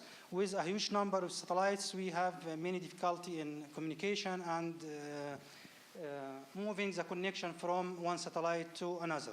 Another example of such NTN network or non-terrestrial network is low-altitude platforms such as drones, but this has a lot of limitation in terms of the lifetime of the battery of the drones, so it can help as a temporary solution for the global coverage in certain small area, of course. The third option is the high-altitude platform, HAPS. This solution constitutes of a lot of platforms that can fly in the Earth's atmosphere for a certain amount of time. There are many prototypes now that can fly over multiple months. Today we will try to propose a solution for global coverage based on high-altitude platform. These are examples of the current prototype in different countries related to HAPS. The first one is the Sun Glider at Japan, is a property of SoftBank. It consists of a huge wing that carry solar cells that can keep the drone rotating in around certain area for around 1 month. Also, there are tries at United States. NASA has provided Helios. It is some similar design. It depends on the same concept, rotating around a circular area for some period of time, maybe months or two. Also, there are tries to use balloons. Balloons can provide more efficient flying time. It can stay for longer time because it can hover at the same position. This will be more advantage in terms of stability of the communication with IoT device on the ground. So today, we are trying to propose a system for using such a hub platform. Okay. All of these hub platform till now depend on radio frequency in the license band. We make communication with the ground station or with the IoT device on the ground using radio frequency signals, which is a license band, and we must pay for this communication if you want to communicate with the IoT device. So the cost for transmitting 1 bit in such non-terrestrial network, including satellite, including low-altitude platform or high-altitude platform, is still high. We need to achieve a global coverage in addition to low cost for communication. So radio frequency or RF signal is not enough to solve this problem. So we need another solution with HAPS. The proposed solution is using another type of signals, which is a free space optical signal. It is some sort of a laser communication. But it has some limitation. It can give us a lot of capacity. We can send a lot of data from transmitter to receiver using optical signals in the free space. This is different from optical fiber communication. Optical fiber communication, we need to extend optical fiber cable between the transmitter and receiver. But here in free space optical, we can send the laser signal directly in the free space. So we have a lot of bandwidth. It is not chargeable. We don't pay money for sending data through RF because it is not licensed spectrum. But there is a limitation, of course. Everything has its pros and cons. The disadvantage of using free space optical communication is that we need to have some sort of accurate alignment between transmitter and receiver. The existence of misalignment lead to degradation of the communication between transmitter and receiver. Also, it can be affected by turbulence in the free space. It can be affected by dust particle. It can be affected by fog. So we need to solve the problem of global coverage. We need to have low-cost transmission, and at the same time, we need to have a stable communication that provides a global coverage. So our proposal is to propose a hybrid system that use or benefit from both radio frequency and free space optical communication with the HAP technology for provide a stable coverage on the Earth. So our proposed research is providing or developing a HAP-based network solution that can satisfy the demand of global coverage via using the radio frequency signal because it has a large coverage area. Also, we need to boost the throughput in certain high demand area with a high number of IoT device, or it need a high gigabit per second to be transmitted. So for this, we will use the free space optical signals. Our methodology will develop a closed form analytical expression to characterize the performance of the proposed system in terms of closed form equations. We can substitute any parameter and find its effect on the system. This is a big gap in a communication system. We need to find closed form equation, not just simulation, not just using simulation. Our proposed hub-based network solution, we investigate the performance of a single hub platform as shown in this figure. This hub platform is equipped with two types of communication interfaces. One is a free space optical interface, and the other is a radio frequency interface. With both interface, we can communicate with a large number of IoT devices. As an example here, we have some concentrated region with high number of IoT devices, maybe in a factory, on a stadium with high number of people, in places where we have a large number of users need to be connected. So in this case, we assume we have some sort of collective access points. This access point can communicate with its surrounding IoT device, while we may have also some IoT device that at remote position or rural positions that we have a low number of IoT devices in such area. So we have multiple access points with certain diameter, can communicate with its nearest IoT device through the free space optical communication links. And the hub can communicate with the remote IoT devices through the radio frequency signals to provide a global coverage for the area. In urban hotspot where a large number of IoT devices, the hub can communicate through the free space optical communication link with the hub, while the IoT device can communicate through the radio frequency to the access points. While in the remote region, it depends only, IoT devices only depend on radio frequency communication. So in this case, through this design, we can achieve both global connectivity and global coverage, and at the same time, we can give the IoT device the ability to transmit a large number of data through the access point through the free space optical link. In our network operation, we give priority to data transmission to the access point through the free space optical link, since it serves a large number of devices around it. When the access point achieve a good communication with the access point, there is a good communication between the hub and the access point, we use the free space optical link. But also we assume that the access point can communicate with the hub through radio frequency signal, because as we said in the beginning, the free space optical link can be interrupted due fog, due turbulence, so we need to have another backup for the access point. We use a hard switching mechanism. It's a very simple hard switching mechanism. If the quality of the communication between the hub and the access point is below certain threshold, through the free space optical link, the access point directly transfers its communication to use radio frequency signals. We give equal priority to the number of deploying access points. So the hub can distribute its communication power to the large number of access points in the vicinity or in the coverage of the hub. We derive unified analytical expression for one of the most important metrics for the communication network, which is the ergodic capacity. The ergodic capacity is the achievable capacity of the network, but average over all the possible fading channel distributions that can exist. So we have here two types of channels, the free space optical channels, and we assume it follow a gamma-gamma fading distribution, and the Raytian fading channel for the RF signal. So taking those into consideration, we derive closed form expression for the achievable ergodic capacity of the system.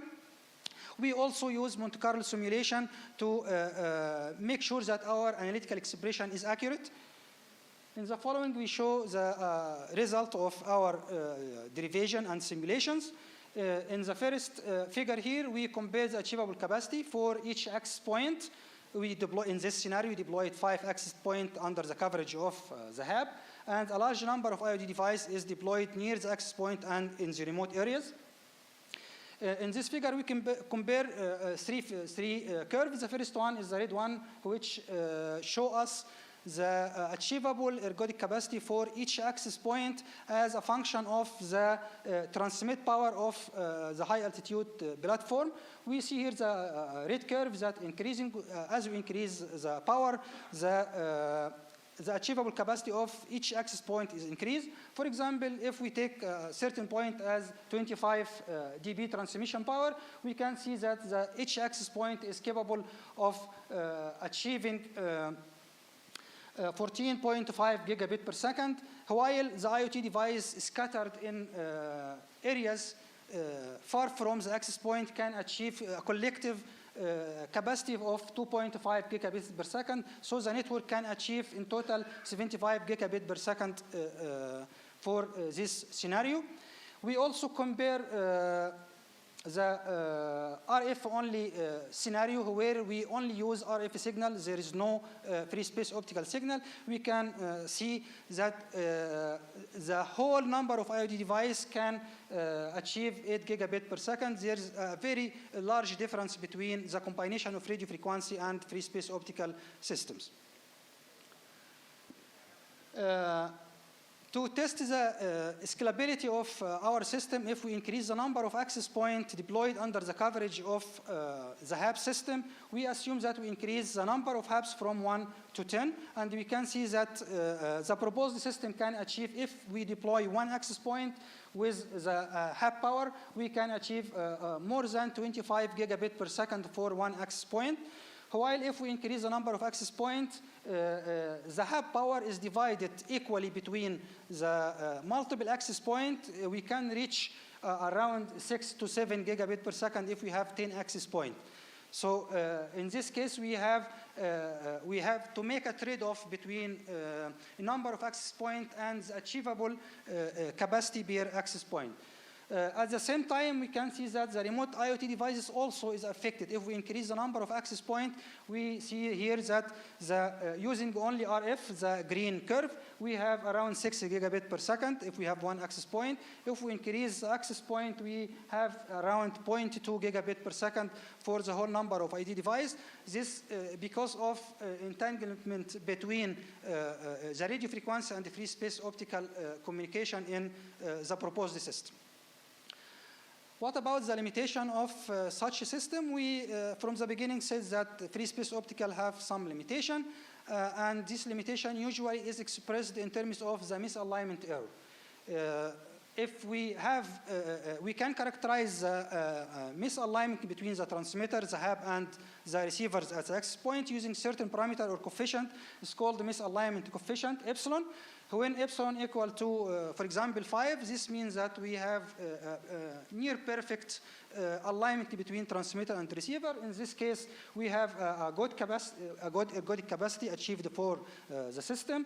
If this number, the epsilon, is become 2 or 1, we have misalignment error. The free space optical communication can't be achieved perfectly, and the ergodic capacity achieved for the system is reduced. As we see here for epsilon equal 2 and epsilon equal to 1. In conclusion, we proposed a hub-based network with parallel free space optical radio frequency transmission that maintain a global coverage through the radio frequency communication and very high speed communication through the free space optical link. The proposed solution can enhance the overall efficiency of the IoT communication system. This system can be enhanced by certain future work, including adding error control mechanism, dynamic resource allocation, or even using machine learning to control the sky network. Thank you. Thank you very much, Doctor, for the well-done presentation. Very interesting topic on next-generation networks. And we are running a little bit behind on schedule. If we have one quick question or one quick comment, we can take one. Yes. Thank you very much, Dr. Bassam. Actually, the good thing about such work, I mean, the application to disaster response, but My point is you verify simulation and analysis, which is great, because now most of the work they only do simulation, so that's great work. My comment, when you mention about multiple access points, there is a degradation in the ergodic capacity, like so what is the architecture of these access points? Like, are these like point to point until? So when you increase the number of access points, okay. What is your architecture? This is a proposed design. We have multiple access points. Each access point is equipped with the two interface, radio frequency and the free space optical interface. The hub is communicating with each one of the access point either through free space optical if the link is good. And in situation where the channel is free space optical channel is weak due to turbulence or fog or dust, automatically the hub and the access point switch communication to the radio frequency. So we have two interface in hub and two interface in the access point. Very good. But when you increase the number of access points, normally you don't select the best. No, we communicate with all access points. Okay, because of this, the achievable ergodic capacity is decreasing. Makes sense. Thank you so much. Appreciate it. Thank you so much again, Doctor. Now we'll be moving on to the next presentation. It's going to be, again, a recording, so it's an online presentation. And it will be delivered by Ahmed Sagar. And the title of the paper is Enabling Low-Cost Access to Weather Satellite Imaging, a Ground Station Solution for IoT Applications. Ahmed is also available online.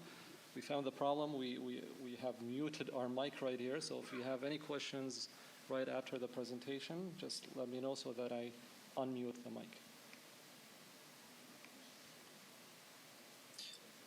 Good evening, everyone.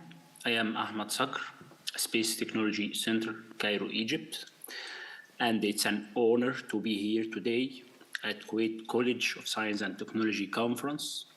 I'd like to begin by thanking the organizers for giving us the opportunity to present our research paper, Enabling Low-Cost Access to Weather Satellite Imaging, a Ground Station Solution for IoT Applications, which was published as part of this conference.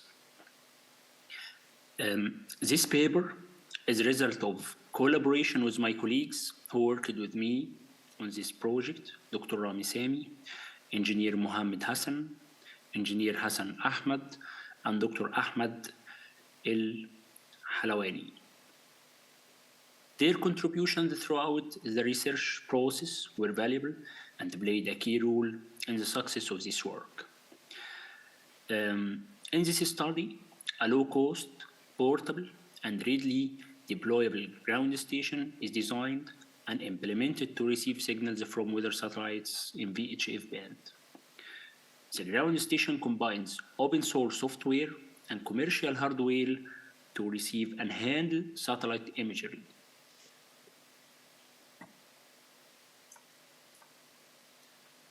Then our outlines today, introduction, problem statement, system model, results, and conclusion.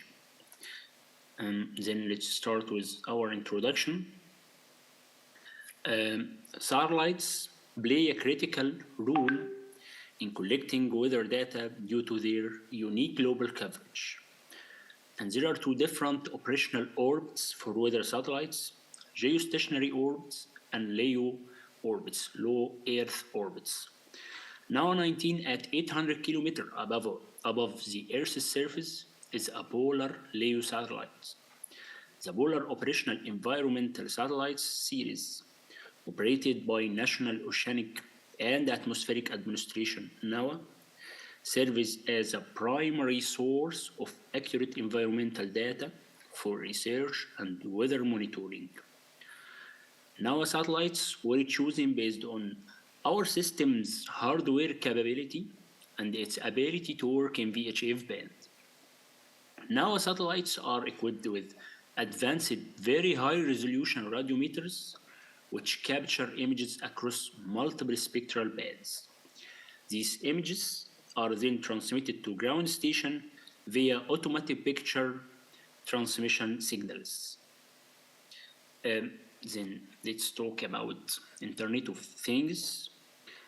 The rapid expansion of Internet of Things IoT devices in sectors such as agriculture, urban infrastructure, and environmental monitoring has reshaped the way real-time data is captured and utilized.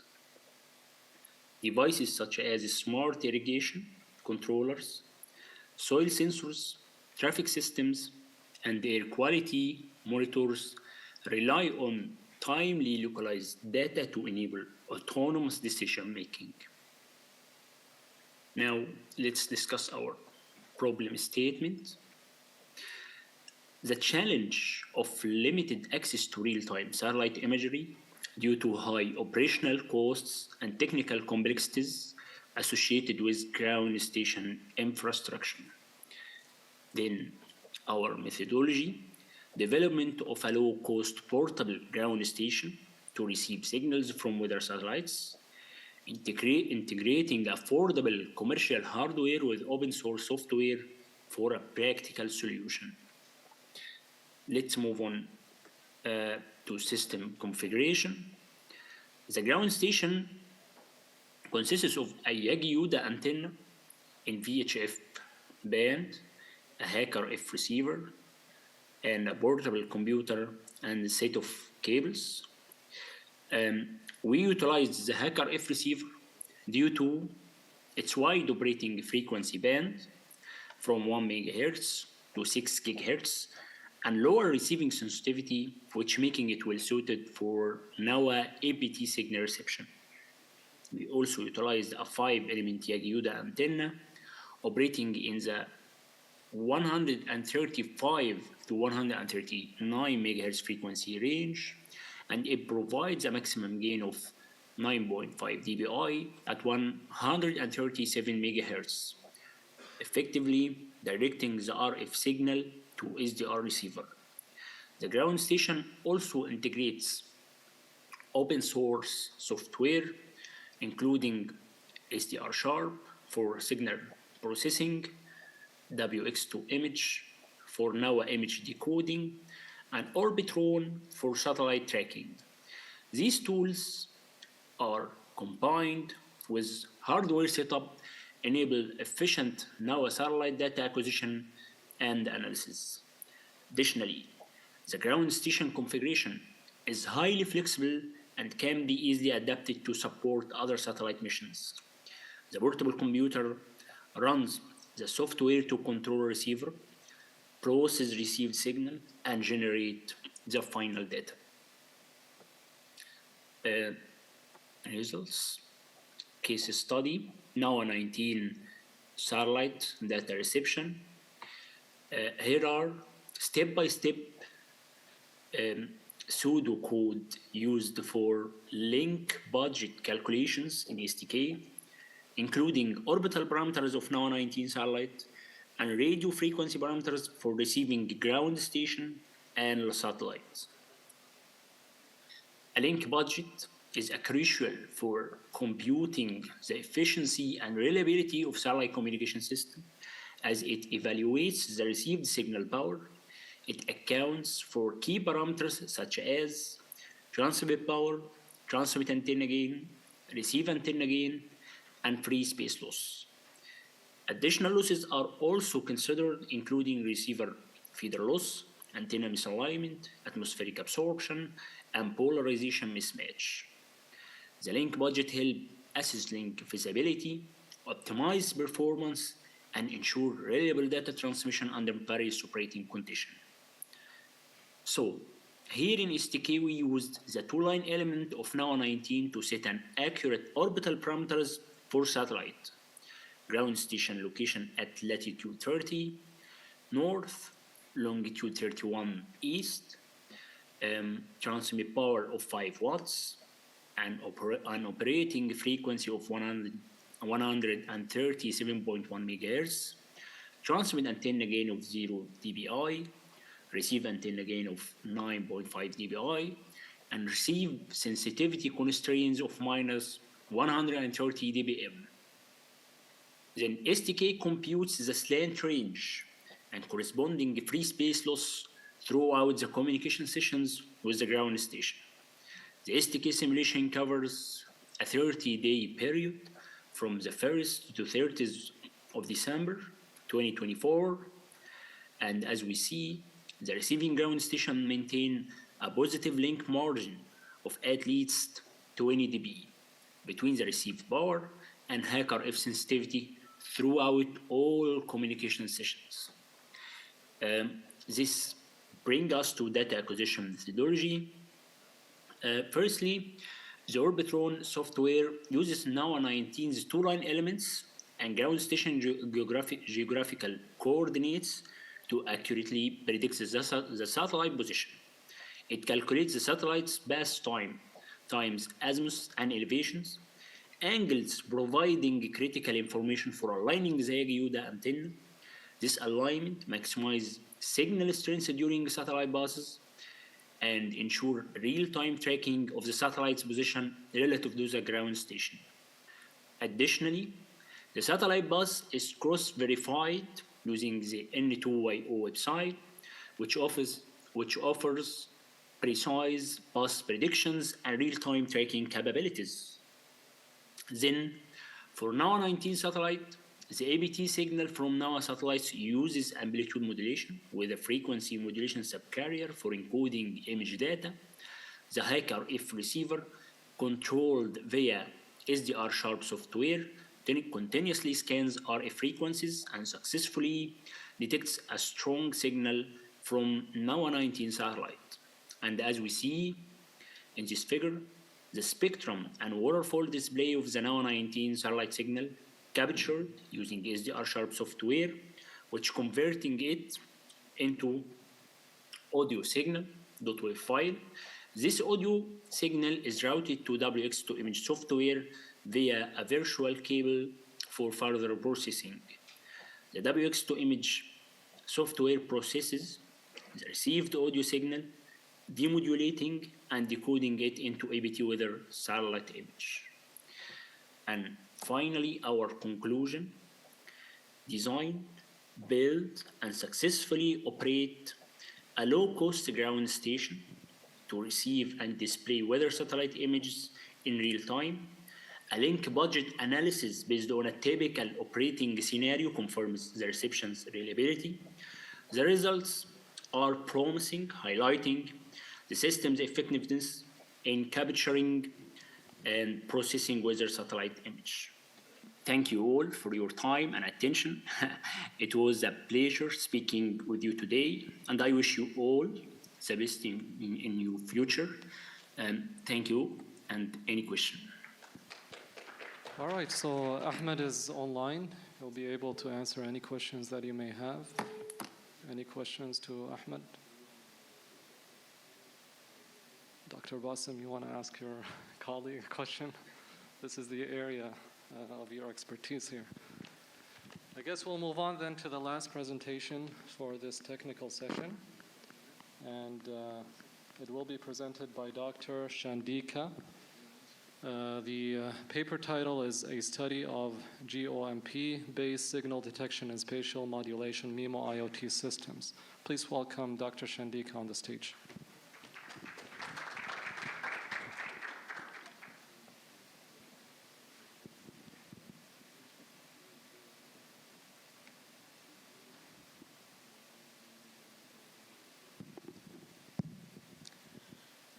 Good afternoon, Assalamu alaikum. Thank you for the opportunity. So today I'm going to present our work on the one of the patient receiver for the spatial modulation MIMO IoT system. And so I'm from KCST, Kuwait College of Science and Technology. I'm attached to the Electronic and Communication Department. And this work was done in collaboratively with Mr. Tuakaran Markandu from the University of Maratua from Sri Lanka. So, this is a brief outline of the today's presentation. So let me start with the brief introduction to the spatial multiplexing and spatial modulation and our problems. So we address in this paper. So then I will also briefly present the related work on the application of the compressive sensing detection on the spatial modulation MIMO IoT system. So then the system model followed by the proposed receiver scheme. So then of course I will present some the results that we have obtained for the proposed receiver scheme, and finally so let me wind it up with some concluding remarks. So as you are probably aware of, like MIMO, multiple input and multiple output, the technology has been an integral component of the most of the commercial wireless communication system, starting from 3G, 4G, and of course in the 5G. So particularly like the massive MIMO system, so where we use the hundred of antenna elements, particularly at the base station transmitter, so has been a key enabler, right? So in 5G, and so we believe that it would be the key enabling technology in the beyond 5G system as well. So, but the one of the problem or the challenge, so that may be associated with the traditional MIMO communication system. So you need to use the separate active RF chain for each antenna element. So, and each antenna element may associate with the multiple of the devices, the circuits. So RF synthesizers, like the multiplexers, and of course the power amplifiers, right, which consume the significant the power, right? So and on the other hand, so if you consider the IoT devices, usually operated with the battery power, right? So and of course these devices has a limited the power. So therefore the traditional MIMO, the technology may not be very appealing for the application of the IoT network. So recently, so we have the spatial modulation, so which is one of the very the efficient, of course the low the complexity the modulation technique. So they receive the considerable attention in the recent literature, right? So in contrast to the traditional the MIMO systems, in the spatial modulation, so we use only the single active antenna elements. So this actually may lead to the higher the energy efficiency. So and maybe the very attractive for the application of the energy limited the system, such as IoT systems. So then, so in this figure, you can see that this figure depicts actually the basic notion of the spatial modulator. So the information sequence, binary information sequence obtained from the binary source. So we split it into the block of this number of bits. So and then you have the spatial mapper, so which is split this block of the log to the base 2 of nt plus log to the base 2 of m the bits into the two subblocks. So and the first block, so which consists of the log to the base 2 of nt bits will be fed into the antenna selector. So of course this block of bits, block of bits will select the one antenna out of the total of NT antennas. So then if you consider the lower branch, so which you have the log to the base 2 of n, the subblock of bits, so we feed it to the traditional carrier modulator. So where we use actually the, for example, MRAQM or the MPSK modulation scheme preferably, right? So basically, so we represent the log to the base 2 of m bits using the M array, the symbol. Okay, so this symbol will be transmitted through the active antenna element, which has been already selected by the antenna selector. So this is a basic notion of the spatial modulation. So you can see that the number of bits, so that you can transmit through the spatial modulation based system is equal to the log to the base 2 of NT plus log to the base 2 of AM. So if you want to increase the number of bits per each use of the channel, of course you have the two options, you can either increase the order of the modulator, or you can increase the number of antennas. But benefits of the spatial modulation, they do not come without any challenges. So one of the key challenges that you can face with the spatial modulation is the complexity in the receiver. Because so now you need to detect not only the transmitted the symbol, but also you need to detect the active antenna, the index. Right, so this poses the challenges at the receiver, but fortunately, so your transmitted signal vector is very sparse, because most of the elements in the transmitted signal vector is 0, except the symbol that you transmitted through the active antenna element. So therefore we can model, or we can view the signal detection problem as a sparse recovery problem. So then recently, we have the compressive sensing techniques gained actually the considerable attention in the recent literature. So as the signal processing technique to recover the sparse signal efficiently with the power pivot number of measurements compared to that required based on the Nyquist sampling theorem. So, and still I think there is only limited research efforts that you can find in the literature on the application of the compressive sensing technique on the SMIMO system. And there are, even though there are many compressive sensing technique proposed in the literature. So among those techniques, of course, the generalized orthogonal matching pursuit algorithm seems to be the attractive, because it's provide the better trade-off between the complexity and the performance. Right, so here we have summarized the related work on the application of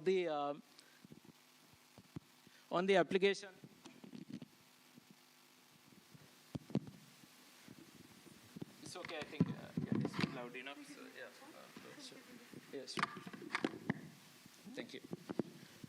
Yeah. So here we summarize actually the related work on the application of the compressed sensing based detection scheme on the spatial modulated MIMO system. So I'm not going to go through the details. So and each and every proposed scheme, of course, you have some pros and cons. So as we discussed in our paper. So I may refer the interested reader actually to our paper. So for the details. So then, so let me quickly summarize our contribution. So in this paper, so we propose the efficient, the computationally efficient, the receiver scheme based on the GMP algorithm for the SMIMO IoT system, so which is capable of detecting both the active antenna index as well as the signal constellation symbol jointly. So, and we investigate actually the performance of our proposed scheme extensively using the simulation. So in this case, we focus on the two performance measures. So, and bit rate performance and the signal recovery performance. So here actually, this is a system model we have adapted. Sorry.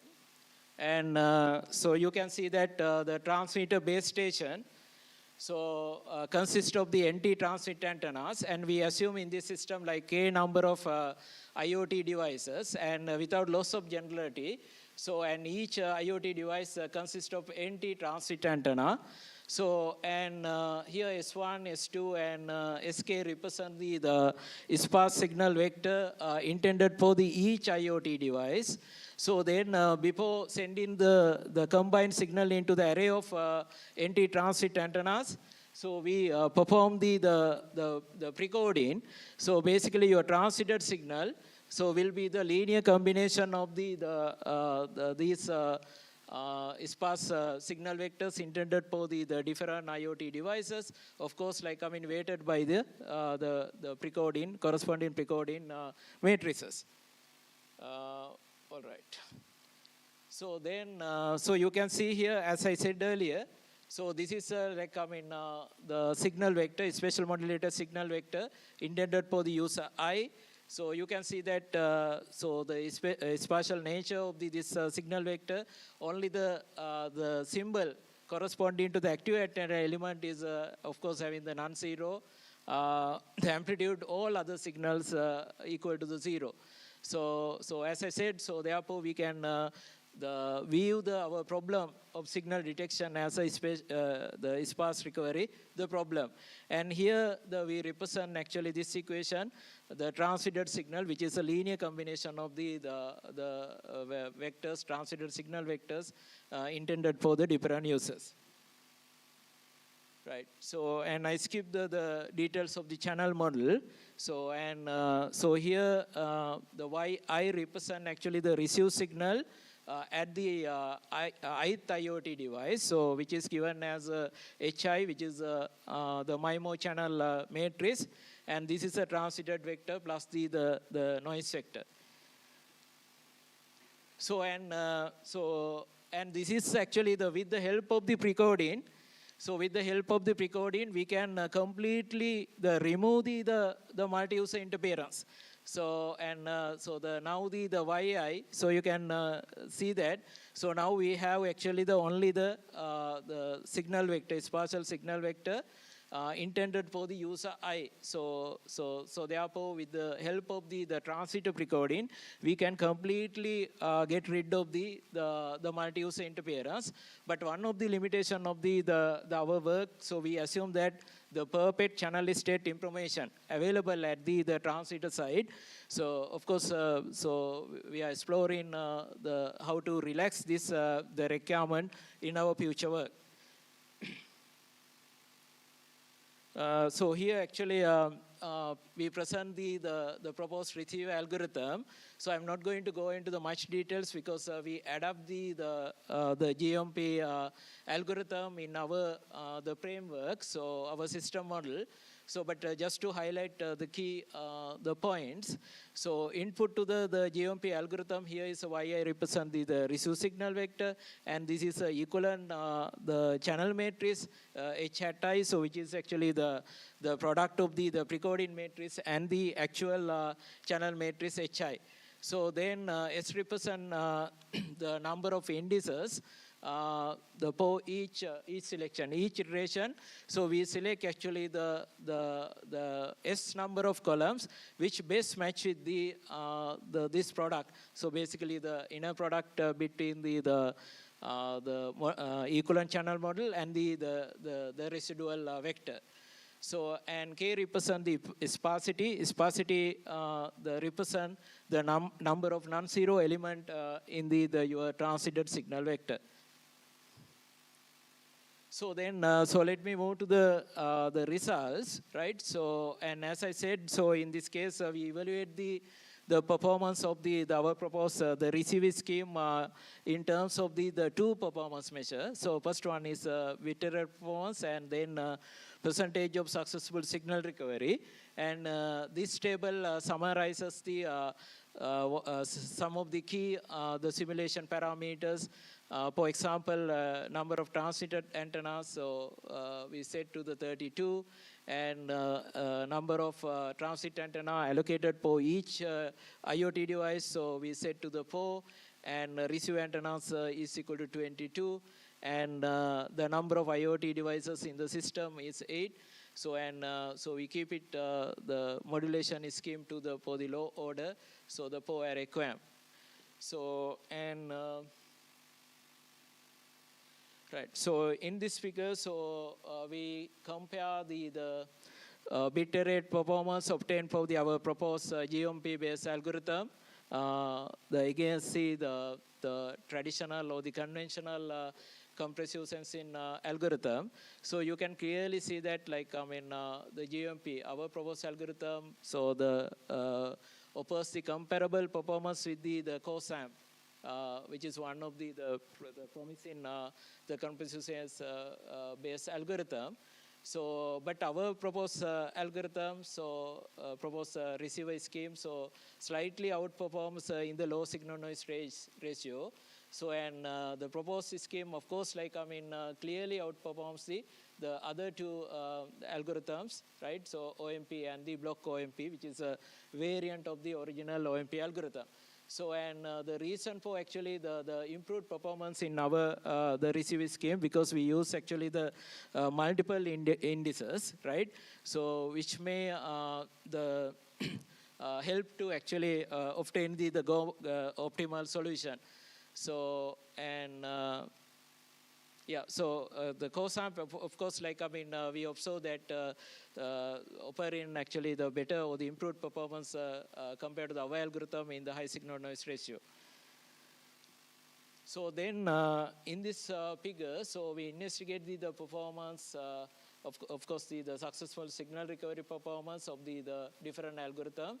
So, and so similar to the bit rate performance, you can see that our proposed algorithm based on the GOMP, so shows the similar trend, right? So similar trend in terms of the successful signal recovery. So with the COSAM, of course, the very comparable performance. And in this case, actually, we consider the two different values for the S, right? So the number of indices we consider for the each iteration. But we can clearly see that our proposed scheme outperforms the other two the schemes, right? In terms of the successful signal recovery performance as well. And even though we haven't shown the results here, so based on our the results presented in the paper, so we have observed that our proposed scheme has the past the convergence compared to the all other schemes. So, and so this this could be actually considered as very the interesting point, because so our proposed scheme may be highly attractive for the time sensitive or the time critical applications. So let me now give you some concluding remarks. So in this paper, we propose the low complexity and the efficient the receive algorithm. So for the SM MIMO IoT system. So, and we investigate the performance. So under two performance measures, right? Through the simulation, so and compare the performance with the widely the use, the traditional the compressive sensing the detection method, and the performance of our proposed scheme is comparable with the COSAMP the algorithm, and clearly outperforms the other the traditional algorithms such as the OMP and the block OMP. So, and so as I said earlier, so since our algorithm shows the past convergence, right? So it may be very appealing for the time sensitive application. And also we believe that the combination of the spatial modulation at the transmitter side and the compressive sensing the detection at the receiver side, so the offers actually the very the viable solution for the application of the IoT networks. So especially operate in the mesh topology, right? So where the each node need to send this communicate with the many the multiple of the nodes. So, and further research include, as I said, one of the limitation of our work is we have assumed that the perfect channel state information at the transmitter side. So we need to relax that requirement. So because it may not be very practical. So we are currently investigate actually how to relax that the requirement of the perfect channel state information at the receiver, and of course if you can incorporate the machine learning. So for example, the deep learning also into the receiver, so it would be more attractive. So, and here the list of the references. So, and interested readers, so we would refer to the reference number 8 for the details of the original GMP algorithm. So, and thank you very much for the listening to my presentation. So, and also thank you very much for all the organizers of the conference for giving me this opportunity. Yeah, if you have any questions, so please let me know. Thank you so much, Doctor, for the presentation. I think we have time for maybe 10 to 15 questions. Huh? Of course, yes. Dr. Bas.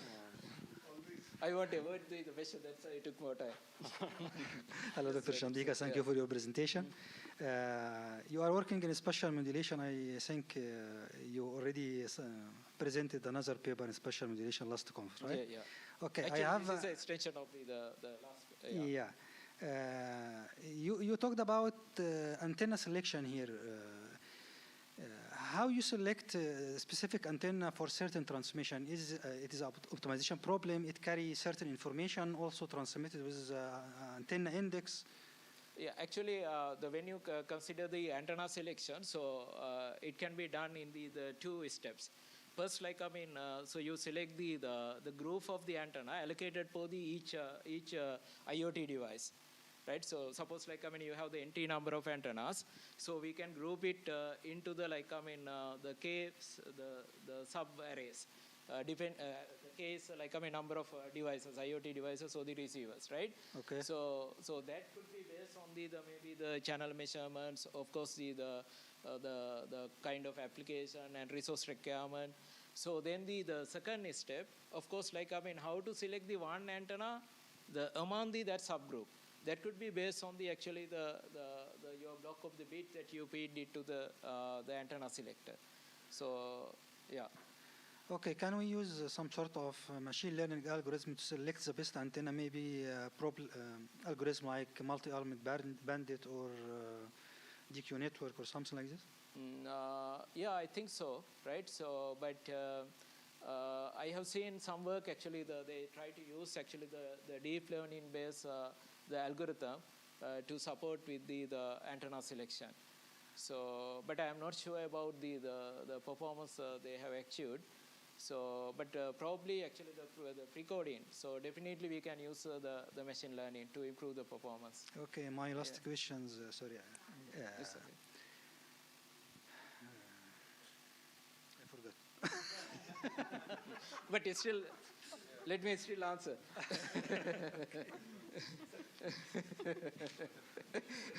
It could be the most interesting question. Thank you, Dr. Wasim, for your insightful question. Yeah, so. Yeah, actually, very, very good topic. The idea behind this generally called spatial modulation or space shift keying is under the index modulation, which basically selecting the antenna in order to save energy. My question is, suggest a recommendation. There is like the generalized spatial modulation, because now with spatial modulation you select only one antenna. You can select multiple by using the generalized. Yes. It can be. Okay, so we read actually, thank you for it's a very, very good suggestion. Actually, this work we limit actually for the original form of the spatial modulation, where you have the only single active antenna element. But as you correctly highlighted, so in the generalized spatial modulation, so you have the flexibility for selecting actually the multiple active antenna elements. Yes. My question now, when you talk about 22 antennas, transmit antennas, obviously this is not a practical IoT case. Are you considering distributed antennas in your model? Yeah, that is also possible. But still you can have the large number of antennas as long as you keep the number of active antenna elements to minimum. Because so then you don't have to keep multiple RF chain installed in the same device. Because so you can switch RF antennas based on the selected the antenna, right? Indeed, yeah. But if these antenna are within the same device, and you are not using like high frequency, most likely this antenna will experience the same channel conditions. So probably your system will work better in distributed MIMO or distributed, and this will need some type of coordination. But certainly this is a really, really interesting topic. So thank you very much for your insightful comment. Yes, you are correct. Like, I mean, of course, one of the assumption that you have made for the compressive sensing for the special the recovery.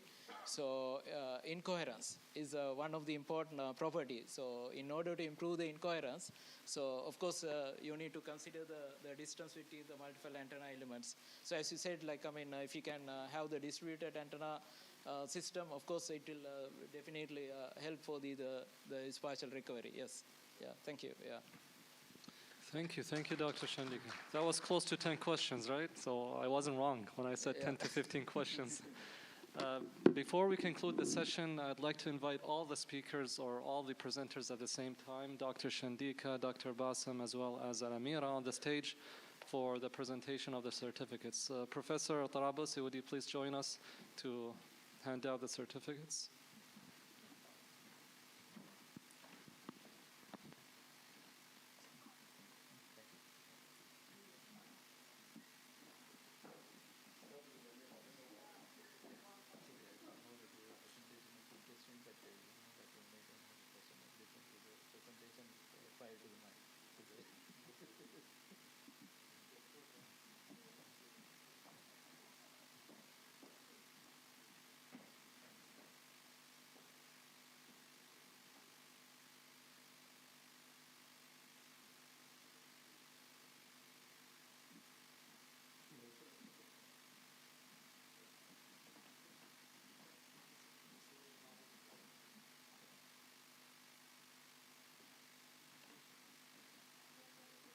Group photo, please. All of you.